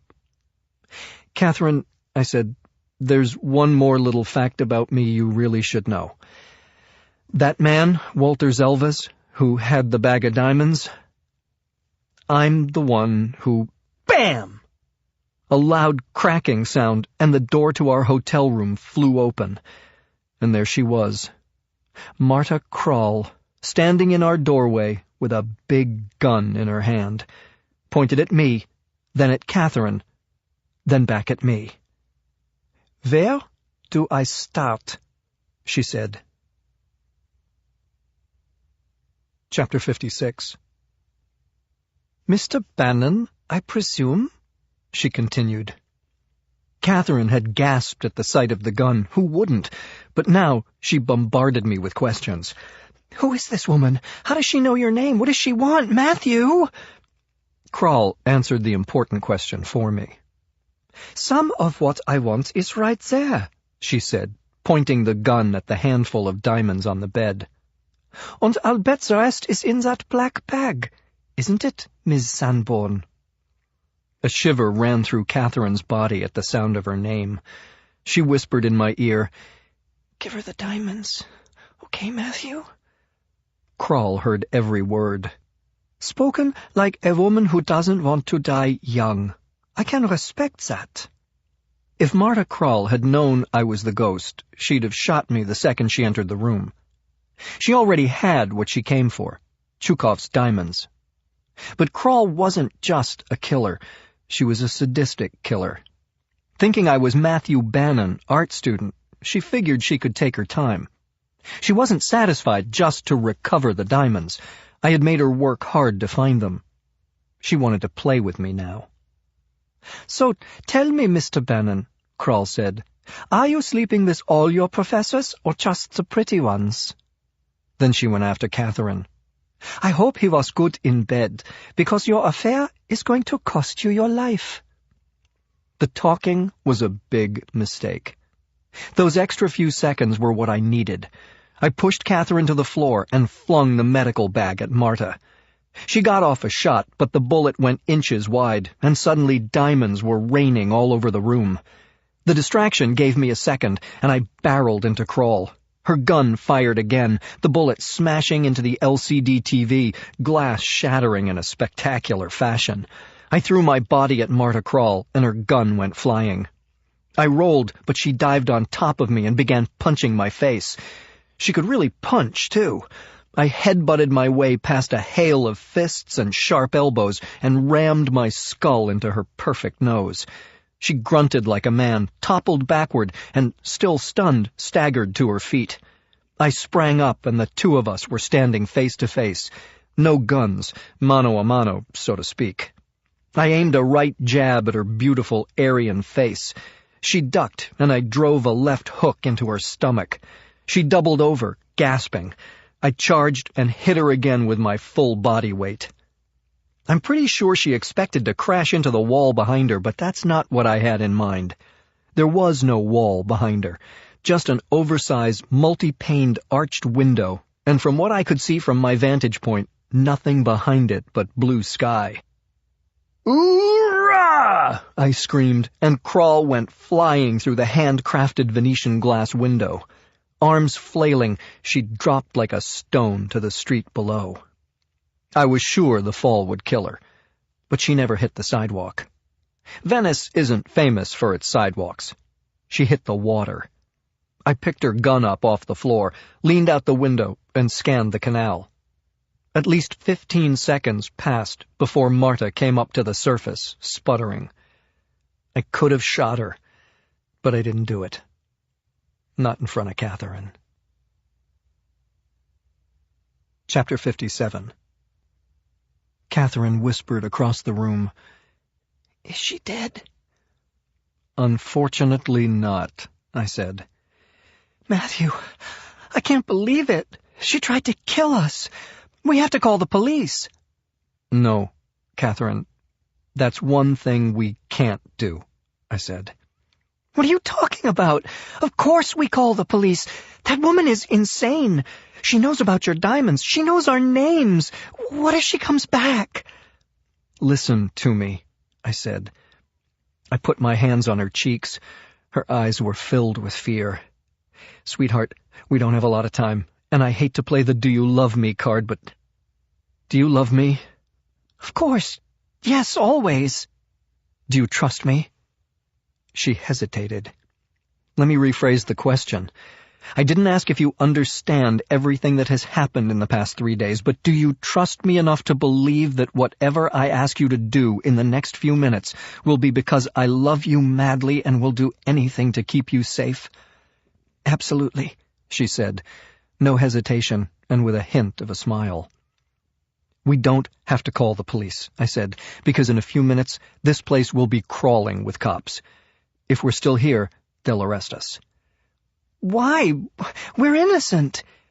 "Even if these cops speak perfect English, there's no way they're going to believe a word we say. There's a bullet hole in our TV. A body went flying through our window, and there are millions of dollars worth of diamonds scattered around our room which, oh, by the way, officer, just happens to be totally trashed. We have exactly 2 minutes to grab whatever we can and get out. Trust me. Please." I hit the floor and started scraping diamonds off the rug and tossing them into the medical bag. A second later, Catherine was scooping them off the bedspread. The desk, the dresser, and 2 chairs had been knocked over, and I stood them upright. Then I moved to the rest of the furniture so we could get whatever had rolled underneath.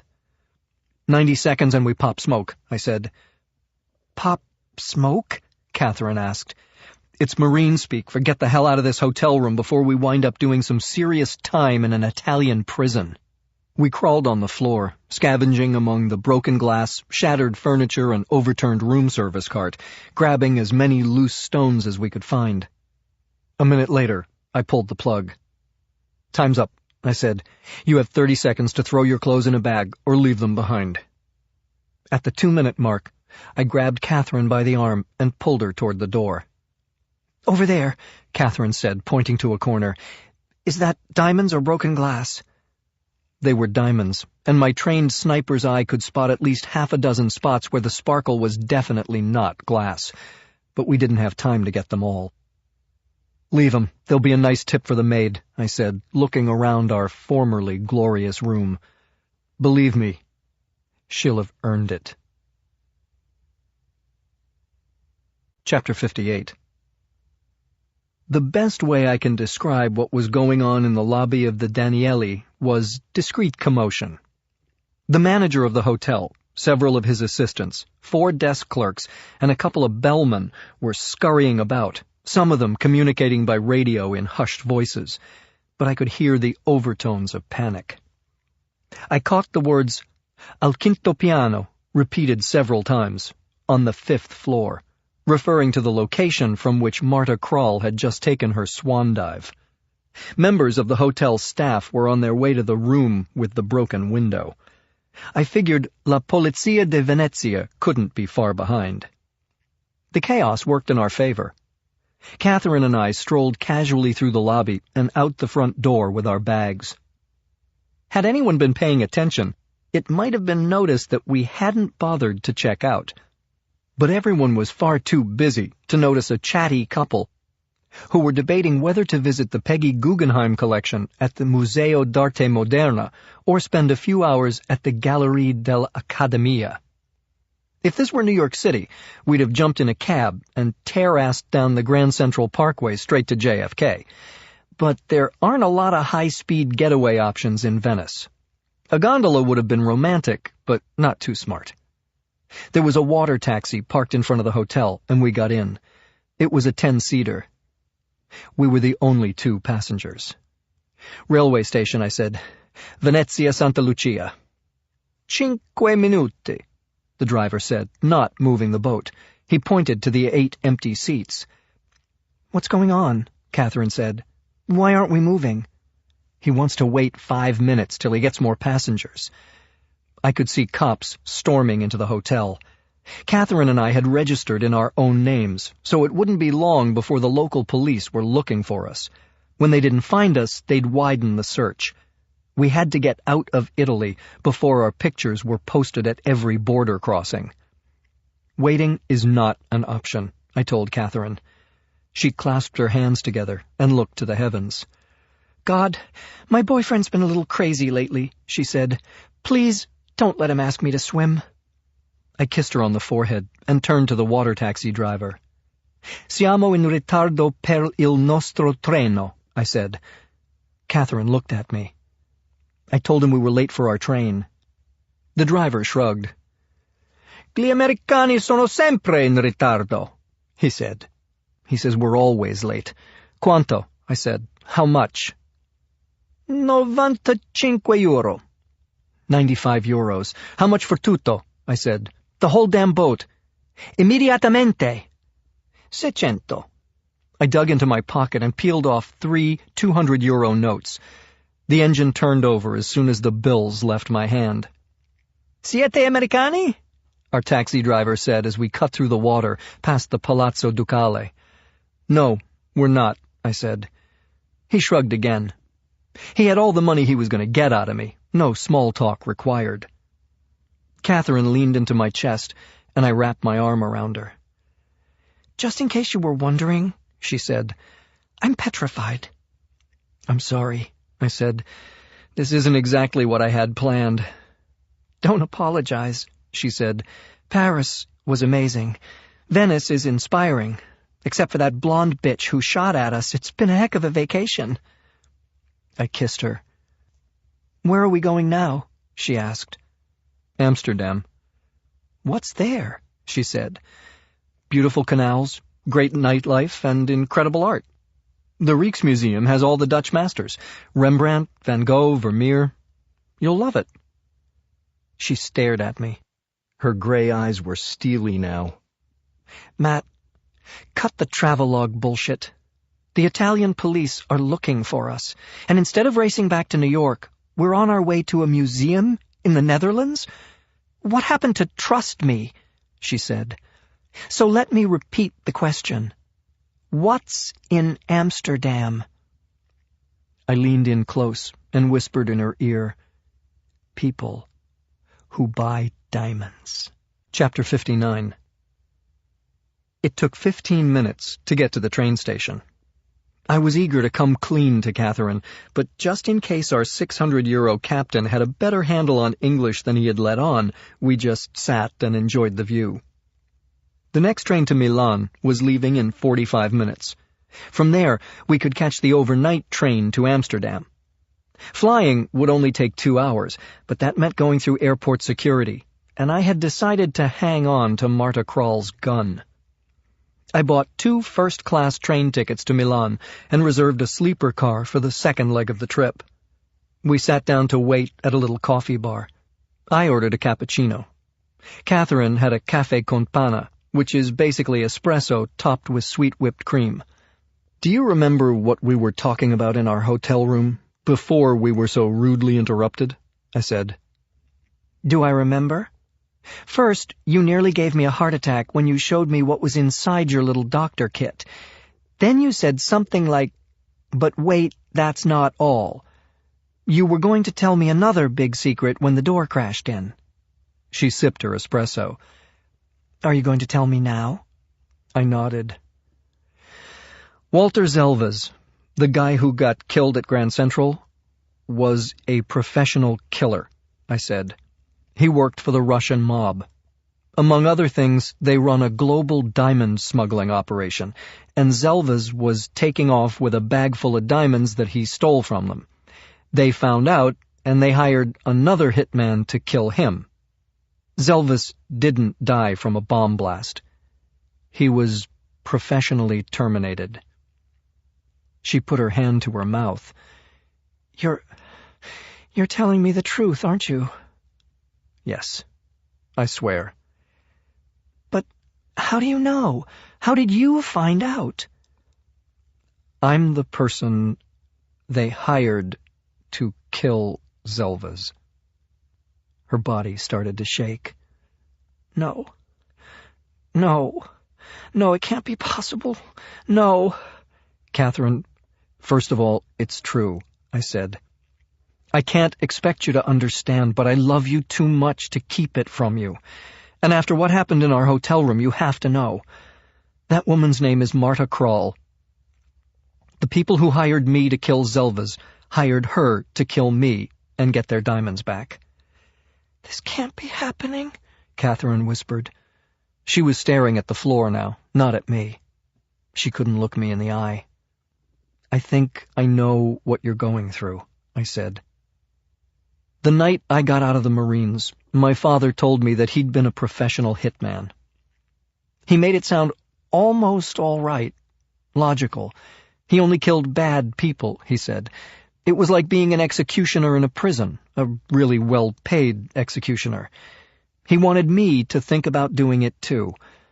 At first I wouldn't even consider it, but eventually he turned me. I kill evil men like Walter Zelvas, and the money I get paid lets me follow my dream. It lets me paint. Catherine was in shock. Her face looked tortured. Tears were streaming down her cheeks. I can't believe it. You kill people? For money? And your father was doing it before you? She paused, and then she hit me with the same question I had asked my father. Did he ever tell your mother? Yes, I said. He said it took her years to get used to it. Well, I'm not your mother, she said, sobbing. Goodbye, Matthew. She stood up, grabbed her bag, and started walking. I jumped up and followed her. Where are you going? Away from you. There's a bus that goes to the Venice airport. I'm buying a ticket and flying to New York. I'm going home. Don't follow me. Don't call me. Ever. I ran after her, took her by the shoulders and spun her around. Please, Catherine, don't leave. I stared into her eyes, but the eyes that looked back at me were empty, lifeless. My mind told me to let her go. She'd be safer in New York. But my chest was heaving, my heart was breaking, and the emotions I've always managed to keep bottled up inside began spilling out. You know how much I love you, I said, my voice cracking. Please, don't leave. I'll change. I'll do whatever I have to do."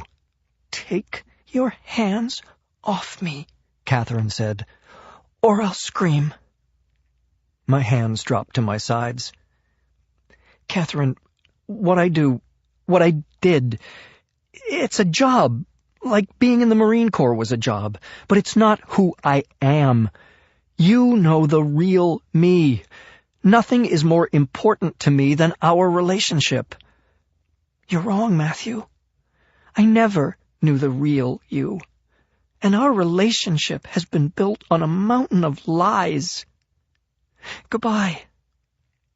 She turned and walked off. I stood and watched her disappear into the crowd, feeling something I can't remember ever feeling before. Abandoned. Chapter 60. The trip across the northern Italian countryside took almost 3 hours. The train stopped at Padua, Vicenza, Verona, and other cities steeped in the history of the Venetian Republic, but without Catherine to appreciate them with me, I barely looked. It was 7 p.m. when we pulled into Milan, and I had 45 minutes to stretch my legs before the 16-hour train ride to Amsterdam. Milano Centrale is one of the most beautiful railway stations in the world, but it reminded me of Grand Central Terminal, and that reminded me of the night I found the diamonds. And of course, finding the diamonds is what led to losing Catherine. I was miserable. I pulled out my cell phone and dialed the only person I knew who could understand what I was going through. It was 11 a.m. in Colorado, and my father picked up on the first ring. "How you doing, boy?" he said. "Been better," I said. "I made the mistake of taking my girlfriend on a business trip, and it didn't go well." "I'm guessing she found out what business you're in, and she's none too happy about it," he said. "You're pretty smart for an old jarhead." "Don't have to be smart if you're experienced," he said. "So lay some experience on me. I could use a little of that fatherly wisdom you enjoy beating me over the head with." "That's the thing about us devil dogs. We never did get much subtlety training," he said. "But I'll give it a shot. I got 3 questions for you." "Let's hear 'em." "First question," he said. "Do you love her?" "Of course I do. More than anything." "In that case, fatherly wisdom won't do it," he said. "Matthew, I could teach you how to shoot, how to live as a man, how to soldier. But when it comes to love, I'm as dumb as the next guy, who's as dumb as the guy next to him. Kind of like dominoes, men are dumber'n dirt when it comes to love." "So it's hopeless?" "No, you just have to learn to understand how women think." "I'm listening." "Okay, good. Second question, then," he said. "How many pairs of your shoes did Jet chew up before you got her to quit?" I smiled. Jet was my favorite hunting dog, but she had a taste for shoes, especially the ones that smelled like me. "About a dozen." "But you didn't get rid of her after she ruined 2 pairs, or 4 pairs, or 10. "Hell no. I loved her, and I was determined to train her." "That's how women think," he said. "They love us, and they're determined to train us." Now he had me laughing. "So what you're saying is I just need to be housebroken?" "According to your mom, we all do," he said. "Last question. This business trip you're on, what's the degree of difficulty?" "It was supposed to be a slam dunk, which is why I brought Catherine along," I said. "But I have this aggressive competitor who'd like to put me out of business. Permanently." "In that case, it's time to beat you over the head with some professional advice. Snap out of it, boy. Put that girl out of your mind and focus on your business 110%. You can't afford to be pining away like a lovesick puppy when you've got chips on the table. You hear that?" "Yes, sir." He was right. As soon as Marta Krall found some dry clothes and a new gun, she'd come after me again. Being in a funk could get me killed. "So here's the wrap-up, boy," my father said. "You're a man, so Catherine expects you to be as dumb as the rest of us.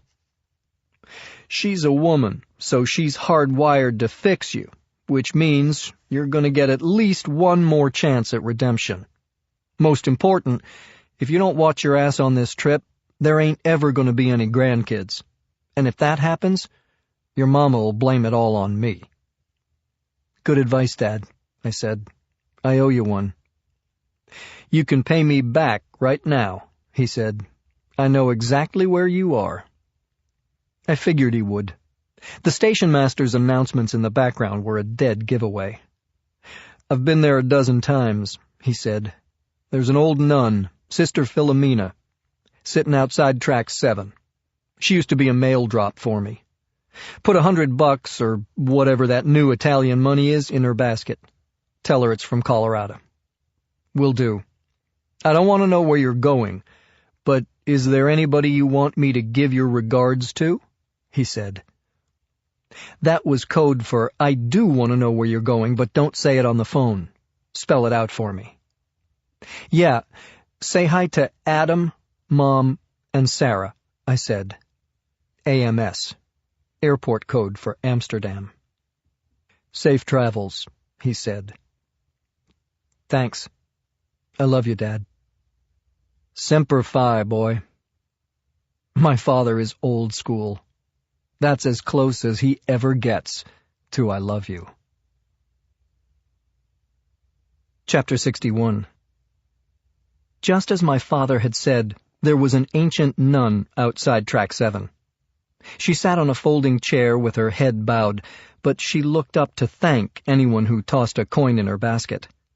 I dropped in a 100-euro note. Her head came up fast. Grazie mille. It's from Colorado, I said. Ah, Signor Colorado. Nice man. She studied my face carefully. You are the young Colorado, see? I'm his son, I said. She beamed and touched a bony, blue-veined hand to her heart, much the way I imagined she would have if she'd been in the maternity ward 30 years ago, when my father announced, "It's a boy." "Where are you going?" she said. I hesitated. "I'd rather not say, sister." She lowered her head and peered at me over rimless glasses. She smiled, amused at my lack of trust. The deep-set, watery eyes and crinkled paper skin put her somewhere north of 80, but her teeth couldn't have been more than a few years old. Straight white porcelain dentures that were so perfect, I imagined they could only have been the generous gift of a devout Catholic dentist. "It's okay," she said. "You can tell me. I will pray for you to St. Christopher."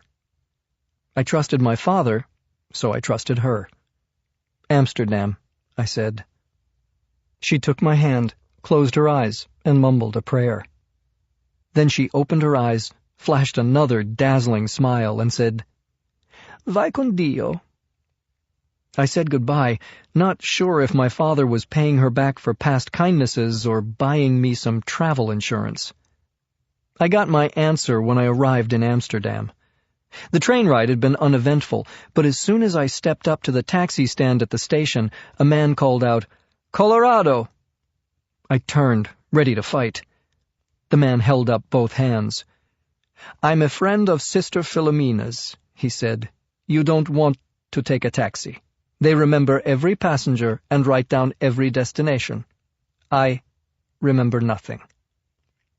My father had been long retired, but his network was still open for business. My driver's name was Harold, and my ride was a spacious black Citroën that still smelled factory fresh. Harold was a professional. He asked no questions and spoke only when spoken to. He negotiated expertly through the midday traffic, and after driving me to the Zedak neighborhood, he handed me a business card that had nothing on it but a phone number. "Anytime," he said, "day or night." I reached for my wallet, but he wouldn't take my money. I got out of the car and did a slow 360, scanning the area. I hadn't been tailed. I silently thanked my father and watched as the wheelman he had sent turned the car around and disappeared into traffic. Chapter 62. The Zedak reminded me of Times Square in New York, part trendy, part seedy. I checked into the Bodburg, a hotel on Burstraat that was also a little of both. The Bodburg should have been called the Bedbug. The elevator was out of order, the fire hose in the hall leaked, there were rat droppings in my room, and my only window looked out onto a sex shop. It was the ultimate come-down after the Danieli. But it was perfect. Hardly the kind of place you'd go if you were looking for a guy with a bag of diamonds. Now, all I had to do was sell them. Matthew Bannon might not know how to unload millions of dollars worth of blood diamonds, but the ghost did. And my main contact was right here in Amsterdam. When you think of organized crime in the European Union, the Italians overshadow everyone. But there are plenty of well-oiled smuggling operations in Holland. The Dutch play such a big role in transporting legal goods across the continent that crossing the line to smuggling is an easy step. I knew most of the players by reputation, and I decided that the best possible buyer in the country was Diederik de Smet. I had two reasons. One, he had the money to handle the kind of volume I was selling, and two, he hated the Russians. A year ago, de Smet had been running a cell phone hacking operation that was so profitable the Russian mob couldn't resist trying to move in on it. The Dutch pushed back, and it escalated into a blood feud, with a nasty body count on both sides, so I knew I didn't have to worry about de Smet ratting me out to the Diamond Syndicate. I did have to worry about him, though. His street name was De Schlang, the Snake, and word had it he was as treacherous as a king cobra. I had a meeting scheduled with him for tomorrow afternoon, but first I needed some sleep. I locked my door, pulled down the window shade, got down on the floor, sliced open the underside of the box spring, and shoved my bag of diamonds in between the coils. Then I stretched out on the bed, not even bothering to undress first. The mattress was lumpy, and I felt good knowing that one of those lumps was going to bring me millions. I woke up at 9 p.m., showered, got dressed, and felt almost human. I went downstairs and asked the guy at the front desk where to eat. "The Grasshopper, around the corner on Oudebroeksteeg," he said. "They're a steak restaurant, a sports bar, and a cannabis cafe. They've got a little something for everyone." I strolled over and opted for a ribeye and a baked potato at Evita, the Grasshopper's Argentinian steakhouse on the third floor. The food was good, but it triggered the memory of the night Catherine and I shared a porterhouse at Peter Luger to celebrate my getting into Parsons. Dinner was a lonely affair, and by the time I finished I was feeling pretty damn sorry for myself. I knew I should get back to my room and keep one eye on the diamonds and the other peeled for Marta Krall, but sometimes, no matter how hard trouble is beating down on you, you just don't give a shit. So, despite my better judgment, I went downstairs for coffee and some weed. Technically, selling marijuana is illegal in Amsterdam, but it's not punishable, so the law isn't enforced. Most of the coffee houses that sell it follow some basic rules, like no hard drugs and no selling to kids. The espresso was mediocre, but the weed was primo. After my first few hits, I wanted Catherine to be with me something fierce. I figured she was back in New York now, and I wondered if she missed me as much as I missed her. And then I started wondering if my father was right. Would she give me another chance? And what did I have to do to earn it? I hadn't smoked grass since I got out of the Marines, and this stuff was powerful. It sneaked up on me, and before I knew it, I was half-baked. I desperately wanted to call Catherine, but I knew I'd regret it in the morning. So I did what any lovesick, stoned-out artist would do. I took a pen out of my pocket and began sketching her face on a placemat. Chapter 63. I had roughed out the portrait of Catherine when a group of about a dozen college kids piled in. They were loud, American, and drunk. A few of them pushed tables together, while one guy, with a wispy blonde beard and a Duke University Blue Devils t-shirt, leaned over my shoulder. "What you drawing, dude?" he said. Looks like I'm drawing a crowd, I said. My cannabis-infused wit escaped him. How much to do a picture of me? He said. No charge, if you'll pose nude, I said. He gave me the finger and joined his friends. The waitress brought me another double espresso and a bottle of beer. I didn't order these, I said. They're my treat, she said. Would you like to drink them outside where you don't have to put up with these dickheads? Thanks, I said, and took a swig of the beer. It was definitely the better of the two beverages. We artists have to stick together, she said. My name is Anna. Matthew. She picked up my coffee and carried it outside. The entire 3-story building was bathed in an eerie green light. The owner loves it, Anna said, because it's the color of grasshoppers. Pretty ugly, right? Not to another grasshopper, I said. There were at least 40 tables, all empty. Anna set me up in the corner farthest from the noise, and only 10 feet from the canal. A street lamp cast a soft yellow light on the table. Anna excused herself, then returned a few seconds later with about 20 clean white paper placemats. We're all out of sketch pads, she said. Thanks again. She looked at my drawing of Catherine. She's pretty. Who is she? Nobody, I said. I'm over her. I get off work in an hour. You want to come up to my apartment, look at some of my paintings, drink some wine? Anna had a lithe, athletic body, blue eyes, blonde hair pulled back in a ponytail, and a heavenly smile. So it took me a solid 5 seconds to answer the question. Thanks, I said, but I'm kinda tired. Anna was not the kind of woman men say no to, so she looked a little surprised when I turned her down, but she shrugged and laughed it off. She took another look at the sketch of Catherine. You're not as over her as you might think. She turned around and walked back inside to deal with the rowdy college guys. I took a long pull on the beer, picked up my pen, and started to work on a second drawing. I guess that's the last I'll be seeing of table service tonight, I said, as Catherine's face began to emerge from the page. I know you don't approve of my job, but at least give me some credit for not jumping into some other woman's bed. The sketch came to life quickly. I don't know if it was the pot or the pain I felt from losing her, but it was the best drawing of Catherine I'd ever done. Sometimes the difference between a piece of art and a piece of crap is the artist's ability to know when to stop. I worked furiously, and then I set my pen down. I had labored over hundreds of sketches of Catherine since we met, but this one had poured out of me in minutes. It was not only finished, it was inspired. I sat back and stared at her face. I wanted her in my life forever. I promised myself I'd do whatever it took to get her back.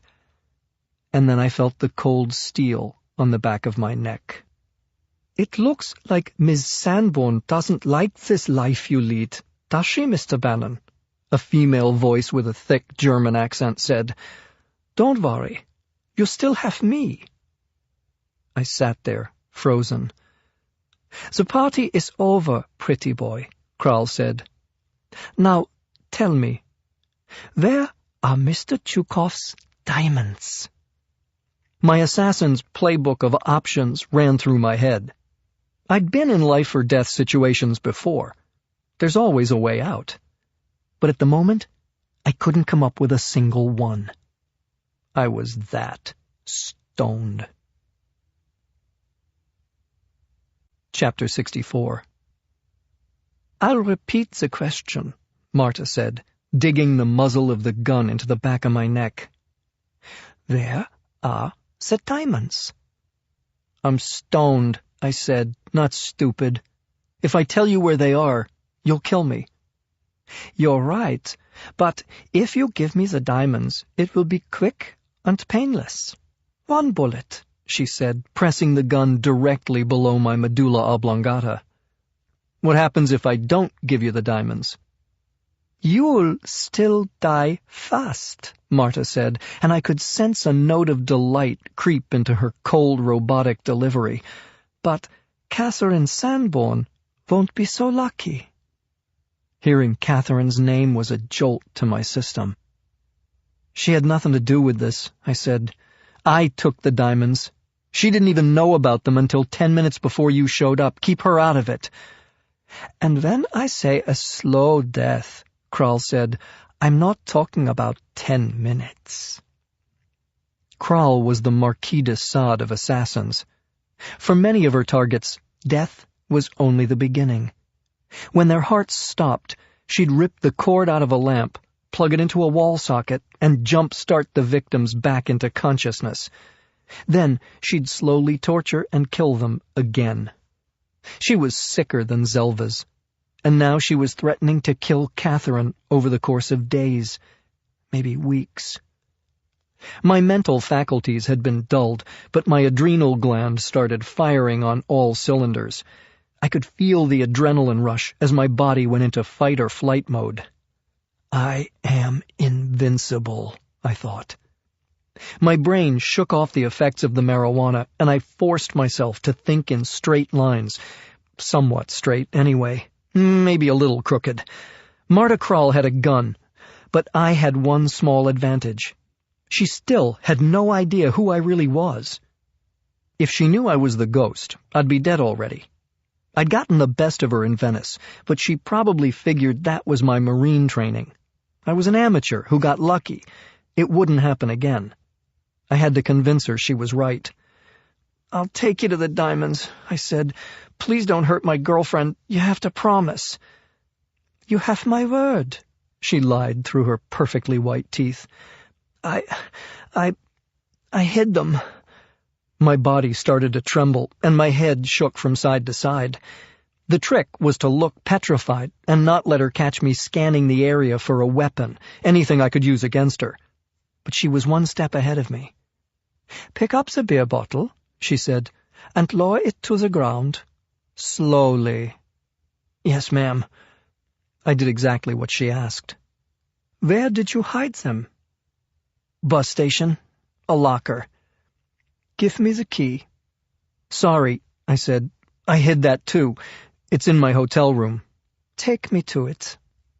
"Promise me you won't hurt Catherine," I begged. "I already promised," she said, disgusted with me.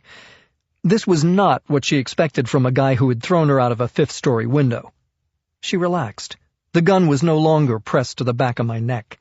She stepped around to face me. I froze just looking at her, a deer in her headlights. My body language told her exactly what I wanted her to think. You won. "Not so brave now, are you?" "Are you?" I shook my head. "No, not so brave. Not brave at all. You're nothing but a dickless wonder, Matthew Bannon. Let's go," she said. I started to walk, but then stopped. "My picture, please." "What?" she said. "My picture. Catherine, I can't leave it here," I sniveled, acting stoned. "Can't leave it." By now, Kral was sick of me and ready to do whatever it took to get me to the bus station. "Take the fucking picture," she said. I turned, teetered unsteadily toward the table. I picked up my sketch of Catherine. Then I let out a moan. "Oh, no. Oh, God." "What now?" she said. I lowered my head. "I pissed my pants." "You're absolutely disgusting," she said. "Turn around. Let me see you." I turned, and her eyes dropped to my crotch for an instant. I grabbed the rapidograph pen from the table and wheeled, and plunged the steel tip directly into the gel of Marta Kral's right eye. She gasped, and I forced it deeper into her brain. Her long legs went out from under her. She collapsed into me, but I let her fall. I think she was dead before she even hit the ground. Her green eyes looked up at me. No movement. Nothing. Dead killer eyes. I scanned the patio quickly. It was still empty. There were no witnesses to what had just happened here. I couldn't help thinking, I'm damn good at this, killing bad guys. Even stoned. Chapter 65. What happened next proved that I was definitely still stoned. I stood Marta Krall upright and put her arm around my neck. Her head drooped, and her right eye socket was still leaking blood. I wish I had one of those pirate eye patches, I muttered as I slipped my sunglasses on her. I sat her down in a chair and picked up my sketches and her gun, a J-frame Smith & Wesson snub-nose. Then I lifted her up again. "Here we go, sweetie," I said. "I'm going to find a nice place for you to sleep it off." The canal was only a few feet away, but I didn't have anything to weigh her down with. "Besides," I said to her, "I already had the fun of tossing you in the drink on our first date." We started walking along Bjurstraat, which was teeming with nightlife. 3 guys in Holy Cross sweatshirts were standing outside an internet cafe, saw us, and immediately started laughing their asses off. "Somebody's not going to get laid tonight," one of them called to me. "Hey, buddy," the second one yelled, "you're supposed to get him drunk, not put him in a coma." I played along. "She's a blind date," I said. "She wasn't blind when I met her, but she is now." That cracked them up, too. "Where'd you meet her?" the third one asked. "At an Alcoholics Anonymous meeting," I said. They whooped more laughter, and I kept walking. Marta and I were the entertainment of the moment, and people stopped what they were doing to stare at us. Not everybody said something, but those who did had a wisecrack. Nobody suspected she was dead. Marta and I turned onto a narrow side street that was lined with parked cars on both sides. "Oh, look, honey, here's our car," I said, grabbing the door handle on a silver Vauxhall Corsa. It was locked. I moved on to a second car. Locked. Same with the third. The fourth one was a faded red Volkswagen van. I was able to open the door after I smashed the side window with Marta's gun. I laid her flat on the back seat and retrieved my sunglasses. She stared vacantly at the roof of the van, her right eye a whole lot more vacant than the left. "Thank you for a memorable evening, Marta," I said, "but I'm afraid this is our last date." I shut the car door and headed back to my hotel to sleep off my buzz. I needed my wits about me tomorrow. I had diamonds to sell. Chapter 66. I checked out of the Bodborg Hotel at 6 a.m. and relocated to a quiet little bed and breakfast on the Gelderstraat in the heart of Amsterdam's Chinatown. I had about 8 hours to get ready for my face-to-face with Diederik de Smet, but first I had to change my face. Too many people were looking for Matthew Bannon. The homeless man disguise I used when I was stalking Zelvas was simple enough to do on my own, but this time I needed a total transformation that would stand up to close scrutiny. I've used the services of a dozen different makeup artists around the world, and one of the best was right here in Amsterdam, a Cuban expatriate named Domingo Famosa. Domingo had worked for Dirección de Inteligencia, the main intelligence agency of the Castro government.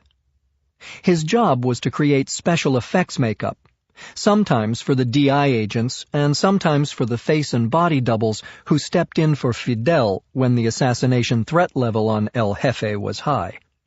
I took a cab to Domingo's studio on Valsteeg. He was in his late 60s and had a severe speech impediment that was reputed to have been caused by having his tongue seared with a red-hot poker.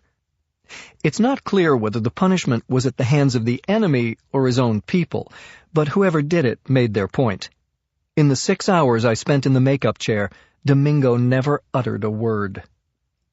He gelled my hair flat, glued on a bald cap, and covered my face with wet plaster bandages. Once it hardened into a mask, he removed it from me, added plasticine, and sculpted 50 years of lines and wrinkles into the face. He made a second mold and filled it with hot gelatin, creating a flexible prosthetic that he applied to my face with surgical glue. For the next hour, he artfully applied makeup, giving me the uneven skin tone and the telltale age spots of an 80-year-old man. Finally, he added contact lenses to create old man rings around my irises and topped off the look with a gray wig. I looked in the mirror. Young Matthew Bannon was gone. I was staring at my grandfather. "That's frightening," I said. He nodded, then led me to a walk-in closet and pulled out a 3-piece charcoal gray suit. "Prosperous but conservative," I said. "I'll take it." He finished off my wardrobe with a white shirt, a conservative blue and gray striped tie, and black leather wingtips. I got dressed and stood in front of a full-length mirror, adjusting my posture by dropping my shoulders and bending my head and upper back forward. Domingo was behind me. I turned around. "I want to thank you, young fellow," I said in my new gravelly voice. "You are a true artist, and I'm grateful for your services." He grinned. I stood there for a beat and made little sucking noises through my teeth, my grandfather's trademark. "So, Senor Famosa, what do you think?" I said. The grin got wider. He raised his right hand, made a gun out of his thumb and forefinger, aimed it straight at me, and pulled the imaginary trigger. I took it as a sign of approval. Still, it was unnerving coming from someone who had spent his career disguising guys to take a bullet for Castro. Chapter 67. Diederik de Smet had been charming over the phone. "If the quality is good and you're selling at a reasonable price," he said, "I'd be happy to buy your merchandise." From what I'd heard about the snake, I knew he'd be even happier to steal my merchandise, and he had the organization to do it. De Smet set the meeting for 2 p.m. at the Café Karpersoek, the oldest bar in Amsterdam. It's directly across from Centraal Station, so it's usually crowded with tourists who are eager to drink down the Heineken and soak up the atmosphere. It's also a big draw for the locals, because the cafe has a hard and fast no-music policy, which makes it a perfect place for anyone interested in a pint, a snack, and a serious conversation. I walked through the door at exactly 2 p.m. and took a red silk pocket square from my jacket and mopped my brow. A man at a corner table stood up. I recognized him immediately. His face had been on the front page of the papers many times, but his ass had never been in jail. I walked over and shook his hand. "I'm Yitzhak Ziffer," I said, adding an Eastern European Jewish accent to my aged voice. "Diederik de Smet, a pleasure to meet you." "What a charming place," I said, scanning the room. "The dark wood, the brass fixtures, the artwork." 2 men at a far table and 2 more at the bar were watching my every move. "What a rich history this establishment must have," I continued. "It was built in 1606, he said. "Ah, it's good to find something that's older than I am," I said. We laughed and sat down, and he poured 2 beers from a pitcher on the table. "How come we've never done business before, Mr. Ziffer?" he said. "I'm from New York," I said. "I worked in the Diamond District. I retired 15 years ago, but I'm helping a friend. He came into some lovely stones unexpectedly, and he doesn't know anything about the art of negotiating." De Smet smiled. He was about 45 and had a hawk nose, thin lips, perfect teeth, and enough gel in his thick black hair to wax a bowling alley. "I heard something about a young man who recently came into quite a few lovely stones," he said. "Can I see them?" "These are but a small sample," I said, handing him a velvet pouch that held about 30 diamonds. He rolled them through his fingers, then put a jeweler's loop in his eye and studied about 10 of them. "Lovely indeed," he said. "Good color, slightly included. Where are the rest?" I handed him photos I had taken before leaving New York. All the diamonds sat in a glass container on a scale. "Very impressive," de Smet said. "There are rumors circulating that these might have belonged to my competitor." "They belong to my client," I said. "Would you rather I sell them to your competitor?" "You couldn't," he said, his toothy grin turning into a sneer. "And if you tried, they would kill you. Word travels, Mr. Ziffer. The Russians are looking for some stolen diamonds." I stood up. "I came to Amsterdam looking for a buyer, Mr. de Smet. Obviously you're not him." "Sit," he said. I didn't. "I've wasted enough time as it is," I said. "Please," he said. "Sit." I sat. "I didn't mean to offend you, Mr. Ziffer," he said, "but you know what they say. Let the buyer beware." "Beware of what?" I said. "Have I given you reason not to trust me?" "Mr. Ziffer, I wouldn't trust you if you were my Dutch uncle. But if all your diamonds are as good as they look, I'll take them off your hands for $5 million American. "I'm an inadequate photographer, Mr. de Smet. These diamonds are better than they look, and they're worth 13. He didn't blink. I sipped my beer. "But, in the interest of a quick sale, I will accept 10. "6, he snapped back. I shook my head. "My client won't be happy with anything less than 9. "Your client will be happy if the Russians don't find him and connect his balls to a car battery. Final offer, $7 million. "I'm at 9, you're at 7, I said. "Let's meet at 8 million. "Let's not. 7 million. Take it or leave it. Either way, the beer is on me." "You're practically stealing them," I said, "but I never had a problem with stealing. I'll take it. Can we do the transfer tonight? You can pay me in euro banknotes. I don't know what the equivalent of 7 million American weighs, but at my age I don't think I'll be able to lift it." Actually, I knew exactly what it weighed. 7 million in $100 bills would tip the scales at 154 pounds, too much to carry at any age. The same amount in 500 euro notes was only 26 pounds. De Smet shrugged. Dollars, euros, he didn't care. He was probably planning to hand over the money, take the diamonds, and then take the money back. "Tonight is fine with me," he said. "There's a bar on Rembrandtplan where we can do business in total privacy." I shook my head. "It's not only the buyer who must beware," I said. "I'd rather go somewhere not so private. How about the two of us take a nice romantic moonlight dinner cruise along the canal? I'll be on the boat that leaves the Prince Hendrikade dock at 7:30. Bring the money. And come alone." "Of course," he said. "You as well." "The cruise lasts 2 hours. When we get back to the dock, I will be at the front of the queue and get off first. You, my friend, will be at the very back of the line. By the time you will get off, I'll be gone, and you won't be tempted to follow me. Is that condition acceptable?" "No problem," de Smet answered. "All I want are the diamonds." Chapter 68. I stepped outside the Café Karpersuk, and the two men who were watching me from the bar followed. The ghost could have lost them in half a minute, but it wouldn't have been smart for old Mr. Ziffer to shake them like a pro. I'd have to make them think they lost me.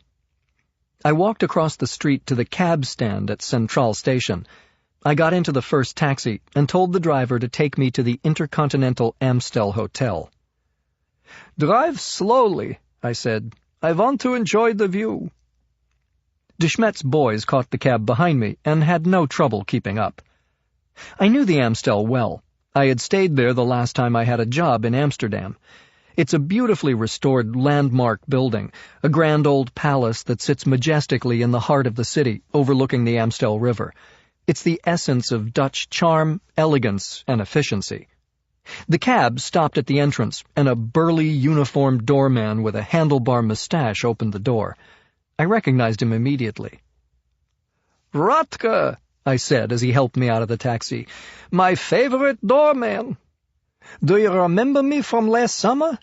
Yitzhak Ziffer. You took excellent care of me. Good to see you again." I put €100 note in his hand, and his eyes popped. He had no idea who I was, but that didn't slow him down. "So excellent to see you again, Mr. Ziffer," he said. "Welcome back. Do you have bags?" "No, I checked in last night, but if it's not too much trouble, I need one small favor." He slipped the money deftly into his pocket as he helped me to the red-carpeted stairs. "Mr. Ziffer, whatever you need. As you know, I'm an author, and I'm here for another book signing," I said. "But some of my fans are more like stalkers. Do you see those two men who just got out of that taxi?" He looked discreetly over at de Smet's men. "Yes, sir. Are they annoying you?" "They mean well," I said, "but sometimes this famous author business can be exhausting. Could you just delay them at the door for a few seconds so I can get upstairs to my room to take a nap without being accosted by any more autograph hounds?" "You'd be surprised how long I can delay them," Rutger said. "You've always been so kind," I said, toddling slowly up the stairs. "That is why I stay here." I walked through the front door as de Smet's men were approaching the stairs. I caught a glimpse of Rutger spreading his arms wide and stopping them in their tracks. "Gentlemen," he said, "are you registered guests?" "Out of my way," the first thug said, shoving him hard. But it's not easy pushing a 250-pound doorstop out of the way. Rutger pushed back. The thug threw a punch. I darted into the lobby and looked back. Rutger was bleeding from the nose, but he wasn't down. He wrapped both his arms around the attacker and started blowing his whistle. A second doorman, 2 bellmen, and a parking valet jumped into the fray, and suddenly all the palatial grandeur and European civility of the Amstel Hotel had disintegrated into a brawl. I didn't stick around to see how it turned out. De Smet's men wouldn't be held back for long. I bolted across the marble floor of the lobby to the rear door and exited into the hotel garden. From there, I ran along the riverbank, turned right on Sarfatistrat, and caught a cab back to my little bed and breakfast in Chinatown. I looked out the rear window as the Amstel faded into the distance. Someday, I'd like to come back here, I thought. I'll bring Catherine, and a serious tip for Rutger the doorman. Chapter 69. Diedrich de Smet was more treacherous than I had expected. I knew he'd have me tailed, but the fact that his men beat up the doorman at the Amstel meant they had been ordered not to lose me. Their instructions had probably been to follow me to my room and grab the diamonds. So much for honor among thieves. I took a cab to the Prince Hendrikade dock at 5:30, 2 hours before departure. The excursion was a dinner cruise, so people were encouraged to come early and buy lots of drinks. I bought a ticket and went on board. The entire dining area was enclosed in glass. Several couples had already commandeered the primo window seat tables. I spotted a tiny table right next to the swinging kitchen door, where the clatter of pots and pans and the constant waiter traffic would take most of the romance out of a dinner cruise. It was perfect for me. In the corner, with a clear view of the dock, the gangplank, and the entire dining room. I ordered a club soda from the bar and took a stroll around the boat. Most of it was under glass, but there was some deck space for people who wanted to fill their lungs with the fresh night air. None of de Smet's men had shown up yet. I was betting that 2 of them were still hanging out at the Amstel, waiting for me to come down from my room. At 7:15, I spotted de Smet on the dock. He was wearing black jeans and a black leather jacket, and had a black duffel bag slung over his shoulder. I had no doubt that he'd show me the money, but I was pretty sure he didn't plan for me to get off the boat with it. He bought a ticket, but didn't board yet. A minute later, 2 of his men from the Café Karpersuk arrived. They bought tickets and stood a few yards away from de Smet, pretending not to know him, having a smoke and a chat. Finally, the 2 punks who had followed me to the Amstel showed up. They didn't buy tickets. One of them picked up a brochure and tried to look fascinated by it. 4 brutes with a passion for dinner cruises? The rest of the passengers were all boy-girl couples. How dumb did de Smet think I was? At 7:20, de Smet gave the signal, and his 2 hulks came on board. They stood at the front of the dining room and began eye-searching the tables. As soon as one of them spotted me, he gestured to the other, who dialed his cell phone. I watched as de Smet took the call, smiled, and came on board. Chapter 70.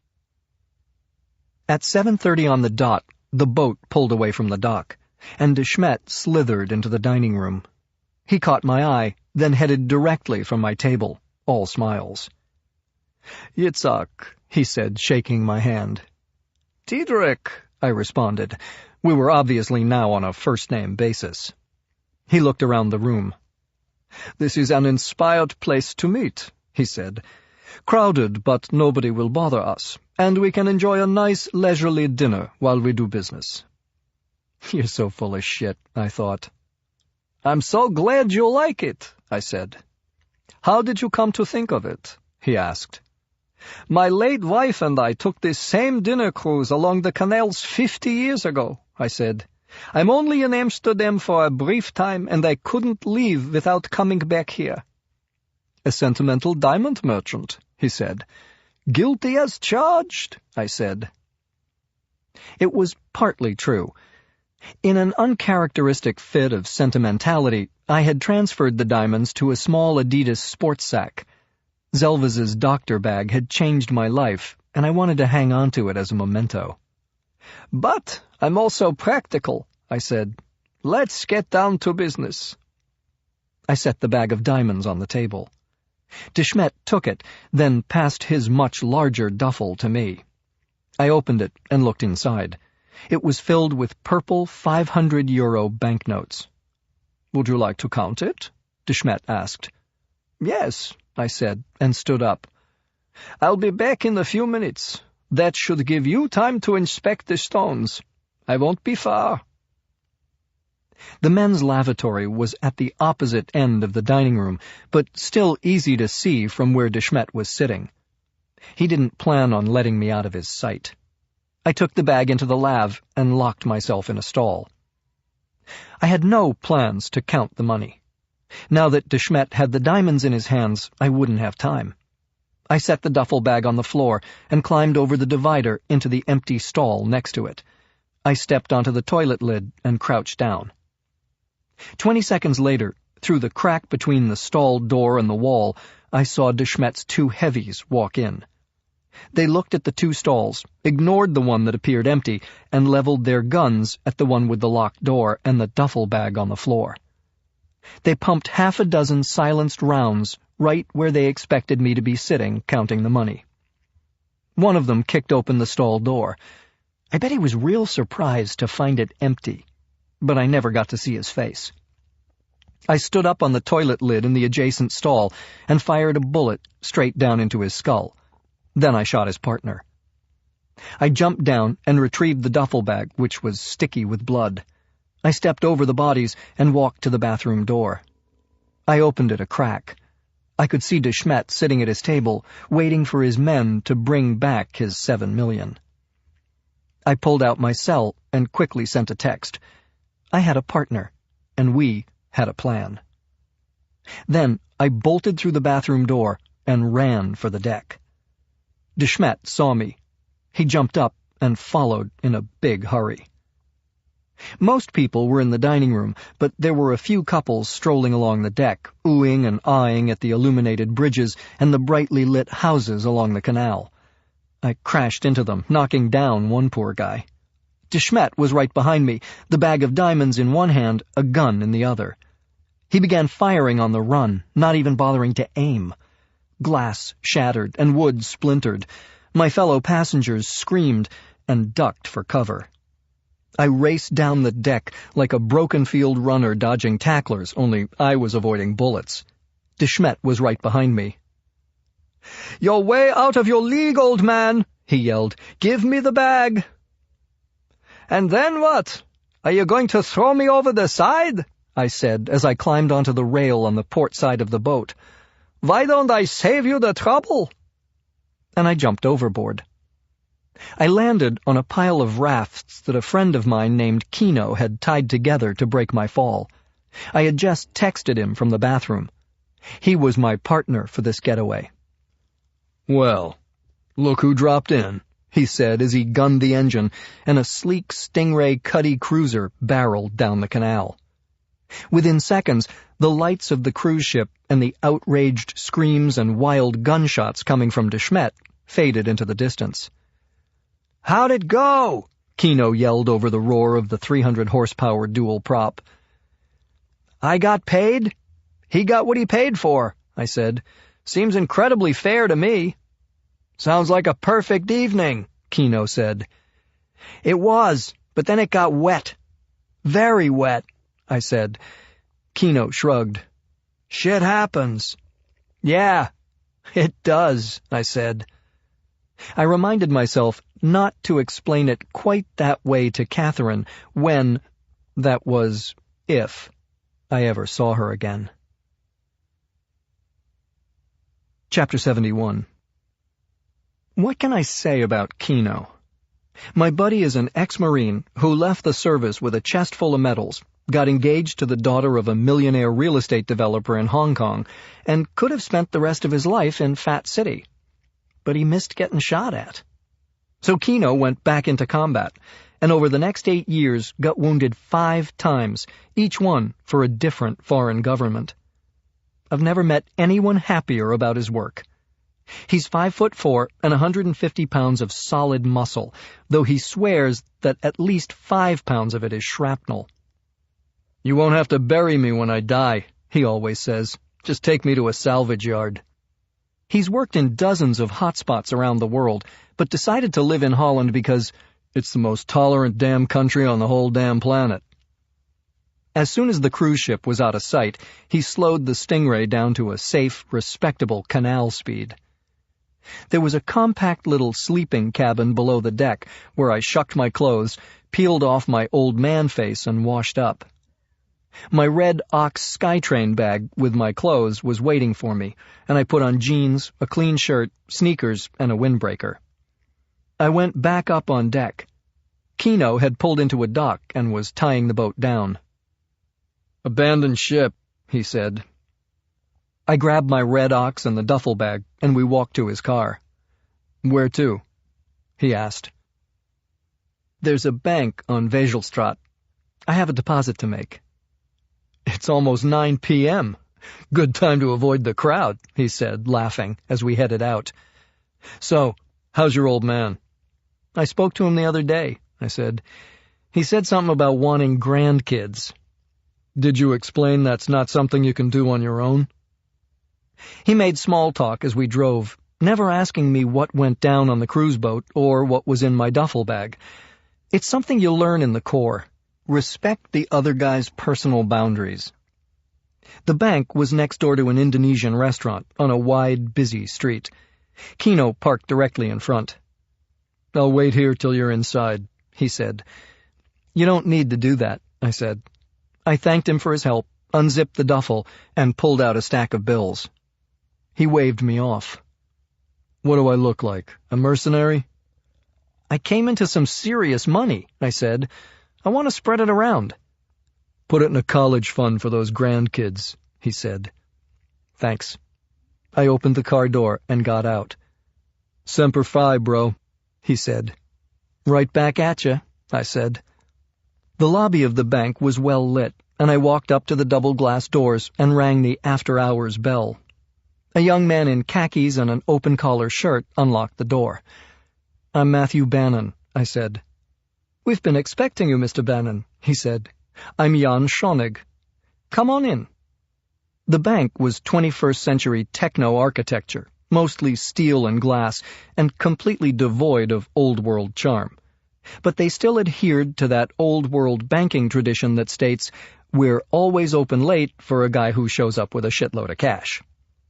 I expected Schoenig to escort me to a private office, where I'd meet some venerable old guy in an expensive suit, but I guess these days it's the young bankers who get to stay late and service the late-night clientele. There was a cashier waiting to count the money. "This is Katja," Schoenig said. Katja was blonde, with a knockout smile and a no-nonsense approach to handling $7 million. She dumped the money on a table, unbanded the packets, and ran the bills through a machine. Then she ran them through a second time.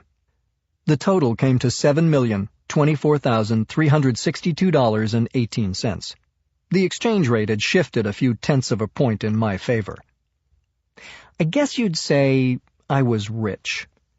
Mr. Schoenig didn't seem overly impressed, though. "Do you want to deposit the entire amount?" he asked. "Everything but 80,000 euros. Katja counted out the money and put it in a pale yellow bank envelope for me. We spent another 20 minutes filling out papers, and then Schoenig escorted me to the front door. Kino was still parked outside. He rolled down the window and called out to me, "Hey, Matthew, you need a ride to the airport?" You didn't have to wait. I could have caught a cab. "Cabs are expensive," he said. "Get in, kiddo. I'm damn happy to do it." And he was. I think the only thing that would have made Kino happier was if Marta Krall had still been around, taking shots at us. Chapter 72. The next available flight to New York wasn't until 2 o'clock the next afternoon. That left me with 17 hours to cool my jets at the airport. But life changes when you have money. Maybe it can't buy happiness, but it sure as hell can get you where you want to go in a hurry. Kino dropped me at the General Aviation Center. 2 minutes later, I was walking across the tarmac with Captain Dan Fennessy, pilot of the Falcon 900EX jet I had chartered. By the time we got to the plane, I knew everything I needed to know about him. He'd been a pilot for 30 years, got laid off by Delta 2 years ago, and was happy to give me a bargain rate of only $7,000 an hour, so he wouldn't have to deadhead back to the States. I paid cash. The co-pilot was in the cockpit.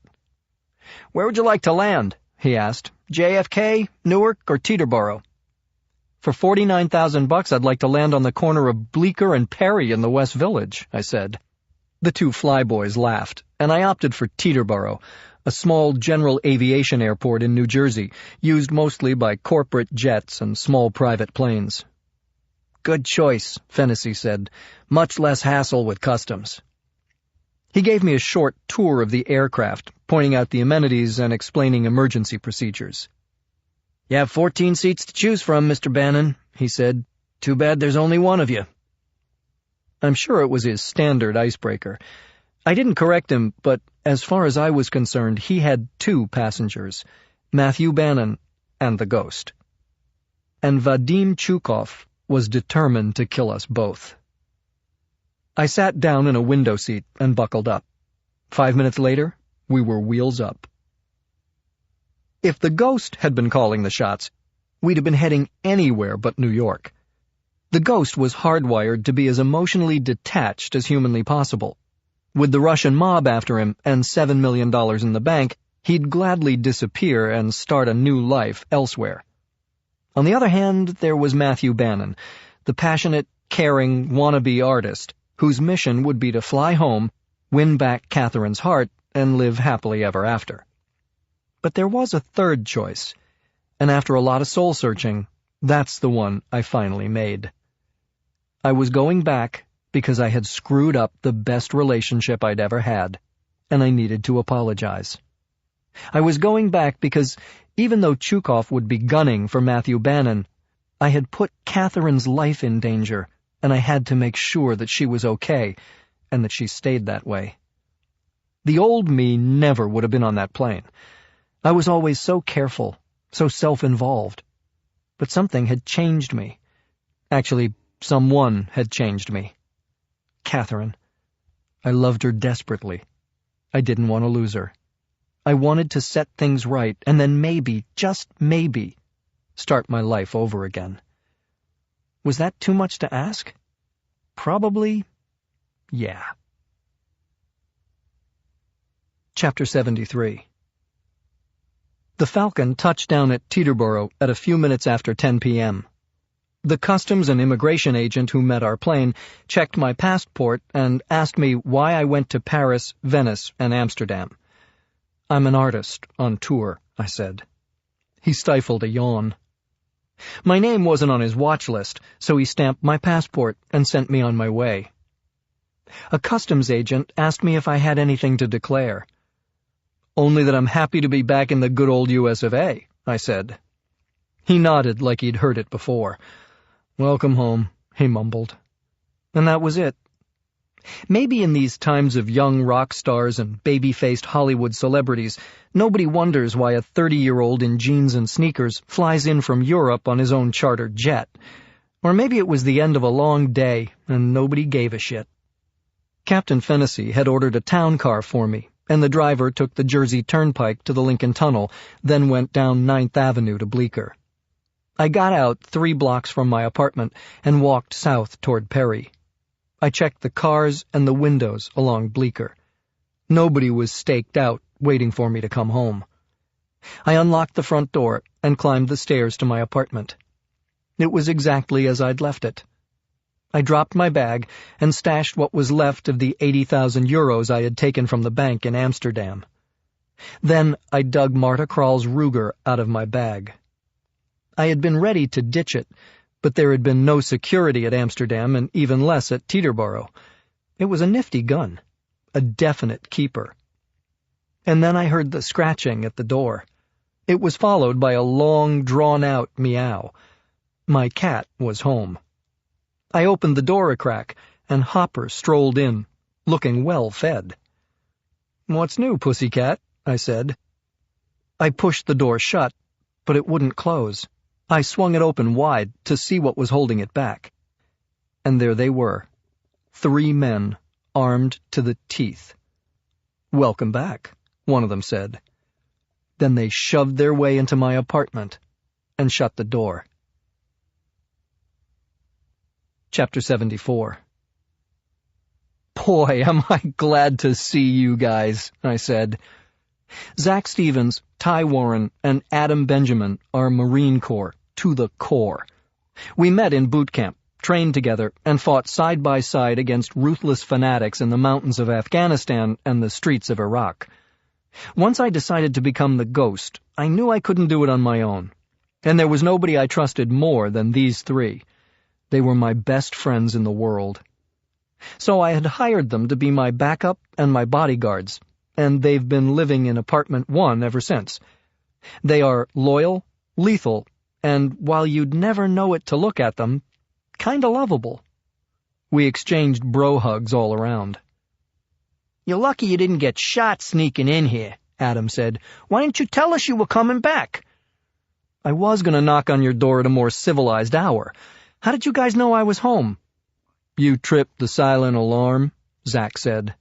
"No, I didn't," I said. "I totally bypassed—" "Sorry, boss," Zach said.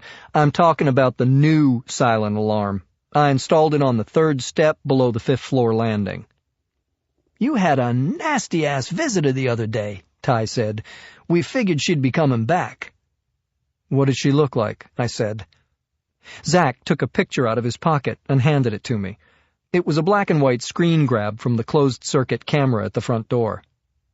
"Her name is Marta Krall," I said. "She tried to pass herself off as one of your art teachers," Zach said. "Well, I guess I taught her a few things," I said, "and we don't have to worry about her ever coming back. She flunked the final." None of them even blinked. Kill or be killed was in our DNA. "We've been at threat level red since she showed up," Ty said. "You think we should ease it back to orange?" "If Marta Krall was the only one who wanted me dead, I wouldn't even bother locking the front door," I said. "But I've made a lot of new enemies recently." "Don't worry about it, Captain," Adam said. "Nobody is getting in here." "What are we looking for?" Zack asked. I told them the whole story. Zelva's, Chukov, the diamonds, Paris, Venice, Amsterdam, Marta, and, of course, Catherine. "Where's Catherine now?" Adam asked. New York, I said. At least I think she flew back to New York after she left me in Venice. I phoned her, texted her, but no response. She probably thinks I just want her back, so she's avoiding me. "Knowing the Russian mob," Ty said, "if they can't find you, they'll go after her." You're right, I said. That's why I came back here. I want them to find me. Fast. I pulled my cell phone out of my pocket. 4 rings later, a voice that was laced with sleep and booze picked up. "Chukov." "This is the ghost," I said. Chukov woke up in a hurry. "Where the hell are you? Where are my diamonds?" "I'm still in Amsterdam," I said. "Your diamonds are back in New York." "Where? Who has them?" "Matthew Bannon," I said. "He couldn't unload them. The kid's an amateur. He couldn't sell a fire extinguisher in hell. By the time I tracked him down, he chickened out and skipped town." "Where's Bannon now?" Chukov said. "He flew back home. He's holed up in his apartment trying to figure out how to get rid of those stones," I said. "He's in New York?" Chukov said. "That son of a bitch." "Relax, Vadim. I'm catching a flight out of Schiphol in a few hours. I should be in New York by tonight to wrap things up. I'll call you then." "I'll be waiting for you," Chukov said. I hung up and turned to my 3 bodyguards. "Let's ramp up, boys. The Russians are coming." Chapter 75. Chukov's phone rang. He clenched his teeth and picked it up. "Hello, Nathaniel. I was just going to call. They sent for me," Prince screamed. "Who sent for you?" Chukov said. "Who do you think? The heads of the syndicate. You've made so much goddamn noise trying to find my diamonds that they found out Zelvas was stealing, and now they want answers." "But Zelvas was only stealing from us," Chukov said. "That's not the way they will see it. Now where the hell are my diamonds?" Prince screamed. "We're working on it," Chukov said. "We had a little setback." "What? What kind of setback?" "Marta Krall is dead," Chukov said. "From what I can put together, she tracked Bannon to Amsterdam and he killed her." Chukov had to hold the phone away from his ear as Prince let out a torrent of insults aimed at Krall, Bannon, Chukov, and the mothers who spawned all 3 from their respective wombs.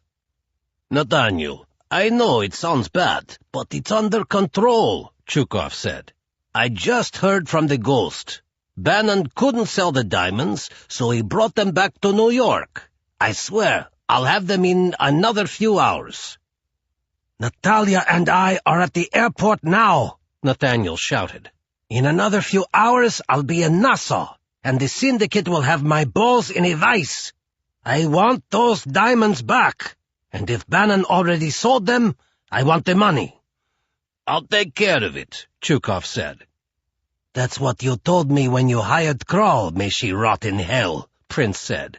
"And unless you get the diamonds now, you'll be joining her." "Nathaniel, I promise you I'll—" Chukov stopped. Prince had hung up. He grabbed a bottle of vodka from the bar, unscrewed the cap, and took a long swig. He had seen Prince go off the deep end before, but this was the worst. He needed to put together a team. He called the top 5 professionals on his list. 3 were out of the country on assignment, but both the Sicilian and the Jamaican were in New York and available. Then he called Nick Benzetti. "Bannon is back in New York," Chukov said. "He still has the diamonds, and my boss is going batshit." "What happened to your sweet little German girlfriend who shoved the Ruger Red Hawk in my face?" Benzetti said. "I thought she was handling the whole mess." "She's dead," Chukov said. "Oh, poor thing," Benzetti said. "Is she really dead, or are you just saying that to make me feel good?" "I'm putting together a team," Chukov said. I want the diamonds back and Bannon at the bottom of the East River. I have 2 men already. Do you and your partner want in?" "Yeah, but we're not working for chump change," Benzetti said. "Whatever you're paying the other 2 guys, we get the same." "I can't afford to." "No problem," Benzetti said. "There are plenty of cops who work cheap. Just dial 911. Nice talking to you." "Wait! Don't hang up." Chukov could feel his chest tightening. He grabbed his inhaler. Okay, he wheezed. "But it has to be now. We're running out of time." "Relax," Benzetti said. "The guy is a dipshit art student. How long can it take?" Chapter 76. Nathaniel and Natalia caught the early morning JetBlue flight to Nassau in the Bahamas. The syndicate had rented a block of suites at the Atlantis, a sprawling, ocean-themed resort, with water slides, river rides, 100-million-gallon aquarium, and almost as many slot machines. It was Disneyland, SeaWorld, and Las Vegas, all rolled into one. The princes despised it.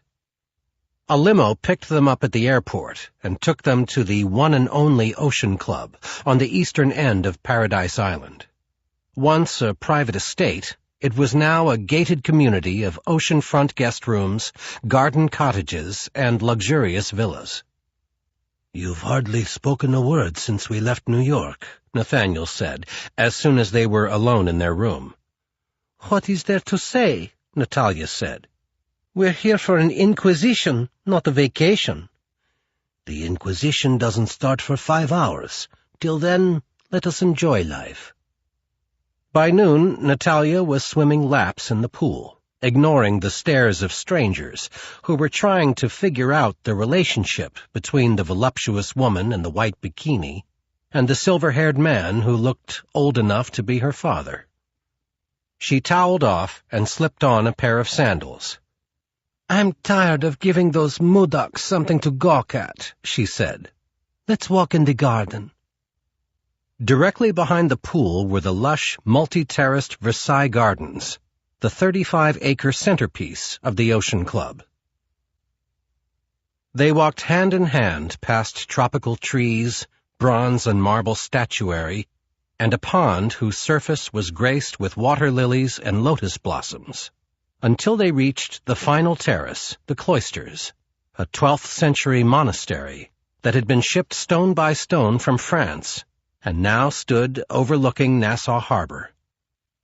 The air was fragrant with the scent of roses, hibiscus, and oleander. Natalia sat down on a stone bench. "Why are they persecuting you?" she asked. "Zelva shortchanged the customers and skimmed off the diamonds. You're the one who caught him. You're the one who had him killed." But they both knew that was only a half-truth. When Nathaniel found out that Zelvis was stealing, he knew he should report the violation to the syndicate immediately and return the stolen diamonds to them. "I have a better idea," he had told Natalia. "Let Zelvis take the fall, but we'll take the money." He had recruited Natalia to get close to Zelvis. "How close?" she asked. Nathaniel didn't hesitate. "Whatever it takes." And so Natalia worked her magic. The big, ugly Russian fell in love, and the cache of diamonds grew fatter. It was all falling into place until the night Chukov got drunk and let Zelvis in on the family's most guarded secret. Natalia's lover, Nathaniel, was also her father. After that, it all unraveled like a Russian soap opera. Zelvis's love for Natalia turned into sheer disgust, and he made plans to leave the country. Now it had come to this. Zelvis dead, the diamonds missing, the syndicate ready to cut off Nathaniel's hands for stealing, and put a bullet through his heart for betraying them. "I'll be all right," Nathaniel said. It was a hollow promise. And then he heard it, a soulful moan, like an animal in pain. It took several seconds before he realized the sound was coming from Natalia. She buried her face in her hands and began weeping. He sat by her side and wrapped his arm around her. What? What is wrong? You swore, Natalia said through her sobs. night after night. You held my hand in the hospital and swore you would never leave me. And I haven't. All these years, I have always been here for you. But I know them, Papa. They'll kill you. All they want is money. The man who stole our diamonds has it, and Chukov will find him. And if he doesn't? It may take everything I have, Nathaniel said, but I'll pay it back, and the syndicate will be happy. She shook her head. No, they're evil. They will still want their pound of flesh. They'll kill you. Please, please, don't go to the meeting. Let's pack our bags and run. We can't run. Zelva's tried to run. It doesn't work. But I need you, she wailed. Now more than ever. No, Lubimaya Maya. You are no longer a little girl in a hospital bed. You're a grown woman. Smart, strong, brave. I'm proud of you. You need me less than ever. Natalia's body heaved with sobs. She wrapped her arms around his neck, and with tears streaming down her face, she kissed him again and again, his cheeks, his eyes, his lips. Papa, she moaned. You can't leave me alone. Not now. I'm pregnant. Chapter 77. There are 1,201 rooms in the Royal Towers at the Atlantis Resort. 1,200 of them are just what you'd expect from a luxury hotel, but the 1,201st is beyond imagination. The Bridge Suite is an expanse of 10 rooms on top of the bridge that connects the two Royal Towers buildings. It overlooks the entire resort and marina, and at $25,000 a night, it's the most expensive hotel suite in the world. It's where the Diamond Syndicate held their meeting. 2 men in dark suits picked up Nathaniel and Natalia at their hotel, drove them to the Atlantis, and escorted them to the Bridge Suite by private elevator. Nathaniel was patted down, then both of them were body scanned, first with a metal detector, then with an EMF meter looking for bugs. So much for trusting me, Nathaniel thought. You'll wait in the other room, one of the guards told Natalia. He escorted her down a hallway while the other guard unlocked the front door of the suite and led Nathaniel into a lavish living room, decorated in red, black, and lots of gold. 6 men sat on sofas upholstered in muted shades of silk damask. Nathaniel recognized the 5 syndicate heads. The 6th man was a mystery. Arnoff, the senior-ranking member of the syndicate, spoke. There were no pleasantries, no foreplay, no invitation to sit. Did you know Zelvas was stealing from us? Arnoff asked. No, Nathaniel said. When he delivered merchandise to our customers, he would always come back with the exact amount of money I expected. My ledgers were balanced to the penny. You saw them every week.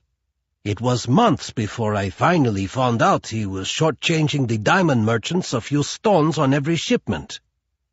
Those merchants are our loyal customers, Arnoff said. Without them, we would be out of business. Every time he extorted a little bit from each client, he was doing damage to our reputation and goodwill. Nathaniel was still standing. Absolutely, he said. That's why I had him killed. And what happened to the diamonds? Arnoff asked. Unfortunately, they were stolen from Zelvas before I could retrieve them, Nathaniel said. But I have my people looking for them. I'm confident we'll have them back soon. That's good to hear, Arnoff said. Very reassuring. Have a seat, Nathaniel. Make yourself comfortable. Prince lowered himself into a soft golden-white Queen Anne chair. There was a brass samovar on the table in front of Arnoff, and he leaned across, turned the spigot, and filled a china cup with steaming aromatic coffee. "Smells like home, yes?" He smiled. "It's imported from Leningrad. Can I offer you some?" "Thank you," Nathaniel said. "Liar!" Arnoff roared, and lifted the samovar by the base, dumping the entire pot of scalding coffee on Nathaniel's lap. Prince screamed. He leaped up from the chair, grappled frantically with his belt, and dropped his pants to the floor. His thighs were already burned red, and he shoved both hands into his underwear and cupped himself, but nothing could relieve the scorching pain. "Zelvas was stupid," Arnoff bellowed. "We are not. He stole. You helped him." "No, I swear on my mother's grave," Nathaniel said, blinded by the searing pain. "I run the North American operation. Why would I steal from myself?" "Because you'd be stealing from all of us." Arnoff gestured to the other men in the room, all of whom nodded, corroborating the fact that they had been grievously wronged. "Zelvas was the one who was disloyal," Nathaniel said, sobbing. "As soon as I found out, I had him killed. You must believe me." Arnoff turned to the sixth man, the stranger in the room. "Do you believe this Svoloch, Gutov?" Gutov looked at Prince in disgust and spit out a single word. "Niet." Arnoff stood up. He was tall and muscular, with a perpetual tan and thick white hair that was combed perfectly in place. "Anton Antonovich Gutov is your replacement. He doesn't believe you. I don't believe you. No one believes you." Nathaniel stood there, his pants around his ankles, his legs and genitals burning hot, his dignity and his dreams gone. "You were the golden boy, Nathaniel," Arnoff said, a hint of regret in his voice. "Another 5 years, and you would have been seated among us. But now the gold is tarnished. The price of your mistake is $10 million. If you pay it, you can return to Russia and live out your days without threat from us. Your prior service has earned you that." Nathaniel dropped to his knees, more overcome by the blessed reprieve than the intense pain. "Thank you," he said, weeping. "Thank you." Chapter 78. I was desperate to find Catherine before Chukov did. I phoned, emailed, and texted. No whining, no pining, no please come back, I need you messages, even though that's how I felt. I made it clear that the people who were after me could come after her, and that I had to get her out of harm's way immediately. By mid-morning, I still had no idea where she was. But the fortress was battle-ready. Ty had set up a surveillance post on the roof that gave him clear visuals of all points of access to the building. Zach was on the first floor, waiting in his apartment to flank the enemy and trap them inside when they charged up the stairs. Adam and I were in my apartment, tactical harnesses strapped on, magazines checked, going over our points of cover one more time. "Deja vu," he said. "Takes me back to Phantom Fury." "Not a place I want to go back to," I said. And yet I go back there in my head all the time. Operation Phantom Fury had been part of the Second Battle of Fallujah. A year after Saddam fell, the insurgents had turned the city into a rat's nest of booby traps, IEDs, and snipers. Adam, Zach, Ty, and I were attached to 3rd Battalion, 1st Marines, the Thundering 3rd. Our mission was to take Fallujah back, one block at a time. I was leading a squad of 9 men when we took on enemy fire from the top floor of the Gway Hotel. We ducked into an abandoned apartment building and raced up the stairs to get a better shot at the Hotel Hajis. As soon as we made it to the roof, 2 of our guys were hit. The rest of us scrambled for cover, but it was only a matter of time before they'd either pick us off or hit the roof with mortar fire. I was about to give the order to head back down the stairs when the insurgents stormed through the front door and started heading up. Pinned down by fire from above, and with the enemy blocking our retreat below, we radioed for an evac team. Tank support was still 6 blocks away, trying to navigate through a maze of IEDs. We were carrying 2 wounded, running low on ammo, and didn't have enough cover to wait for air support. There was only one way out, down the stairs through a shitstorm of enemy bullets. I figured half of us would make it out alive. I was ready to go first. I'd be dead if it hadn't been for Middleson. Jody Middleson was 19, a kid from rural Kentucky who spent most of his free time thumbing through a dog-eared Bible, playing the harmonica, and writing home to his mother, father, and his 4 sisters. I'd never seen him drunk, never heard him curse, and rumor had it he was still a virgin. "No, sir," Jody said. "The squad needs you. I'll go first." "Thanks, but it's not your call, Private Middleson," I said. The kid had never disobeyed an order until that day. He didn't argue. He just pulled the pins on 2 grenades and ran for the rooftop entrance to the hotel. I screamed at him to stop, but he kept running, miraculously making it to the doorway without being hit. But as soon as he opened the door, 5 insurgents riddled him with bullets. He dived forward, letting the armed grenades fall from his lifeless hands. In all my years in combat, it was the finest act of courage I had ever seen. The explosions rocked the building, and the insurgents were either killed or stunned enough for the rest of the squad to finish the job. An hour later, the tanks got through and cleaned up the sniper's nest. Jody Middleson was awarded the Medal of Valor. I learned a hard lesson that day, one that neither the ghost nor I ever forget. Consider every possible angle. Think the unthinkable. Adam was right. It was déjà vu. But this time I was on my home turf, and I had no excuse for being trapped in a desperate situation. I made a promise that afternoon in Fallujah never to lose another man to poor planning. The Russians were coming, and we'd be ready for them. We knew we had one big advantage. No matter what Chukov threw at us, we still had the element of surprise. "I'm not going to second-guess you," Adam said, "but do you think this is the best idea?" "What do you mean?" "You let Chukov know where you are. We'll win this battle, but these guys are like cockroaches. You squash one and the next day 10 more crawl out of the woodwork. These maniacs will keep after you until they get their money or kill you, or most likely both." "I have no choice," I said. "I need to get their focus off Catherine." Adam shook his head. "All these years you've managed to keep the ghost off everybody's radar, but the way this is shaping up, the Russian mafia will be chasing Matthew Bannon.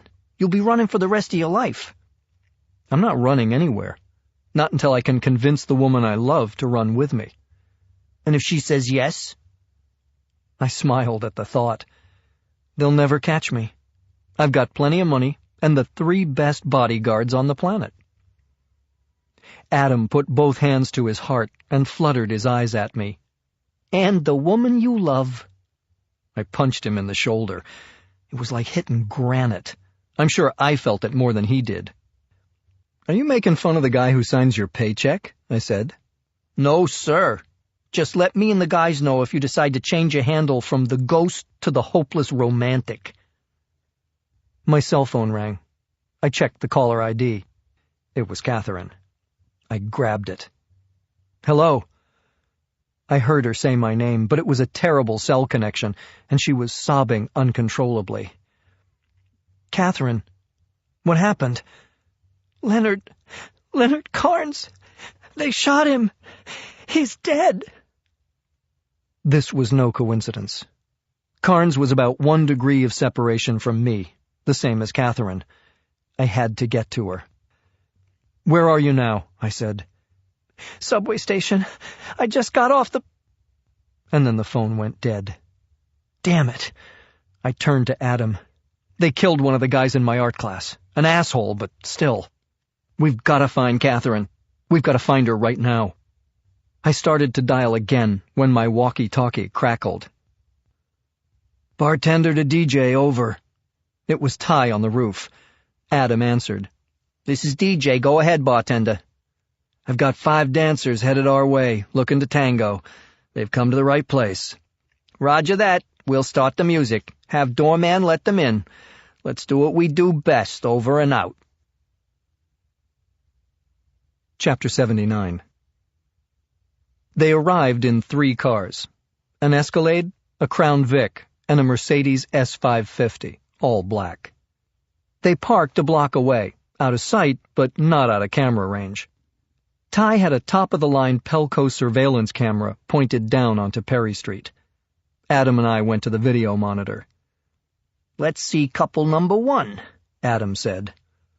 The 2 men in the Escalade were standing next to the car. Ty pushed the 22 times optical zoom in on the first one. A black guy with a scar running from his left ear down past his collar and beyond. "Umar Clark," Adam said. "Jamaican hitman. Operates out of Brooklyn." The camera panned to his partner.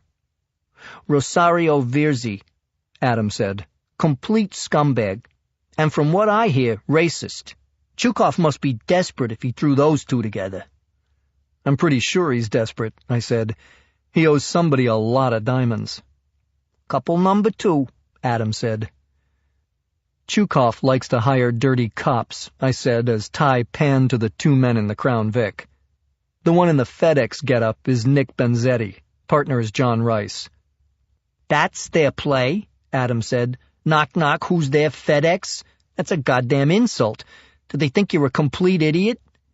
They probably figure all art students are as easy to pop as Leonard Carnes. I guess I owe Leonard a debt of gratitude.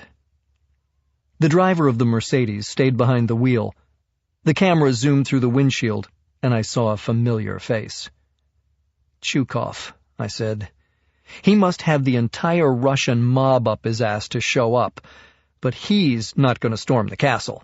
He'll just sit there and watch." "You realize Ty could take him out right where he's sitting," Adam said. "Do you have any wiggle room in your don't clutter the neighborhood with dead bodies policy?" "None whatsoever," I said. "Okay, I'm headed back to the first floor. Once you've drawn them up here, Zach and I'll box him in from behind." "Bartender to DJ," Ty said over the walkie-talkie. "Cue the music." He pulled back to a wide shot. The 4 dancers were on the way. Tango time. Chapter 80. Benzetti, the cop in the FedEx outfit, entered the vestibule alone and rang my bell. I responded on the intercom. "Who is it?" "FedEx," he said. "I got a priority envelope for Matthew Bannon, that you?" "Yeah," I said, "but I'm about to jump in the shower. Just leave it at the front door, I'll get it later." "No can do, fella," he said. "Needs a signature." "Who's it from?" I said. "Catherine Sanborn." "Damn," I said. "I can't come down. Do you mind walking up 5 flights of stairs?" "No problem." I buzzed him in. He opened the door. He was oblivious to the CCTV camera, and I watched him slap a piece of duct tape on the latch. The door closed, but it didn't lock. A few seconds later, the other 3 followed him into the building. Zach called in from apartment 1. "FedEx man and 2 others on the way up. They left a sentry at the front door." 30 seconds later, Benzetti rapped on my apartment door. "FedEx." "Door's open," I said. 3 of them stormed in, Benzetti, Clark, and Virzi, pistols drawn and silenced, and ready to shoot. But there was nobody to shoot at. They slowly fanned out around my living room. "Where are you?" Benzetti called out. "I got deliveries to make." "Be right out," I yelled. "I'm in the John." Hearing my voice, Virzi pushed Benzetti aside and rushed to the bathroom door. Planting his boot inches above the doorknob, he splintered the jamb and sent the door crashing inward. I put a bullet through his head before the door even struck the wall. He never crossed the threshold. As soon as Virzi hit the floor, I could see the Jamaican charging toward me from behind him.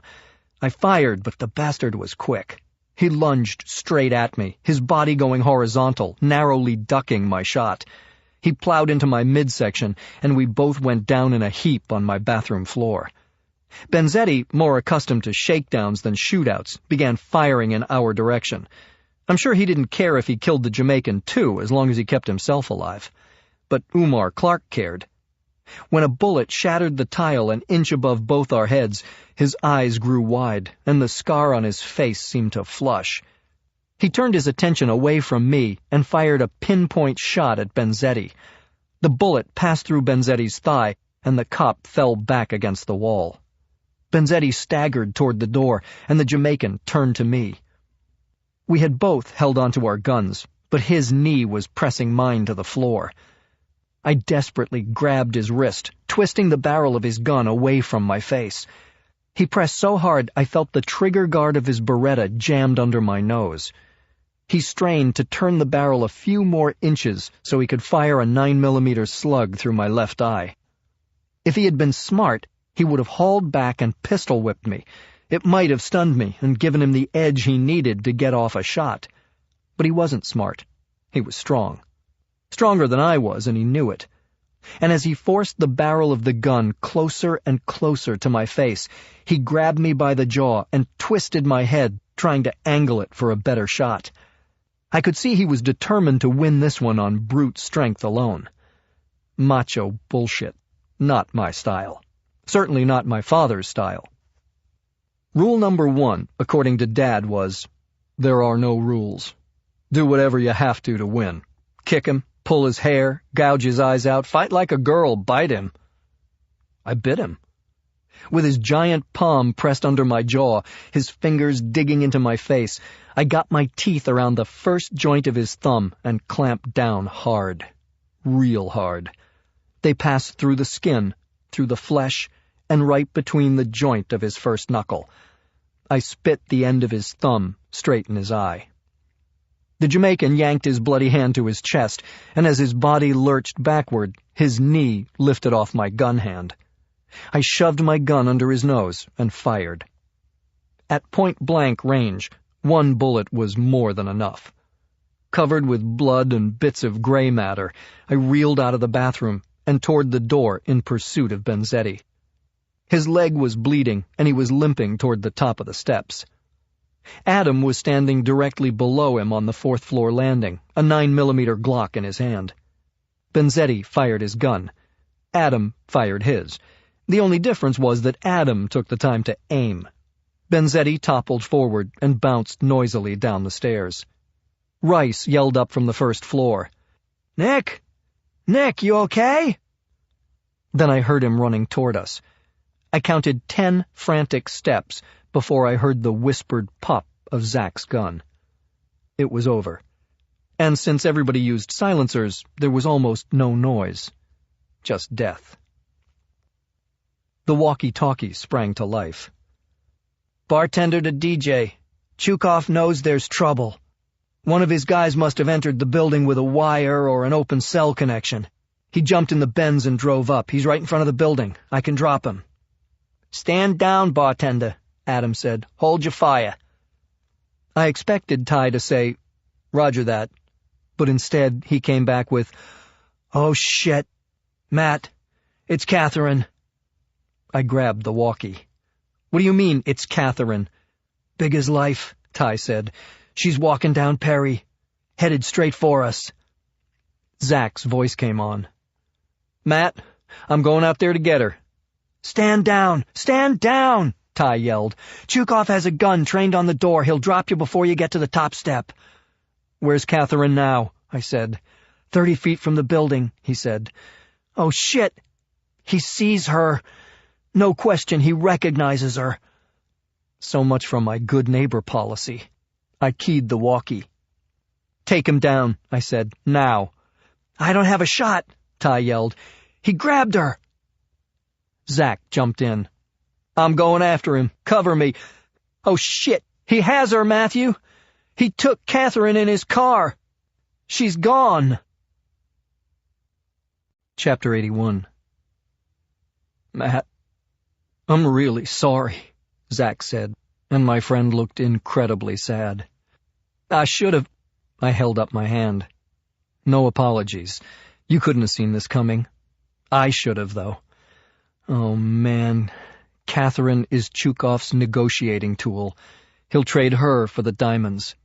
Almost on cue, my cell rang. It was Catherine. "Where are you?" I said. "I don't know," she said. "I'm in a car. A man grabbed me." "Bitch!" It was Chukov's voice. "Give me the phone." I could hear Catherine crying as Chukov grabbed the phone and screamed at me. "Bannon, can you hear what's happening to your girlfriend?" "Let her go," I said. "This is between you and me." "You and me?" he bellowed. "I don't even know who the fuck you are. But I'll bet you know who I am.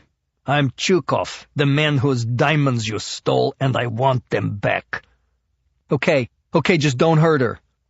"I haven't hurt her. Not yet. Right now she's in the front seat of my car, stretched out nice and comfortable, with her head in my lap." "You touch her, and I swear to God, I'll hunt you down and there'll be nothing left of your lap but a bloody stump." "Tough guy," Chukov said. "You're not just some art student, are you, Mr. Bannon?" "I would be if you assholes would leave me alone. I want my girlfriend back." "And I want my diamonds," Chukov said. "I have 'em right here," I lied. "I'll trade you. You can have your goddamn diamonds. Just give Catherine back to me. Untouched, unharmed." "Now you're getting smart," Chukov said. "There's a self-storage warehouse under the Williamsburg Bridge." "No. I'll bring the diamonds to the exact same place where I found them," I said. "The main concourse of Grand Central." "Too crowded," Chukov said. "I like a crowd," I said. "It's safer. We'll do it after rush hour, 10 p.m. It'll be quiet, but there'll still be people around. If we both behave, this can be a civilized exchange. Nobody gets hurt, everybody's happy." "I'm happy right now, Mr. Bannon," Chukov said. "You know, your girlfriend has a beautiful ass." I heard a smack, and Catherine screamed. Chukov belched out a sickening laugh. 10 o'clock, Bannon. Chapter 82. I had set the grand finale exchange with Chukov for the main concourse, center stage at Grand Central Terminal. Chukov wasn't too happy about it, but he agreed. He probably believed that Matthew Bannon, the art student, would feel safer surrounded by people walking through the terminal. But the reality was that Matthew Bannon, the ghost, had picked the spot because it offered the best field of fire. Adam and Zach were already scoping out the building when Ty and I arrived. Then we worked together to map out the best possible combat plan. Ever since the night I threw those smoke grenades and turned Grand Central into total pandemonium, security had been beefed up. This meant that 4 strapping ex-Marines standing in the middle of the main concourse on a recon mission would definitely attract cops. So we opted for aerial surveillance. A table for 4 at Michael Jordan's steakhouse on the north balcony of the terminal, overlooking the rendezvous spot. It was an excellent vantage point. Plus, we were all starving. We ordered, then sat there and quietly studied the traffic patterns below. When you're standing in the middle of the terminal, it seems like people are crisscrossing the concourse without rhyme or reason, but from 20 feet up, the perspective changes, and they begin to look more like a colony of ants, each one racing about with purpose. Very few people come to Grand Central to stroll through it aimlessly. Everyone is on a mission, headed for a stairwell, a train, a Starbucks, an exit. If the concourse floor were a giant lawn instead of a vast expanse of polished marble, you'd be able to see where the steady stream of travelers had trampled the grass and created distinct pathways. "Right down there," I said, pointing at an area where almost no one had walked for 15 minutes. "That looks like the smartest place to make the exchange." Adam nodded slowly. "The exchange," he said, a sardonic little smile crossing his lips. "Which exchange are we talking about?" The one where Chukov trades us Catherine for the diamonds? Or the exchange of bullets that'll start flying as soon as he realizes that he just gave up his ace in the hole for a bag full of worthless glass? I couldn't show up completely empty-handed, could I? So in the afternoon, we had found a theatrical prop shop on 12th Avenue that sells loose rhinestones for $25 a gross. Zelvaz's medical bag was now filled to the brim with them. "How long do you think it'll take Chukov to realize he's been played?" Ty asked, digging into a bowl of Louisiana crawfish chowder. The rest of us were chowing down on the only thing you go to a steakhouse for, meat. "They look like the real thing from a distance," I said. "That'll help me get close to Catherine, but I guarantee that Chukov will know they're bogus as soon as he gets his hands on them." "And I guarantee you that as soon as he does that," Adam says, "he and his squad of Russian goons will start shooting up Grand Central Terminal." That was our biggest challenge, collateral damage. You do your best to minimize it, but sometimes it's unavoidable. Innocent people getting killed is part of the reality of war. As dangerous as this operation was, it was complicated by the potential for civilian casualties once the bullets started flying. And knowing how desperate Chukov was, that seemed inevitable. I'd be wearing a vest, but some weary advertising executive trudging out of the Gray Bar building toward Track 17, hoping to catch the 1014 to Larchmont, wouldn't have the benefit of Kevlar. And neither would Catherine. Chapter 83. We left Zach behind to patrol the area in and around Grand Central and call us if he saw any sign of Chukov's men arriving early and taking up positions. The rest of us took the subway back to the fortress. There was only one thing more intimidating than facing Chukov and his Russian triggermen. That was facing my father. He knew what I did to earn a living. Hell, he had gotten me into the business. I think he naturally expected that I'd be as good and as lucky as he had been. But this time was different. Going into Grand Central to trade diamonds for my kidnapped girlfriend was a suicide mission. And the fact that I didn't even have the diamonds made it all the more impossible. If somebody had tried to hire me to do it, I'd have said no thanks and walked away. I don't care how much money they would have paid me. But this wasn't about money. This was about Catherine's life. I didn't care if I took a bullet. I just had to save her. I called my father. It was midday in Colorado. My mother picked up. I spent 5 minutes answering all her excited questions about my trip to Paris. "It sounds so romantic," she said. "I wish your father would take me." "I'll tell him," I said. "Is he around?" "He's in his workshop with his harem," she said, using her favorite expression for Dad's gun collection. "I'll buzz him on the intercom and tell him to pick up." I could picture my father in his shop, with a gun-cleaning kit and a bottle of Hoppy's solvent, carefully going through the same ritual he taught me and his father taught him. "A clean gun is a mean gun," he always said. It's a philosophy I had lived by, at least so far. "Hey, boy," Dad said, answering the phone. "How you doing?" I told him the whole story, from the night I found the diamonds to the last phone call from Chukov, everything I hadn't told him when I called from Milan. As usual, he listened without saying a word. When I was done, he simply said, "Anything I can do?" I gave him all the information he'd need to get the money out of the Dutch bank. Then I told him how to divide it. Half gets split up evenly among Adam, Zach, Ty, and Catherine. The other half goes to you and Mom. He laughed. "What's so funny?" I said. "I'll never see a penny of that money," he said. "Why do you say that?" "Because if anything happens to you, your mom will kill me faster than look at me," he said.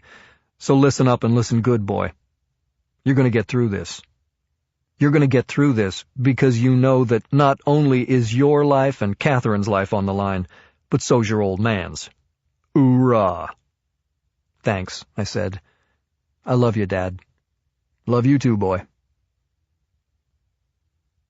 Chapter 84. At 5:30, Zach called in. This was it. 2 guys showed up 15 minutes ago, early 20s, dark suits, dark turtlenecks, gold jewelry, Russian accents. They scoped out the drop zone. They're probably trying to figure out choke points, I said. Choke points would require some military intelligence, Zach said. These guys are thugs, not tacticians. They're counting cops and checking out security cameras. It's like they're planning to stick up a 7-Eleven. I'm insulted, I said. They still don't seem to think I'm even a threat. Try not to take it personally, Zach said. As far as they know, you're some fey art student. They're worried about the cops. So am I said. What else did you get? I can give you the 3 spots where Chukov's going to position his men. How'd you get close enough to hear that? I asked. Matt, I didn't have to get close.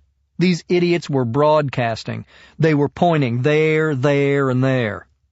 Adam leaned into the speakerphone. Tell us where, and where.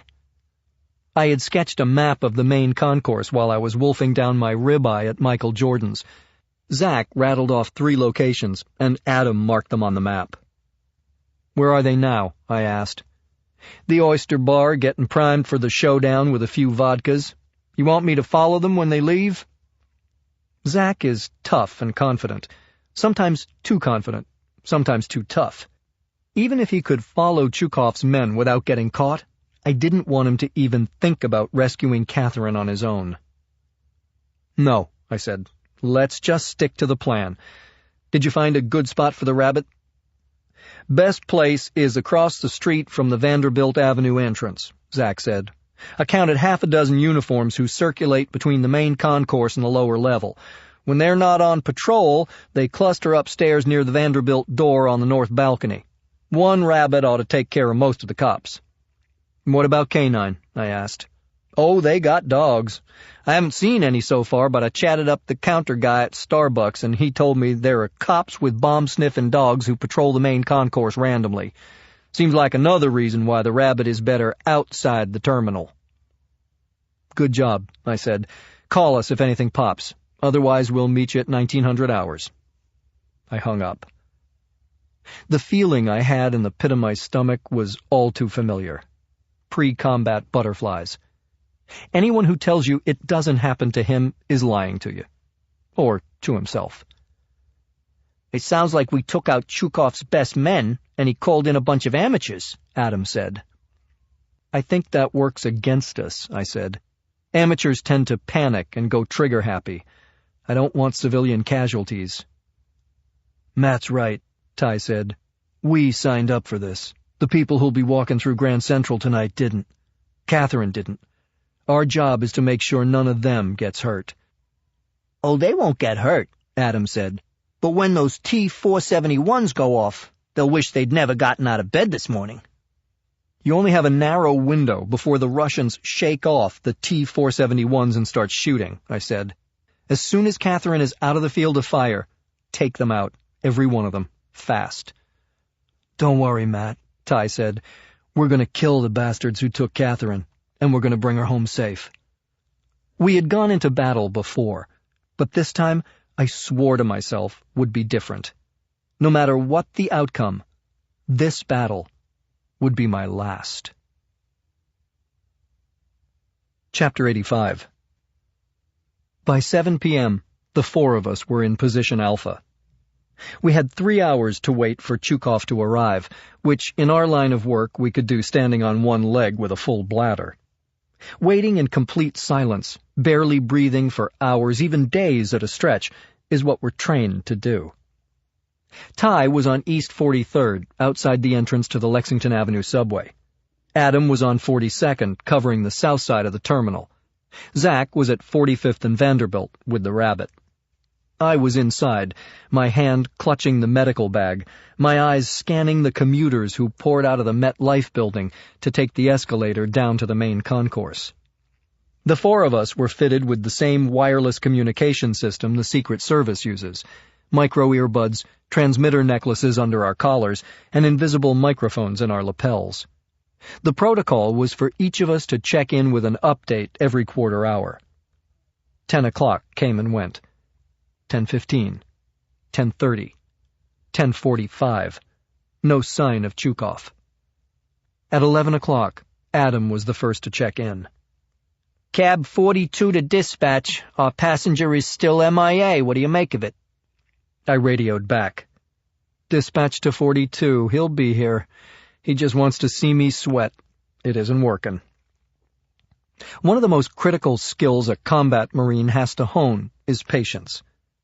I had once sat in a sniper's nest for 72 hours without moving.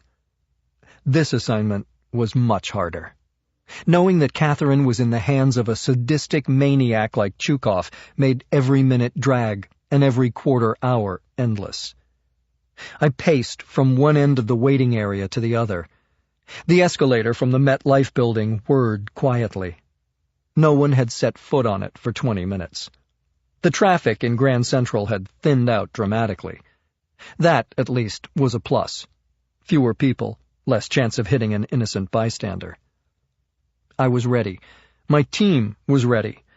But where the hell was Chukov? 11:15. 11:30. 11:45. At 3 minutes before midnight, my cell rang. The caller ID said it was coming from Catherine's phone. I answered. The voice on the other end was ice cold and menacing. It was Vadim Chukov. "It's over," he said. Over? Where are you? I said. I've been standing here in Grand Central with your diamonds since 10 o'clock. "Shove them up your ass," he said. What are you talking about? We have a deal. "The deal is off," he said. "You lied. You sold the diamonds in Amsterdam." That's crazy, I said. I tried, but I couldn't. I have them right here in my hand. "You want to know what's in my hand, Bannon?" Chukov said. "A 7-inch carbon steel knife. And as soon as my men have finished gang-banging your pretty little girlfriend, I'm going to use it to slit her throat." He hung up. I stood there, shaking, unable to breathe, sweat pouring off me. Chapter 86. 43 to dispatch. It was midnight, and Ty was doing his quarter-hour call-in from Lexington Avenue. Slow night, he said. No passengers.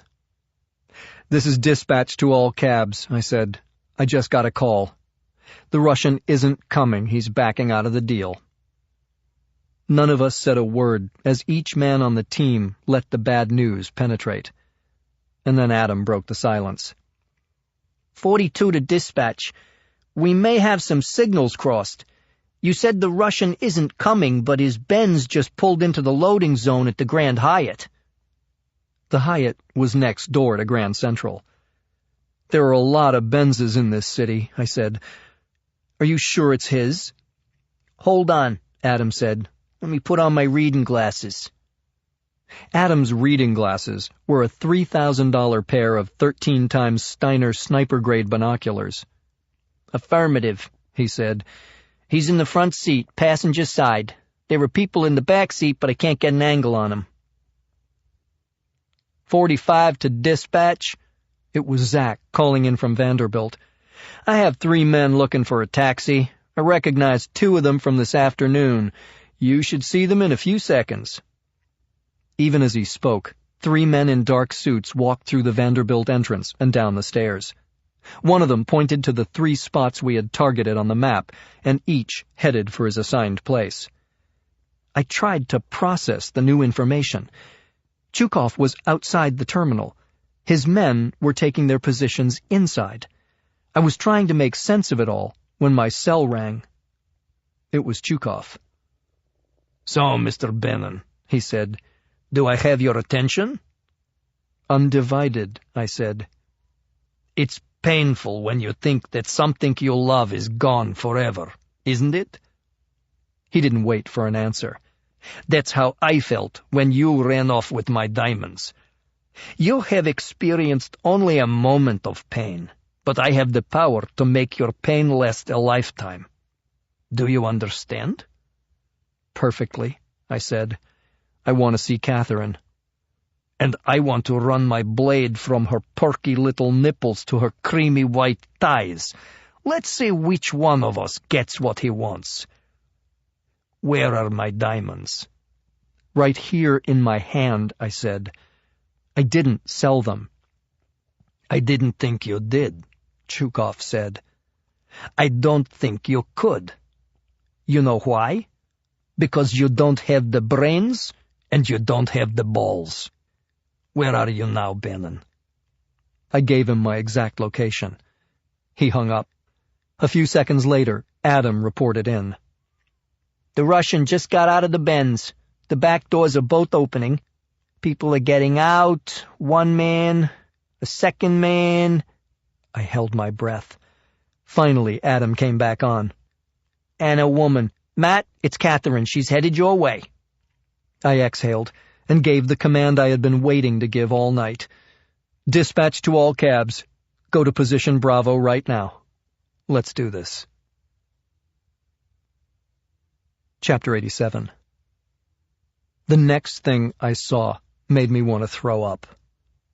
Vadim Chukov, the short, fat, tattooed, asthmatic turd who had sat naked, sweating, and in total fear for his life that morning in the Russian and Turkish baths, was walking down the wide marble passageway from 42nd Street. He was brimming with confidence, and he was arm in arm with Catherine. I'd always told her that it was impossible for her to look anything but beautiful. Even when she wakes up with bedhead and no makeup, she exudes a beauty that comes from her soul. But now that soul was badly damaged. I wanted to blame it all on the fat bastard at her side, but I knew the truth. It had started with me. First, I brought Catherine into my life. Then, I dragged her into my world. Chukov and Catherine stopped at the foot of the passageway. 2 more Russian punks stood behind them. High above them was Old Glory, the giant American flag that had been suspended from the ceiling in those dark hours following the terrorist attacks on September 11, 2001. Chukov spotted me instantly. Then he looked up at the vast expanse of stars and stripes, the flag I had fought for, the colors so many of my fellow Americans had laid down their lives for, and the Russian son of a bitch slowly extended his middle finger. He looked back across the vast cavern of Grand Central and threw me a mock salute. He took his phone from his pocket and dialed. Seconds later, my cell rang. I'm ready to do business, he said. Bring the diamonds here. Send Catherine over here, I said. I'll put the diamonds down, and we'll leave quietly. Niet. She's not going anywhere until I see them, Chukov said. Start walking toward me. Nice and easy. I've got 3 guns pointed at you and 3 on her. I muted my cell. Ready to tango, boys? I said softly. Ty's voice came back first. In position Bravo, dancing shoes on. Then Adam. I was ready to stomp all over him as soon as he gave the flag the finger. Then Zach. The rabbit and I are hopping mad. Let's kick some Russian ass. There were about 200 feet between Chukov and me. I started walking toward him. Operation Nighthawks was underway. The city that never sleeps was living up to its name.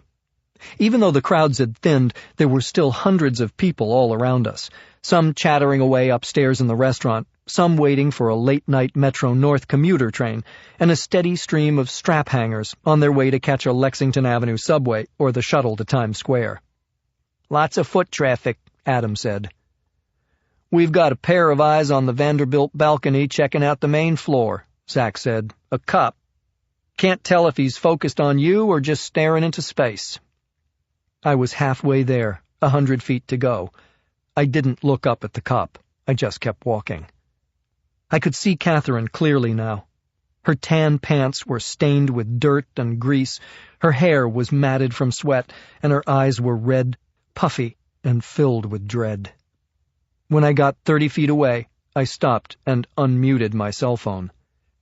This is as far as I go, Chukov, I said.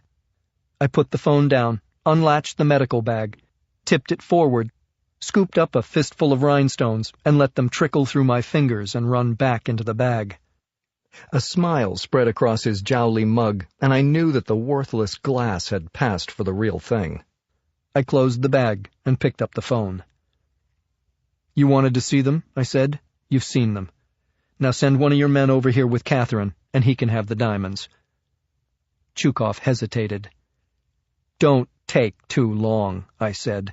"There's a cop on the west balcony who's starting to get interested in this little tableau, and I think we should all get out of here before he decides to ask embarrassing questions." Chukov looked up at the cop, who was standing on the balcony. He turned to one of his men, a big, burly, stoop-shouldered Eastern European. "Grigor," he said. That was all I understood. The rest was in Russian. Chukov let go of Catherine's arm. Grigor stepped in, gently tapped her shoulder, and said, "We go, please." They walked toward me and stopped less than 2 feet away. I could feel the fear coming off Catherine's body. "Take the bag," I said to Grigor. "Take it back to Chukov, and get the hell out of our lives." I waited for him to bend down and pick it up. He didn't. Instead, he nudged it into position with his foot, then kicked it hard. It skittered across the floor and stopped directly at Chukov's feet. It would take Chukov less than 10 seconds to open the bag and realize the diamonds were fake. Grigor stood silently, one hand on his gun, the other on Catherine. I tilted my head down toward my lapel. "Release the rabbit," I said. Chapter 88. The best way to get a greyhound to race around a track is to give him a mechanical rabbit to chase. Our rabbit was an olive-drab rucksack packed with smoke grenades, like the one I had thrown the night I found the diamonds. As soon as Zach pushed the remote detonator, it exploded outside the prestigious Yale Club at 50 Vanderbilt Avenue, across the street from the terminal. Our mission was to create chaos outside Grand Central before all hell broke loose inside. It worked like gangbusters. The explosion wasn't much more than noise and smoke, but the ear-splitting boom was enough to cause a coronary a block away, and the billowing, acrid cloud of smoke could have blanketed a football field. The blast was far enough away that down on the main concourse it sounded like a muffled car backfiring. Those who heard it waved it off, a classic case of, "This is New York, I have my own problems. That noise ain't one of them." Not so with the cops at the door. For them, standing around hour after hour, day after day, night after night, this was a holy shit moment, the shoe they had been waiting to hear drop. And despite the fact that the streets of New York are the sole jurisdiction of the NYPD, the MTA state cops bolted out the door like a pack of greyhounds from the starting gate, racing to nail the exploding rabbit. Catherine heard it, too. If she could be any more petrified than she already was, the noise pushed her to the edge. After her body twitched from being startled, fresh tears made tracks over the ones already dried on her dirty cheeks. I desperately wanted to wrap my arms around her and apologize for the pain and suffering I had caused, and vow to spend the rest of my life making amends for it. But all I could do now was make that promise to myself. I turned my attention back to Chukov. The noise didn't faze him. He was too busy opening the bag. He reached in and grabbed a handful of the glittering stones. A second later, his head snapped around, and he screamed at me. The words were in Russian, but I needed no translation. It was the cry of a man who had just come up with a fistful of worthless glass. "Light it up!" I yelled into the wireless. Chukov flung the rhinestones to the floor and went for his gun. I reached for Catherine and screamed, "Close your eyes! Cover your ears!" as I shielded her with my body. She was too dumbfounded to follow through with my instructions. I pressed her face to my chest, covered her ears with my arm, and braced myself. Unlike the benign smoke grenades that had drawn the cops onto the street, the ALST-471 Magnum Ultra-Flash grenade produces a brilliant flash, a deafening concussive blast, and a shower of white-hot sparks. It's the military's non-lethal version of shock and awe, developed as a stun device for a variety of tactical operations, including hostage rescue. Launch one into a crowd, and it leaves everyone temporarily blinded, deaf, and totally disoriented. Adam and Ty launched 2. The flash grenades hit their marks and rocked the place. Even with my eyes closed and my ears covered, the white light and the thunderous noise were like a lightning strike. The shrieks and cries of the throng who were caught by surprise bounced off the marble walls and echoed from the domed ceiling. I screamed into my wireless for Zack, opened my eyes, and saw him running toward me. "You're safe! You're safe!" I yelled at Catherine as I passed her over to Zack. "Zack, don't let her out of your sight! Go, go, go!" Chapter 89. Zack put his arm around Catherine and half-dragged, half-carried her toward the stairway to the north balcony, our designated safe zone. The rest of us had 6 incensed Russians to deal with.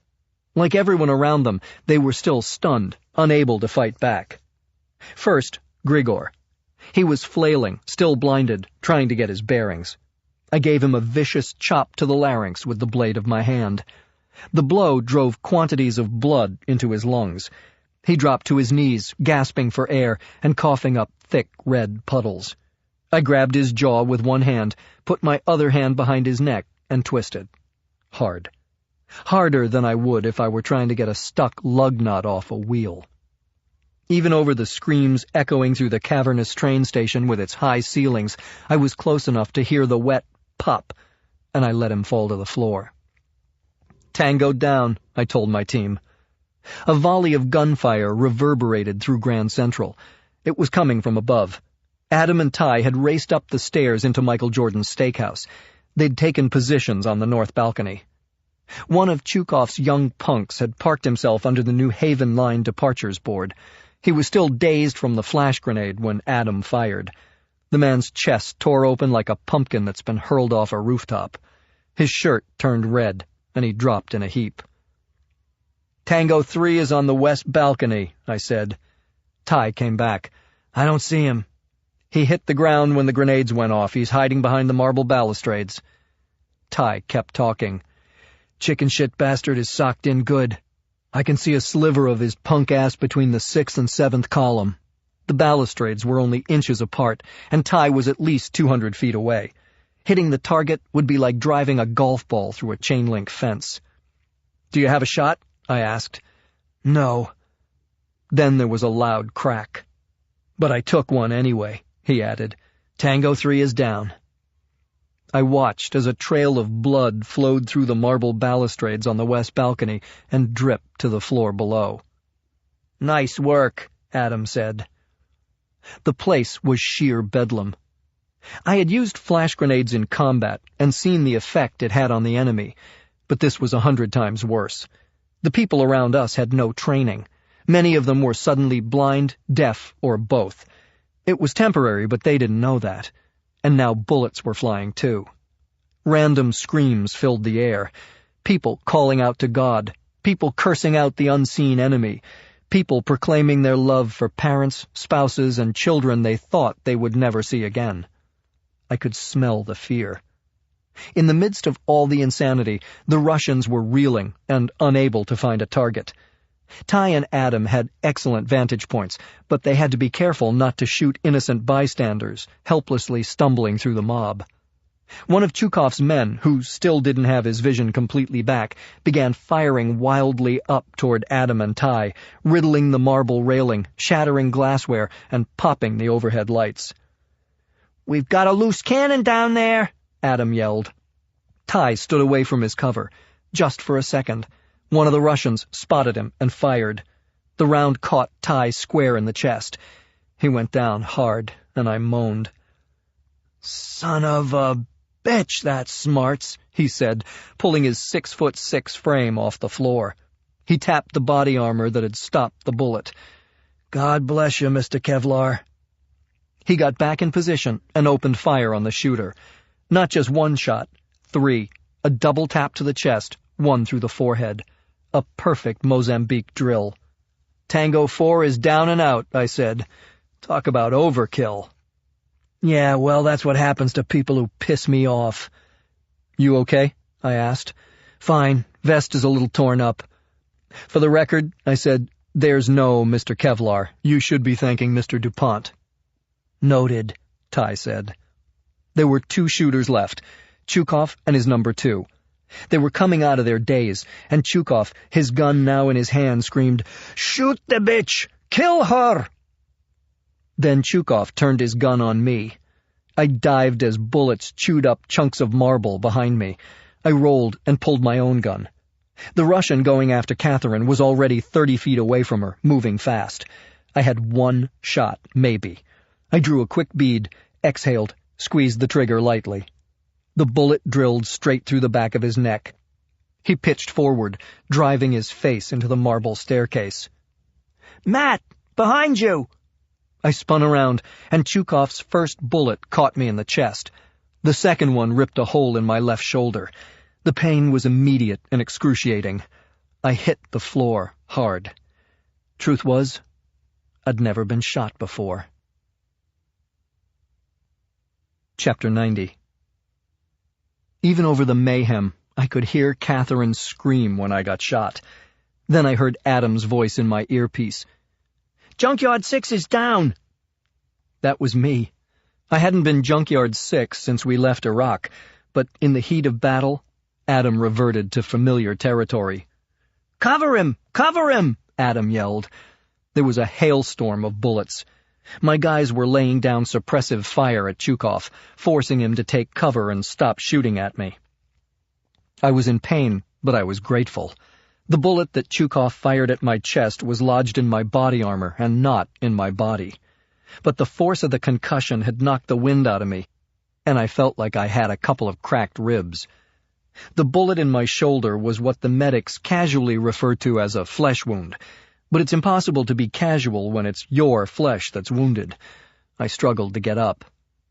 Matt, are you okay?" Ty said. "Where's Catherine?" I yelled. Zach jumped in. "Shaken, but safe. Are you okay?" "No, and I won't be okay until we get Chukov." I stood and looked around. "Where is he?" "Running up the south ramp," Adam said. "I don't have a clean shot from the balcony. Matt, how bad were you hit?" "Enough to really piss me off. I'm going after him."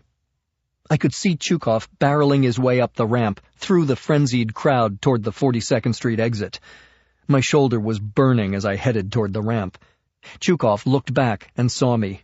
Then he looked at the bottleneck in front of him. Hundreds of people were screaming in terror as they fought to squeeze through doorways that were designed to handle 1 person at a time. 10 more seconds, and I'd have him. There was a second ramp, one that went down into the subway. It was wide open because nobody wanted to go down there. The lessons of 9/11 were still fresh in people's minds. Grand Central was under attack. Get out of the building. Don't risk being trapped underground. Only a crazy person would head down there. The mob kept clawing at the front doors. One crazy person broke off from the pack and raced down the ramp toward the spider web of subways below. Chukov. He had realized he'd never make it out the narrow door. A second person, bleeding, in pain, and probably just as crazy, followed. Me. Chapter 91. The Grand Central subway station is a labyrinth of uptown, downtown, and crosstown options. Along with its sister station under the Port Authority bus terminal in Times Square, it's one of the busiest stations in the entire system, so it's easy to get lost in the subterranean maze, even if you don't want to. Chukov definitely wanted to. By the time I made it down the ramp, he was out of sight. There were dozens of subway riders who had just gotten off a train and were walking through the passageways, oblivious to the chaos going on above them. I stopped the first man I saw. "Did you see a short, fat guy? He was probably running." "Whoa, man," he said. "You're bleeding real bad." I hadn't realized what I looked like. "I'm okay," I said. "Did you see—" He held his hands up and backed away. "Didn't see anyone. You better get to a hospital, dude." There were 6 staircases, and at least that many passageways that Chukov could have taken. I tried to weigh the pluses and minuses, using the same logic he would have used. The passageways would eventually lead him to a street exit, but the streets would be clogged with cops responding to the bomb blasts and the gunfire. The stairs would take him to a subway. He could be miles away in minutes. That was the best option. But which subway? Uptown? Downtown? Local Express? Flushing Line? Times Square Shuttle? I was headed for the downtown staircase when I heard the scream. A woman came running up the opposite stairwell, shouting, "Run! There's a man down there with a gun!" I charged back to the Lexington Avenue Uptown and took the steps 3 at a time. The platform was deserted. No passengers, no cops, no Chukov. He had just been here, but the screaming woman had sent him running again. The tracks. Chukov was a madman. Would he be crazy enough to try to escape through the tunnel? I stepped to the edge of the platform and looked into the semi-darkness. There was enough light to navigate the tunnel, and I realized that if he was smart and careful, he could make his way uptown to 51st Street this way. "Turn around." I froze. The madman was behind me. My gun was tucked in my belt. Even without looking, I knew where his gun was, aimed right at my back. I turned slowly, and there he was, pointing a semi-automatic Marikov PM at my chest. His eyes were on fire, and I could hear the asthmatic rattle in his lungs as he breathed. I knew what was coming next. The diatribe, the rant, the blistering harangue cataloging every injustice I had inflicted on him, followed by threats of retribution he would bring down on me and everyone connected to me. And then one last negotiation. He still wanted the diamonds, and even though I had duped him on the exchange, he still believed I had them. Scream at me all you want, I thought. I need as much time as I can get to figure a way out of this. But I was wrong. He didn't utter a word. He just aimed the gun at my heart and squeezed the trigger. The bullet slammed into the shock plate of my body armor and blew me backward off the platform onto the tracks. The pain was unbearable, but once again the vest under my sweater had saved my life. But only for a few seconds. Chukov stepped up to the edge of the platform and pointed the Marikov at my head. "Do svidaniya, motherfucker," he said. Chapter 92. Bulletproof vests save lives, but they don't do much for bones. I have 24 ribs, and it felt like every one of them was broken. Chukov aimed at my head. Every ounce of my training told me to roll before he pulled the trigger, but I could barely breathe, much less dodge a bullet. I was a dead man. I heard the gunshot and saw the muzzle flash, but I wasn't dead. The tile wall behind me shattered, and a mighty bellow from Chukov echoed through the tunnel as his body flew off the platform. Someone had hurtled down the stairs and slammed into Chukov from behind, sending the bullet wide and pitching his fat Russian ass onto the tracks. It wasn't a miracle. God bless Adam, Zach, and Ty, I thought. I sat up to see which one had saved my skin, but it wasn't any of them. "Matthew, get his gun! Get his gun!" It was Catherine. Chukov's gun had skittered along one of the rails when he landed. My adrenaline surged. I managed to get to my knees and dig for my own gun. Chukov was already up. He swung his foot into my jaw. That hurt. Plus it raised hell with the hole in my shoulder. I went sprawling, and Chukov grabbed for the gun in my hand. He dug his fingers into my face with one hand and yanked at the weapon with the other. The pain was blinding. I almost lost consciousness. I did lose the gun. "You stupid piece of shit!" he screamed, pointing the muzzle at my face. I was out of strength, and I knew that as soon as Chukov finished me off, he'd shoot Catherine. I had to get her to run. I looked up at the platform. And there she was, hoisting a New York City Transit Authority trash can high over her head with a strength that must have been born of fear and red-hot anger. She hurled it at Chukov. It hit him square in the face and knocked him off balance. The wire mesh left a bloody grid on his cheek. Totally enraged, he pressed his palm into my shoulder, pushing himself up and once again sending waves of agony through my body. And then I heard it. The number 6 train. Chukov heard it too. After a darting glance between me and the platform, he decided to save his own ass and let the train take care of me. With my gun still in his hand, he leaped toward the platform like an overweight mountain lion. Catherine screamed. Chukov threw his right leg onto the platform and screamed back at her. "I'll kill you, you goddamn bitch!" I lunged and clawed at his left foot. I jerked hard, and we both toppled backward onto the tracks. I rolled as we fell, so that by the time we got our bearings, I was straddling his chest. I grabbed his head and whacked it against the rail. I leaned forward to pry the gun from his grasp, but Chukov slammed his oversized forehead into my face. I felt my nose break.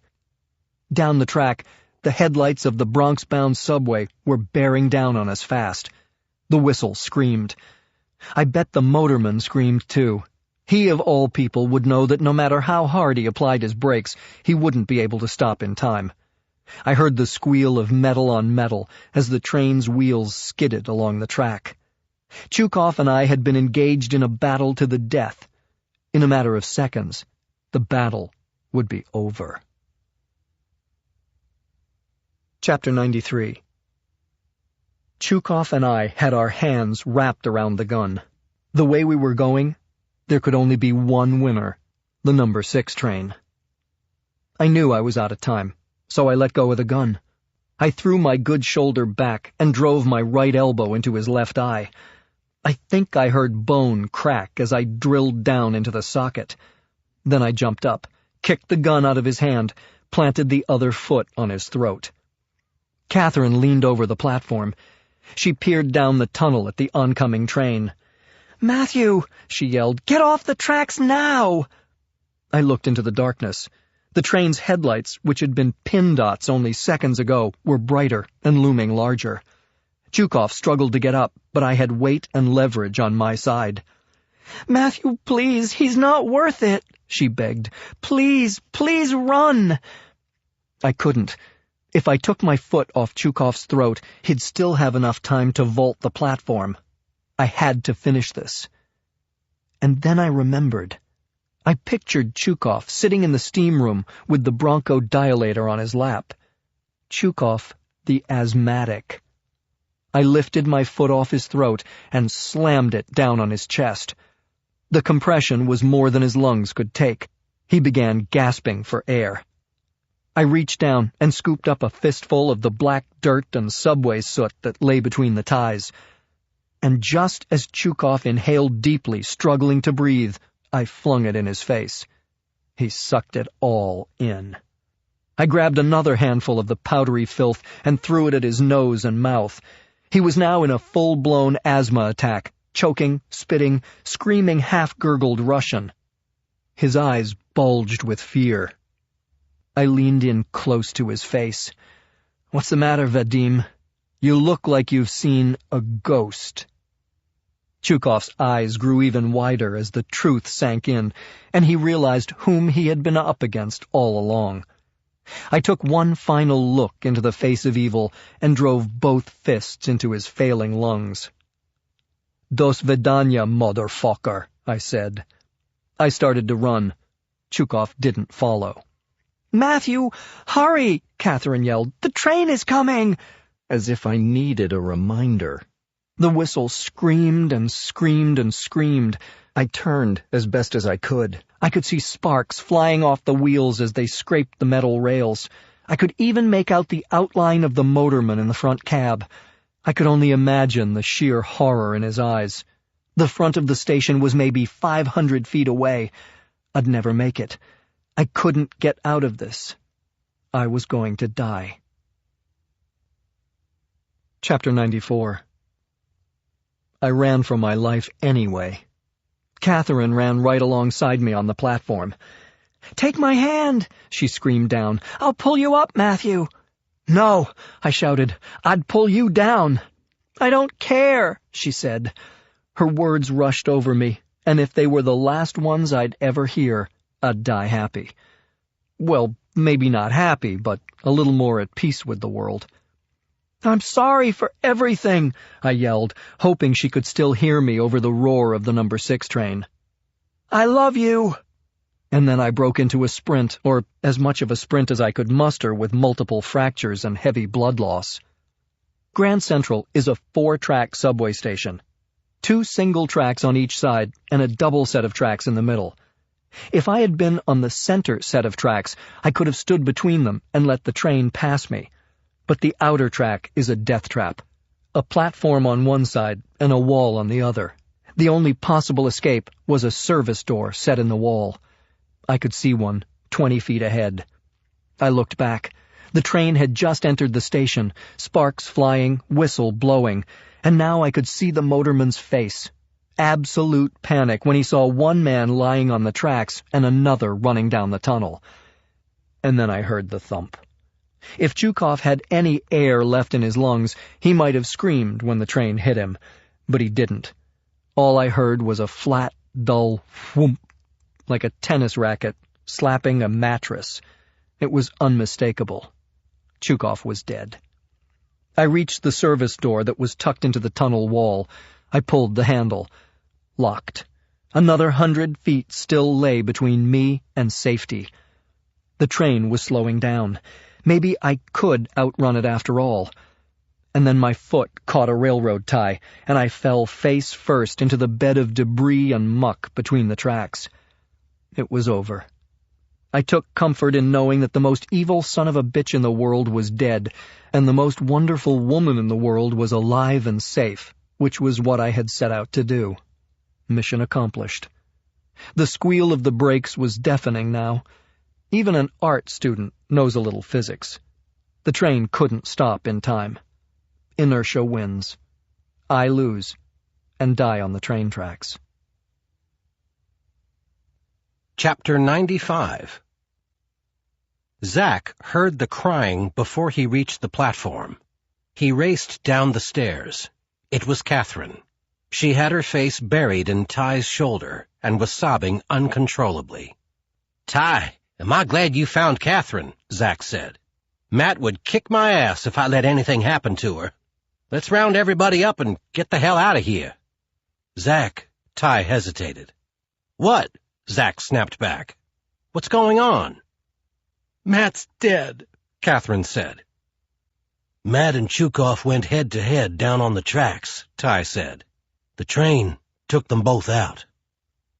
The last 3 cars of the number 6 train were still inside the tunnel. The doors to the train remained closed. A handful of passengers were pressed against the front window, wondering why the motorman was on the ground, his back against a steel column, his legs stretched out in front of him. A transit cop was kneeling beside him.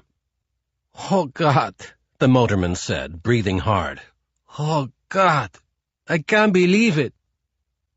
"Try to stay calm, Mr. Perez," the cop said, putting her hand on his arm. "The paramedics are on the way." "Paramedics," he said. "For what? They're both dead." "For you," she said. "They'll be here for you. Try to calm down." "I had green lights all the way from 34th, Perez said. "So we were moving, but legal, 100% legal." Catherine let out a mournful wail. The cop turned sharply and looked at her. "I'm trying to get a statement here. Can somebody please—" "Hey!" Ty snapped at the cop. "Hey, I'm sorry," she said, "but we got a situation here." She turned back to the motorman. "Did they fall? Did they jump? What happened?" "I don't know. They were already there when I saw them. One guy was on the track and couldn't get up. It looked like maybe the other guy was helping him. I hit the brakes as soon as I saw them, but the man on the tracks was too close to the rear of the station. He never had a chance." He closed his eyes and buried his head. "And the second guy?" the cop said. "He started running. The train had slowed down to 4 miles an hour. He could have made it, but he fell. It wasn't my fault." 5 cops came bounding down the stairs. One was a sergeant. "Sarge," the cop said, "we have 2 civilians under the train. The motorman is in shock. I told the conductor to keep the doors closed until I can get someone here for crowd control." "Any witnesses?" the sergeant said. "That woman," she said, pointing at Catherine. By now, a dozen passengers had moved forward to the front car. One started pounding on the window and yelling, "Let us off! Let us off!" The others immediately picked it up. "Keep her on ice," the sergeant said. "Let me deal with the passengers first." "I'll wait with her," Adam said, and put his arm around Catherine. "We have to get you out of here," he said in a whisper. "Now, while the cops are still busy." "I can't," she whimpered. "Matthew's still down there. His body's there." "Catherine, you don't want to see him," Zach said. "He's gone," Adam said. "We can't do anything for the captain. He wanted us to keep you safe. That's what we're going to do." He tried to move Catherine toward the stairs, but she dropped to her knees. "Matthew, I love you so much. I love you," she said, sobbing. "And I forgive you." A faint voice came from under the train. "If you can find someone who can get this train off me, you can tell me in person. I love you too." Chapter 96. I was lying right under the second car, maybe 20 feet from Catherine. I had managed to fall flat into the track bed. 40-odd tons of the 6 train had passed over me before it finally came to a stop. I don't know how long I was unconscious. Between losing blood and whacking my head when I fell, I was out of it for a while, probably. But when I came to and heard Catherine saying she loved me and forgave me, I had another reason to get out of there. Up on the platform, I could hear Catherine crying, and my guys laughing and screaming, and then orders from someone in charge. "Don't move," the voice said. "Don't worry," I responded. "I'm not going anywhere." "Matt!" It was Adam. "You okay?" "No," I said. "You know how disgusting it is on these tracks? I'll probably die from being face down in subway grunge." I heard Ty next. "At least we know his sense of humor is still awful." It took half an hour before the power to the third rail was turned off, so the fire department guys could pull me out. EMT laid me on a stretcher on the platform. I looked up, and the next person I saw was Catherine. "Nice shot with that trash can," I said. She knelt down and pressed against my filthy, foul-smelling, bloody body. She kissed my face a dozen times before the EMT guys pried her off. "Ma'am, we've got to get him to the hospital. You can ride with us." 4 firefighters and 2 EMTs lifted the stretcher, and we headed for the stairs. "Wait, I have to talk to him. That guy there." It was the motorman. He came forward and stood over me. His face was ashen. He was crying. "I'm sorry. I couldn't see you till it was too late. I'm so sorry." I was the one who should have apologized. It was I who had left Chukov gasping for air on the tracks and made this poor man an executioner. "Don't apologize," I said. "That guy on the tracks, he was evil. He tried to kill this beautiful woman, Catherine. He was on the tracks trying to kill me. You saved both of us. Thank you." He nodded, but his expression didn't change, and I knew his life would never be the same. He was a killer now, too. Chapter 97.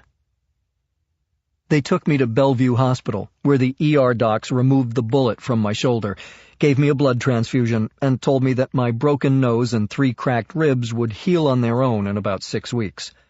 Then they pumped me full of painkillers and let me sleep. Catherine slept in the chair in my room, and my 3 buddies spent the night in the hospital, taking turns standing guard at the door.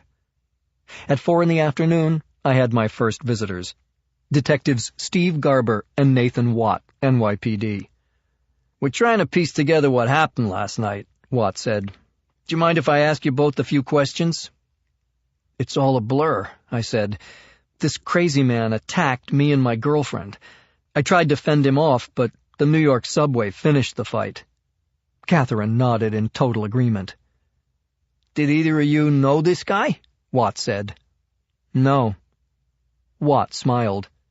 Vadim Chukov. He had a record on 2 continents. Smuggling, arson, robbery, murder, the list goes on. But this is the first time he ever tried to pick a fight with an innocent young couple waiting for the subway. Are you sure you didn't know him? I don't know anyone like that, I said. I'm just a struggling art student. A struggling art student and a war hero Marine who served in Iraq and Afghanistan, Garber said. My Marine days are over, I said. Were you aware that Chukov and 5 of his men launched some kind of terrorist attack in Grand Central Terminal earlier last night? Garber asked. It was in the paper this morning, Catherine said. Was anybody hurt? I asked. Counting Chukov, there are 6 dead, all bad guys. It seems like somebody knew they were coming and cleaned up the mess without any help from the cops. Good Samaritans, I guess, I said. But you weren't there, Watt said. No, I said. It's easy enough to check, Watt said. They have the whole incident on video. Catherine's eyes opened wide, and she squeezed my hand. Oh, crap, I just remembered, Garber said. The terminal is not our jurisdiction. That's MTA, the state cops. Then I guess there's no sense in looking at the tapes, Watt said.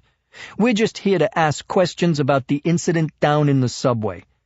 Does either of you have anything else to add? No, sir, I said. Then I think we've got it all, Watt said.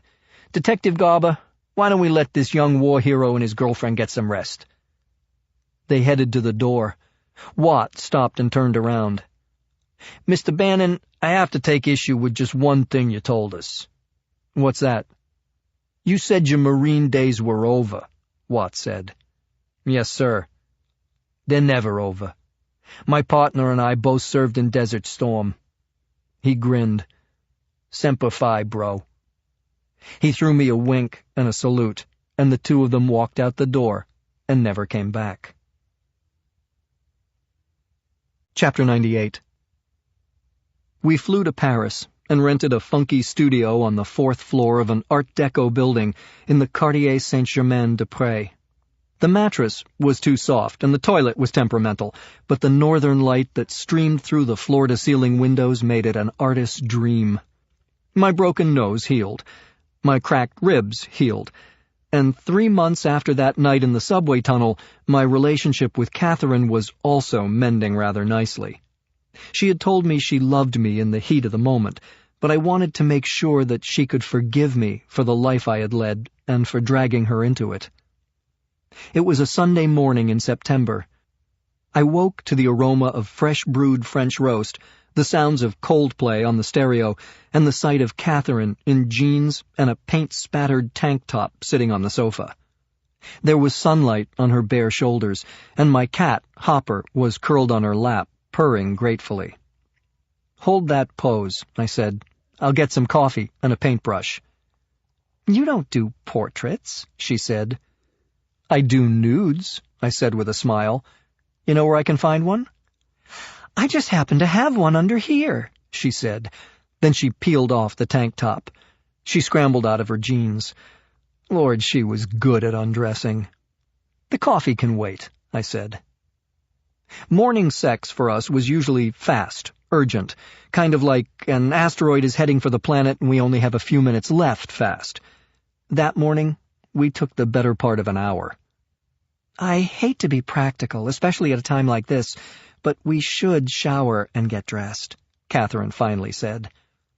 We were lying in a heap of tangled sheets, skin to skin, soaked in sweat. I was still inside her, more or less. She put her lips on mine, kissed me gently, and found my tongue with hers. That's all it took to reboot my libido. We need to go, Matthew, Catherine said. We have to get up. As you may have noticed, I'm pretty much up, I said. Give me 2 good reasons why we should leave this bed. Ever. Your mother and your father, she said. "We're meeting them for brunch at 10 o'clock. "We'll be late," I said. "They'll understand." Chapter 99. An hour later, we were sitting at a sidewalk cafe, eating duck eggs Benedict and buttery petite brioche, while my mother, giddy on half a mimosa, extolled the joys of Paris. She was like a Colorado schoolgirl on her first holiday. Even my father was smiling some. It was our au revoir brunch. My folks had spent a week in Paris, and now they were moving on to Rome, Florence, and Venice. They were capping it all off with a 2-week Mediterranean cruise. It was outrageously expensive, but it only put a small dent in the 7-figure account I'd opened for them at my Dutch bank. We drove them to the airport and went back to the apartment, where I painted for 6 hours straight, breaking only for coffee and a few words of inspiration. At 7, Catherine and I sat on our tiny terrace, sipping a light white burgundy while watching the steel-gray western sky slowly turn spectacular shades of red, orange, and indigo. The doorbell rang. "Poor man," Catherine said. "I hate to put him through this." "It's good for him," I said. We were expecting company, but old habits die hard, so before buzzing our visitor in, I checked the tiny security camera I had installed at the front door. He tromped noisily up the steps, stopping often to catch his breath or complain. "My darlings," Newton gushed as he finally made it to our front door, "you're coming down in the world." "Meaning what?" Catherine said. "The first time we met, Matthew was a starving artist living on the top floor of a 5-story walk-up. Today, you're on the 4th floor. I look forward to the day when you are rich and famous, and I can ride the elevator to your penthouse in the sky." "You're full of shit, Newton," Catherine said. "The day Matthew is rich and famous is the day you'll go off and find another poor struggling artist with no money and lots of stairs to climb." Newton laughed. "She's right. Now, let me see what I came for." He stepped in. "Oh, my," he said as he took in my latest work. "Oh, my. Genius." "Really?" Catherine said. "You think Matthew is a genius?" "Oh, heavens, no. I'm the genius. I said he'd get better, and he has. The lad has discovered color, and hope, and passion." "Keep talking, Newton," Catherine said. "Every word of praise is going to cost you more money." Newton shrugged. It wasn't his money. He picked out 5 paintings. "Someday these will be worth millions," he said. "Until then, I'd peg them at 10 grand apiece." He wrote me a check for $50,000. I couldn't believe it. "There's one catch," he said, waving the check in my face. "You must let me buy you dinner." "Shouldn't I be buying?" I said. "I mean, that check will cover a year's worth of dinners." He laughed. "Not where we'll be dining, my boy. Have you ever heard of La Tour d'Argent?" "I have," Catherine said, gently plucking the check from his hand. "We accept your generous offer." "Excellent. I'll pick you up at 8:45. As soon as Newton left, Catherine started rummaging through her closet. "I have nothing to wear," she said. "Rien, nothing." "You look fabulous in nothing. It's my favorite look for you." "You're not helping," she said. "Hurry up and get dressed." "One question," I said. "Why is he taking us to dinner?" "Because he loves to eat. He has a big fat expense account, and he wants to be seen in public with a handsome artiste américain and his ugly professor who doesn't have a thing to wear. Why else would he take us to dinner?" I didn't know, and that made me nervous. Chapter 100. La Tour d'Argent has been a Paris institution since the 16th century.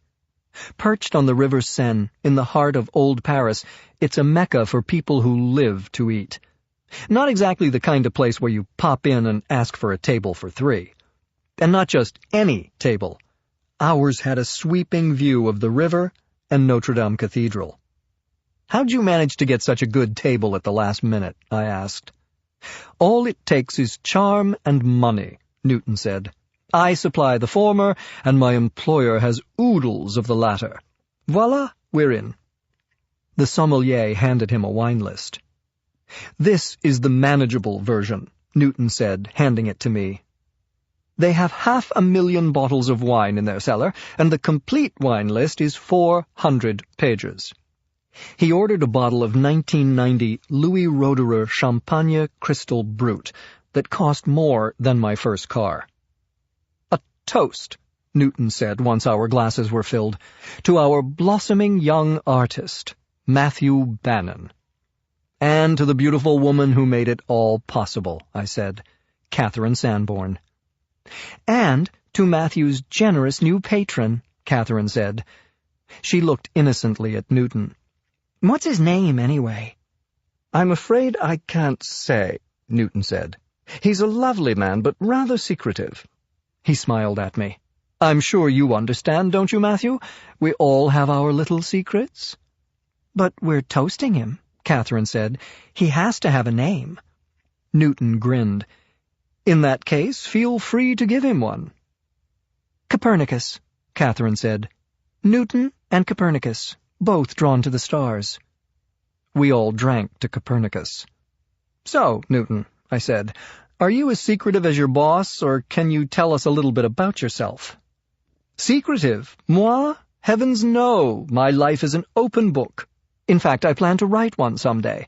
I already have the title, Confessions of an Art Whore. I can't wait for the book, Catherine said. Tell us some of the good parts. Actually, my dear, they were all good parts. When I was 20 years old, I fell in love with Andy Warhol. Some people dismiss him, but he was the bellwether of the art market, Newton said. Notice I said art market. Andy was the rare artist who mastered the delicate balance between art and commerce. Are you familiar with one of his early works, 8 Elvises? It recently sold for $100 million. And you knew him personally? Catherine asked. Intimately, Newton said. Andy introduced me to Timothy Leary, who, of course, introduced me to LSD. You took LSD? Catherine said. Newton shrugged. It was just a phase. But who among us didn't experiment in the 80s? I know what you mean, I said. I was hooked on breast milk back in 1980, but it was just a phase. Newton let out a guffaw, and we spent the next few hours swapping stories of our lives. Mine were carefully edited. His were delightfully entertaining, but I'd be willing to bet they were more bullshit than substance. By 1 o'clock, I felt like I had learned very little about this man whom I knew only by a single name. Hopefully, he knew even less about me. On the ride home, he had the driver open the moonroof. The three of us rode in silence and gazed at the sky. For my part, I know nothing with any certainty, but the sight of the stars makes me dream, Newton said when we arrived at our apartment. That's beautiful, Catherine said. Vincent van Gogh said it first. Off to bed with you now, he said with a wink, which is exactly where we went. That night, we undressed each other slowly, gently touching, exploring, caressing. There were no threatening asteroids hurtling toward us. I knew in my heart there would be lots and lots of bright, beautiful tomorrows. At least, that's what I wanted to believe on that perfect night in Paris. Chapter 101. It was a warm September evening when Nathaniel Prince set out on his 5-mile jog through the streets of Moscow. A half-hour into his run, the fine mist that had been in the air turned into a pelting rain. 2 minutes later, it stopped as suddenly as it started, but Nathaniel was already soaked to the skin. He laughed. He didn't care. Soon he'd be home, and Natalia would draw him a hot bath, and then they would sit down to their traditional Sunday night meal, borscht, golubtsi smothered in sour cream, and his favorite, sweetbrier berry kissel. A jog, a bath, a home-cooked dinner, and then a few hours of mindless Russian television before bed. Life was simpler now. Nathaniel found it impossible to comprehend. But for the first time since he was a boy, he was happy. More than happy. He was at peace. It had come at great expense. His power, his home, and his wealth were all gone. In exchange, he and Natalia had been allowed to live. That night, at the Atlantis Hotel in Nassau, he still held out hope that Chukov would recover the diamonds, and he could humble himself to Arnov and the other members of the syndicate. But within hours of the meeting, Chukov and 5 of his men were dead, and the diamonds were lost forever. Nathaniel sold the house in Park Slope, raped his bank accounts, and with Arnov's guarantee of amnesty without forgiveness, he and Natalia moved back to Moscow. Even after forking over the 10 million, they were far from poor, and Natalia had found a beautiful apartment in a vintage Stalin-era building on the Frunzenskaya embankment. 6 spacious rooms, high ceilings, and a wide terrace with sweeping views of the Moskva River. It was a family neighborhood, and in another 3 months, he and Natalia would be pushing a baby pram through the tree-lined streets, over the pedestrian bridge to Gorky Park, and the Neskuchny Gardens on the opposite riverbank. A father again, at the age of 60. 3 months ago, he thought the syndicate would have him killed. Now he had everything to live for. Who knows, he thought, as he reached the front door of his apartment building. Maybe that bastard Zelvas did us all a favor. He stretched his calves and his hamstrings and took the elevator to the 10th floor. Even before he opened the door, the heady aroma of meat and onions wrapped in cabbage and simmering in a pot of creamy tomato sauce welcomed him home. He entered the apartment and saw the intruders. Instinctively, he reached for his gun, but of course he didn't have one in his wet jogging suit. The men in the apartment had guns, all 4 of them. Natalia was sitting in the middle of the living room, tied to a dining room chair. Her eyes were red and puffy, her mouth taped shut. "How dare you!" Nathaniel screamed. "What is the meaning of this? Do you mushiks know who I am?" He charged forward to untie his daughter. One of the men slammed him in the face with a gun barrel, and Nathaniel reeled backward, spitting blood and teeth. Nathaniel studied his attacker. One side of the man's face was covered with scars and skin grafts. It was a face that was difficult to look at, but Nathaniel knew that if he had ever seen it before, he would surely remember it now. But this man was a stranger. "Sit," the man said. A second dining room chair was pushed under him, and Nathaniel was shoved into it. "Who authorized this? Who sent you?" Nathaniel demanded, as one of the other men tied him to the chair. The man with the scarred face seemed to be in charge. "Nobody sent us," he said, winking at the others. "We heard there was a party tonight, so we came on our own. No invitation." The other 3 laughed. But Prince didn't see the humor. He was incensed. "I gave those syndicate assholes $10 million, and they agreed to let me live in peace as long as I never returned to the United States again," he said. "We had a deal, ironclad, bound by the Vorovskoy Zakon." "I see," the leader said. "A deal. An agreement between the Diamond Syndicate and the illustrious Mr. Nathaniel Prince. Or should I call you Mr. Nikita Primakov?" It had been decades since Nathaniel had heard his real name. "I don't care what you call me. Just untie me and get out. You've made a big mistake. None of the senior members of the syndicate would ever choose to violate the Vorovskoy Zakon." "That may be true," the gunman said, punching Nathaniel in the mouth and shattering more teeth. "But we are not from the Diamond Syndicate." Chapter 102. As soon as Natalia's father took the blow, muffled screams erupted from under the duct tape that covered her mouth. One of the men slapped her face. "Shut up, bitch!" Prince strained against the ropes the men had tied around him. "I'll kill you!" he screamed. "Your killing days are over," the leader said, driving a fist into Prince's left ear.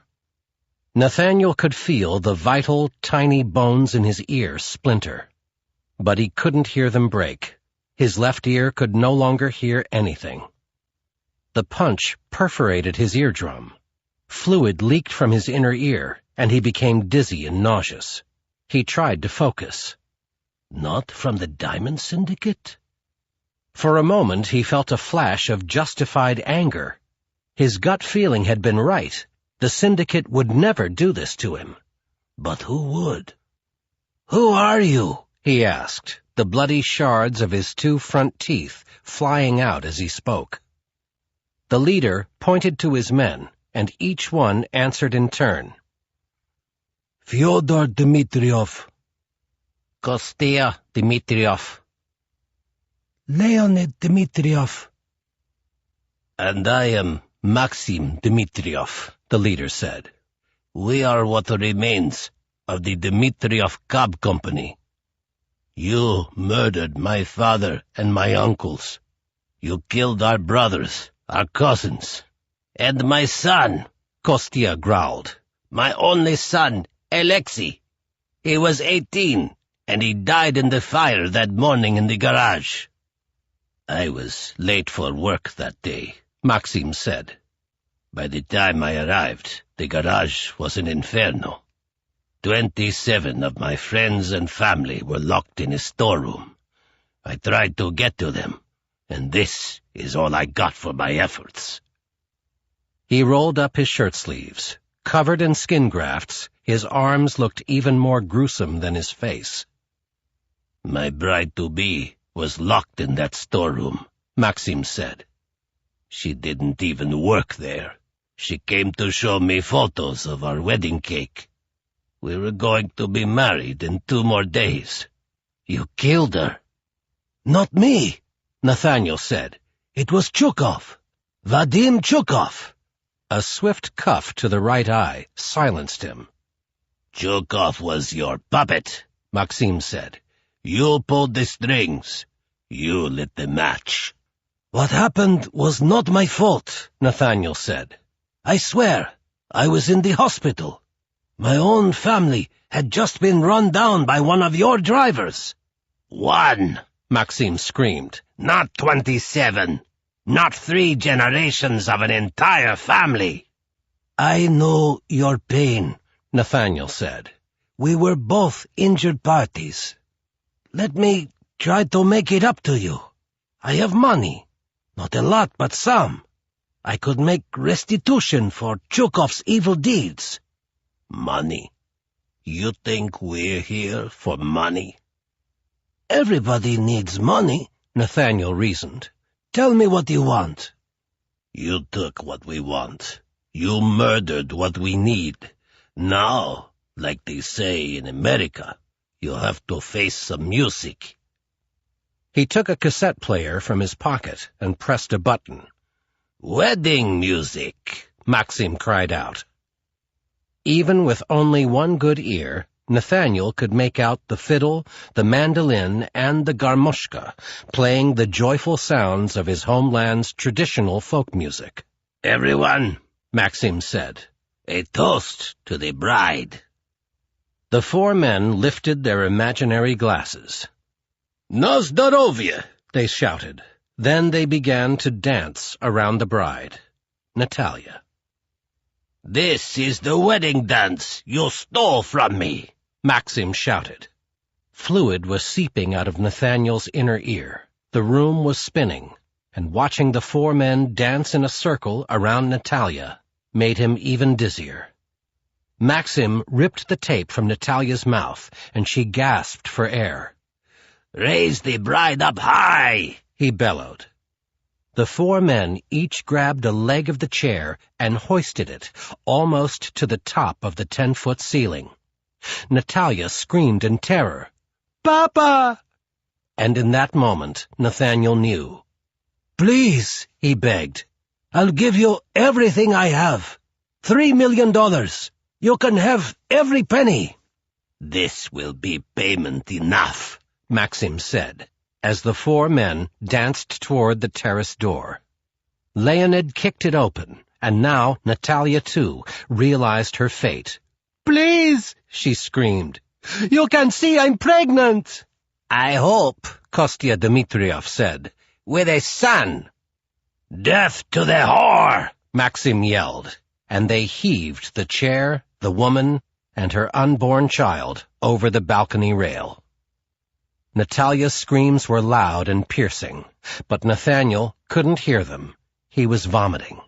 He was still gagging on his own puke when he realized the chair underneath him was being lifted up. He closed his eyes and felt the cool September air as it penetrated his wet jogging suit. The last thing he heard was the voice of the scar-faced man. "Feed this incestuous pig to the pigeons." Epilogue. Payback. Chapter 103. A few weeks after our dinner with Newton, Catherine flew back to New York to attend the annual College Art Association conference. I went with her. I had some unfinished business that I couldn't do by fax, phone, or email. I met Ty, Zach, and Adam at one of our favorite hangouts, the White Horse Tavern. It's on Hudson Street at 11th Street, a few blocks from the Fortress, but its reputation has spread across continents. Urban lore has it that the White Horse is where Dylan Thomas drank himself to death. He pounded down 18 whiskeys, went home to his room at the Chelsea Hotel, and croaked. The restaurant has perpetrated the legend by turning one of their rooms into a shrine for the Welsh writer. The uppies and tourists go there to soak up history, and possibly even plop their asses on the very same bar stools that Thomas and other artsy boozers fell off. The guys and I go there because they have excellent burgers at reasonable prices and 7 different kinds of beer on tap.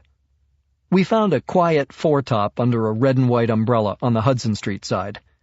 Guys, especially Marines, don't get all gushy about reunions, but after 10 minutes and 1 beer, we were into that "bro, it's so good to see you" shit you see in lame beer commercials. But damn, it was so good to see them. The burgers came, and after a few more minutes of "How's Paris" and "What's up with you," Adam got down to the nitty-gritty. "What's next?" he said. "Yeah," Zach said, "we're just sitting around getting old and fat. We're itching for a job."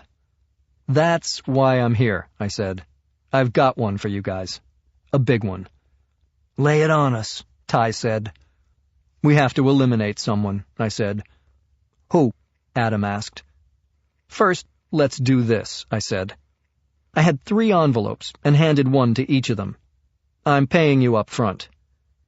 They each took an envelope and started to stuff it into a pocket. "No, you gotta open it," I said. "Hey, Matt," Zach said, "whatever it is, we're in." "Open it." I got a couple of eye rolls. Then, one by one, they opened the envelopes, and one by one, they reacted. Ty just sat there with his mouth open. Zach responded with, "Holy shit!" Adam looked at me dumbfounded and finally said, "Who do we have to kill? The president?" "No," I said. "The ghost." "Matt, you're not making any sense," Adam said. "I think somebody slipped something funny in your souffle while you were in France." He passed his check over to Ty and Zach. "Is this what you guys got?" They nodded. $1 million apiece? For what?" he said. "To kill the ghost?" "Since I'm the ghost, I don't want you to actually kill him. But I've decided to eliminate him," I said. "It's over, guys. This is the ghost retirement party, and all my loyal employees are getting bonus checks." "Matt, this is $1 million, Ty said. "This is like Wall Street money." "Hey, I made a killing in the diamond market. I believe in sharing the wealth." Why? Zach said. Why quit? Because I'm happy with the life I'm living now, and I don't miss the life I had. You're gonna miss us, Zach said. You're not going anywhere. You're my buds. We can fish, we can hunt, we can play poker. Shit, now that you got money, I'm gonna take you for every dime. Matt, I understand you want to give up the life, but 100%? Why not just do a few jobs a year? You know me, Zach. Everything I do is whole hog. From now on, my 100% is going toward building a life with Catherine. A busboy came over and cleared our dishes. The four of us just sat there in stony silence. Finally, we were alone again. Adam raised his beer. To Matthew and Catherine, a long, happy, and healthy life. And to the ghost, I said, may he rest in peace. Chapter 104. After lunch, I walked to 6th Avenue, caught the uptown F train toward Jamaica, and settled in for the 45-minute ride to the Union Turnpike station. I emerged on Queens Boulevard, one of the busiest roads in the borough, and with 12 lanes of bus, car, and truck traffic, one of the deadliest. I weaved my way through streets I'd never seen before, but I'd mapped them out and committed them to memory that morning. I love my fortress in Lower Manhattan, but it was nice to walk the streets of New York and not be surrounded by Soho chic models, aging hippies, or Trump wannabes.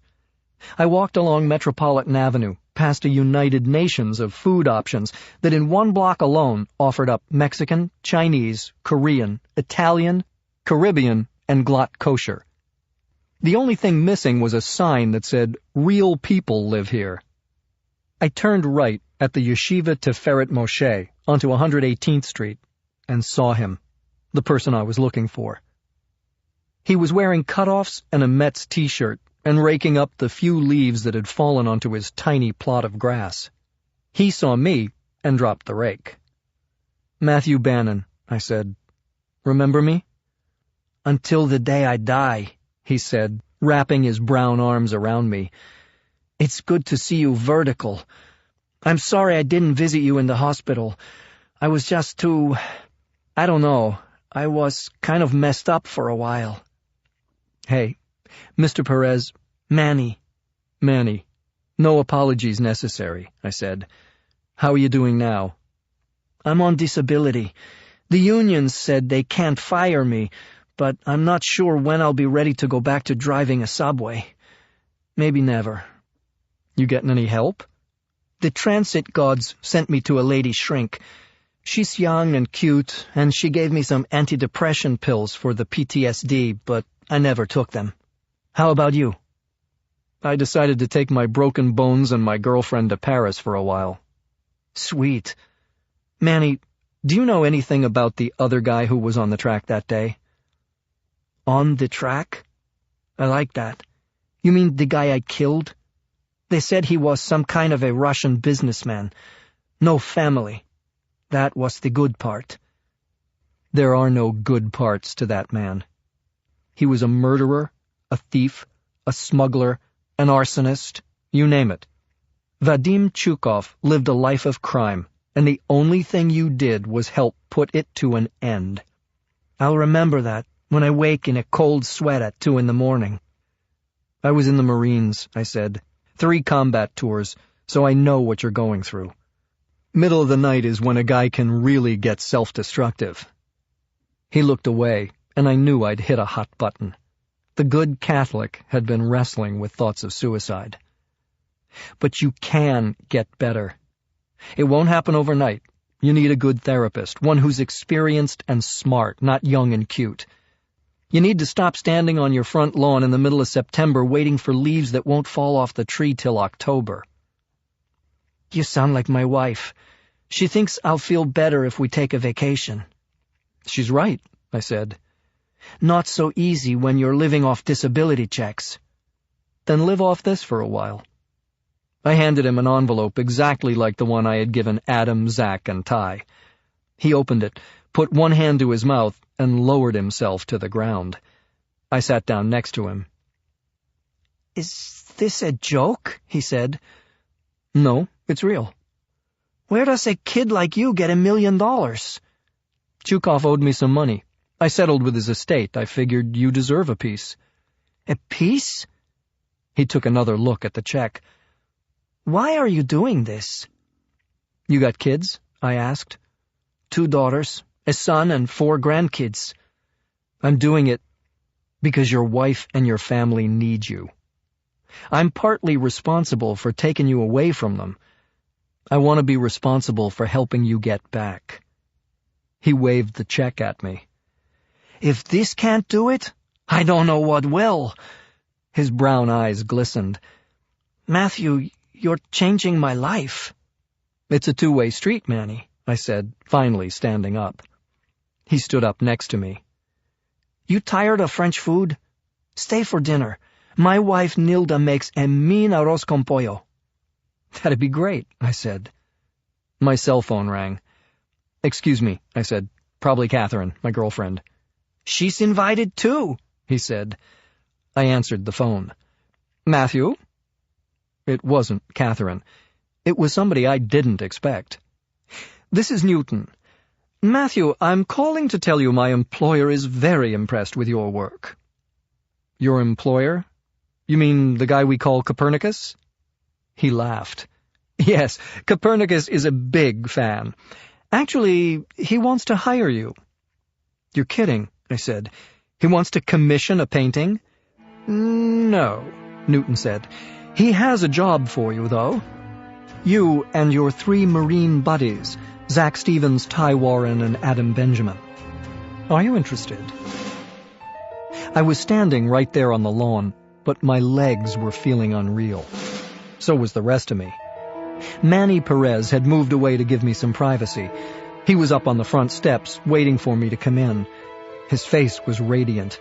I knew he couldn't wait to go inside and tell his wife the unbelievable news. Newton repeated the question. "Are you interested? At least, just to talk about it?"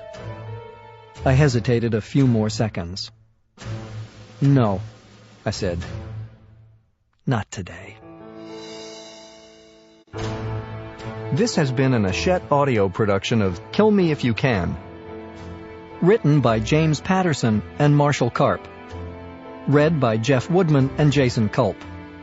Executive producer Michelle McGonigal. Produced and directed by Cheryl Smith. Original music by Cheryl Smith.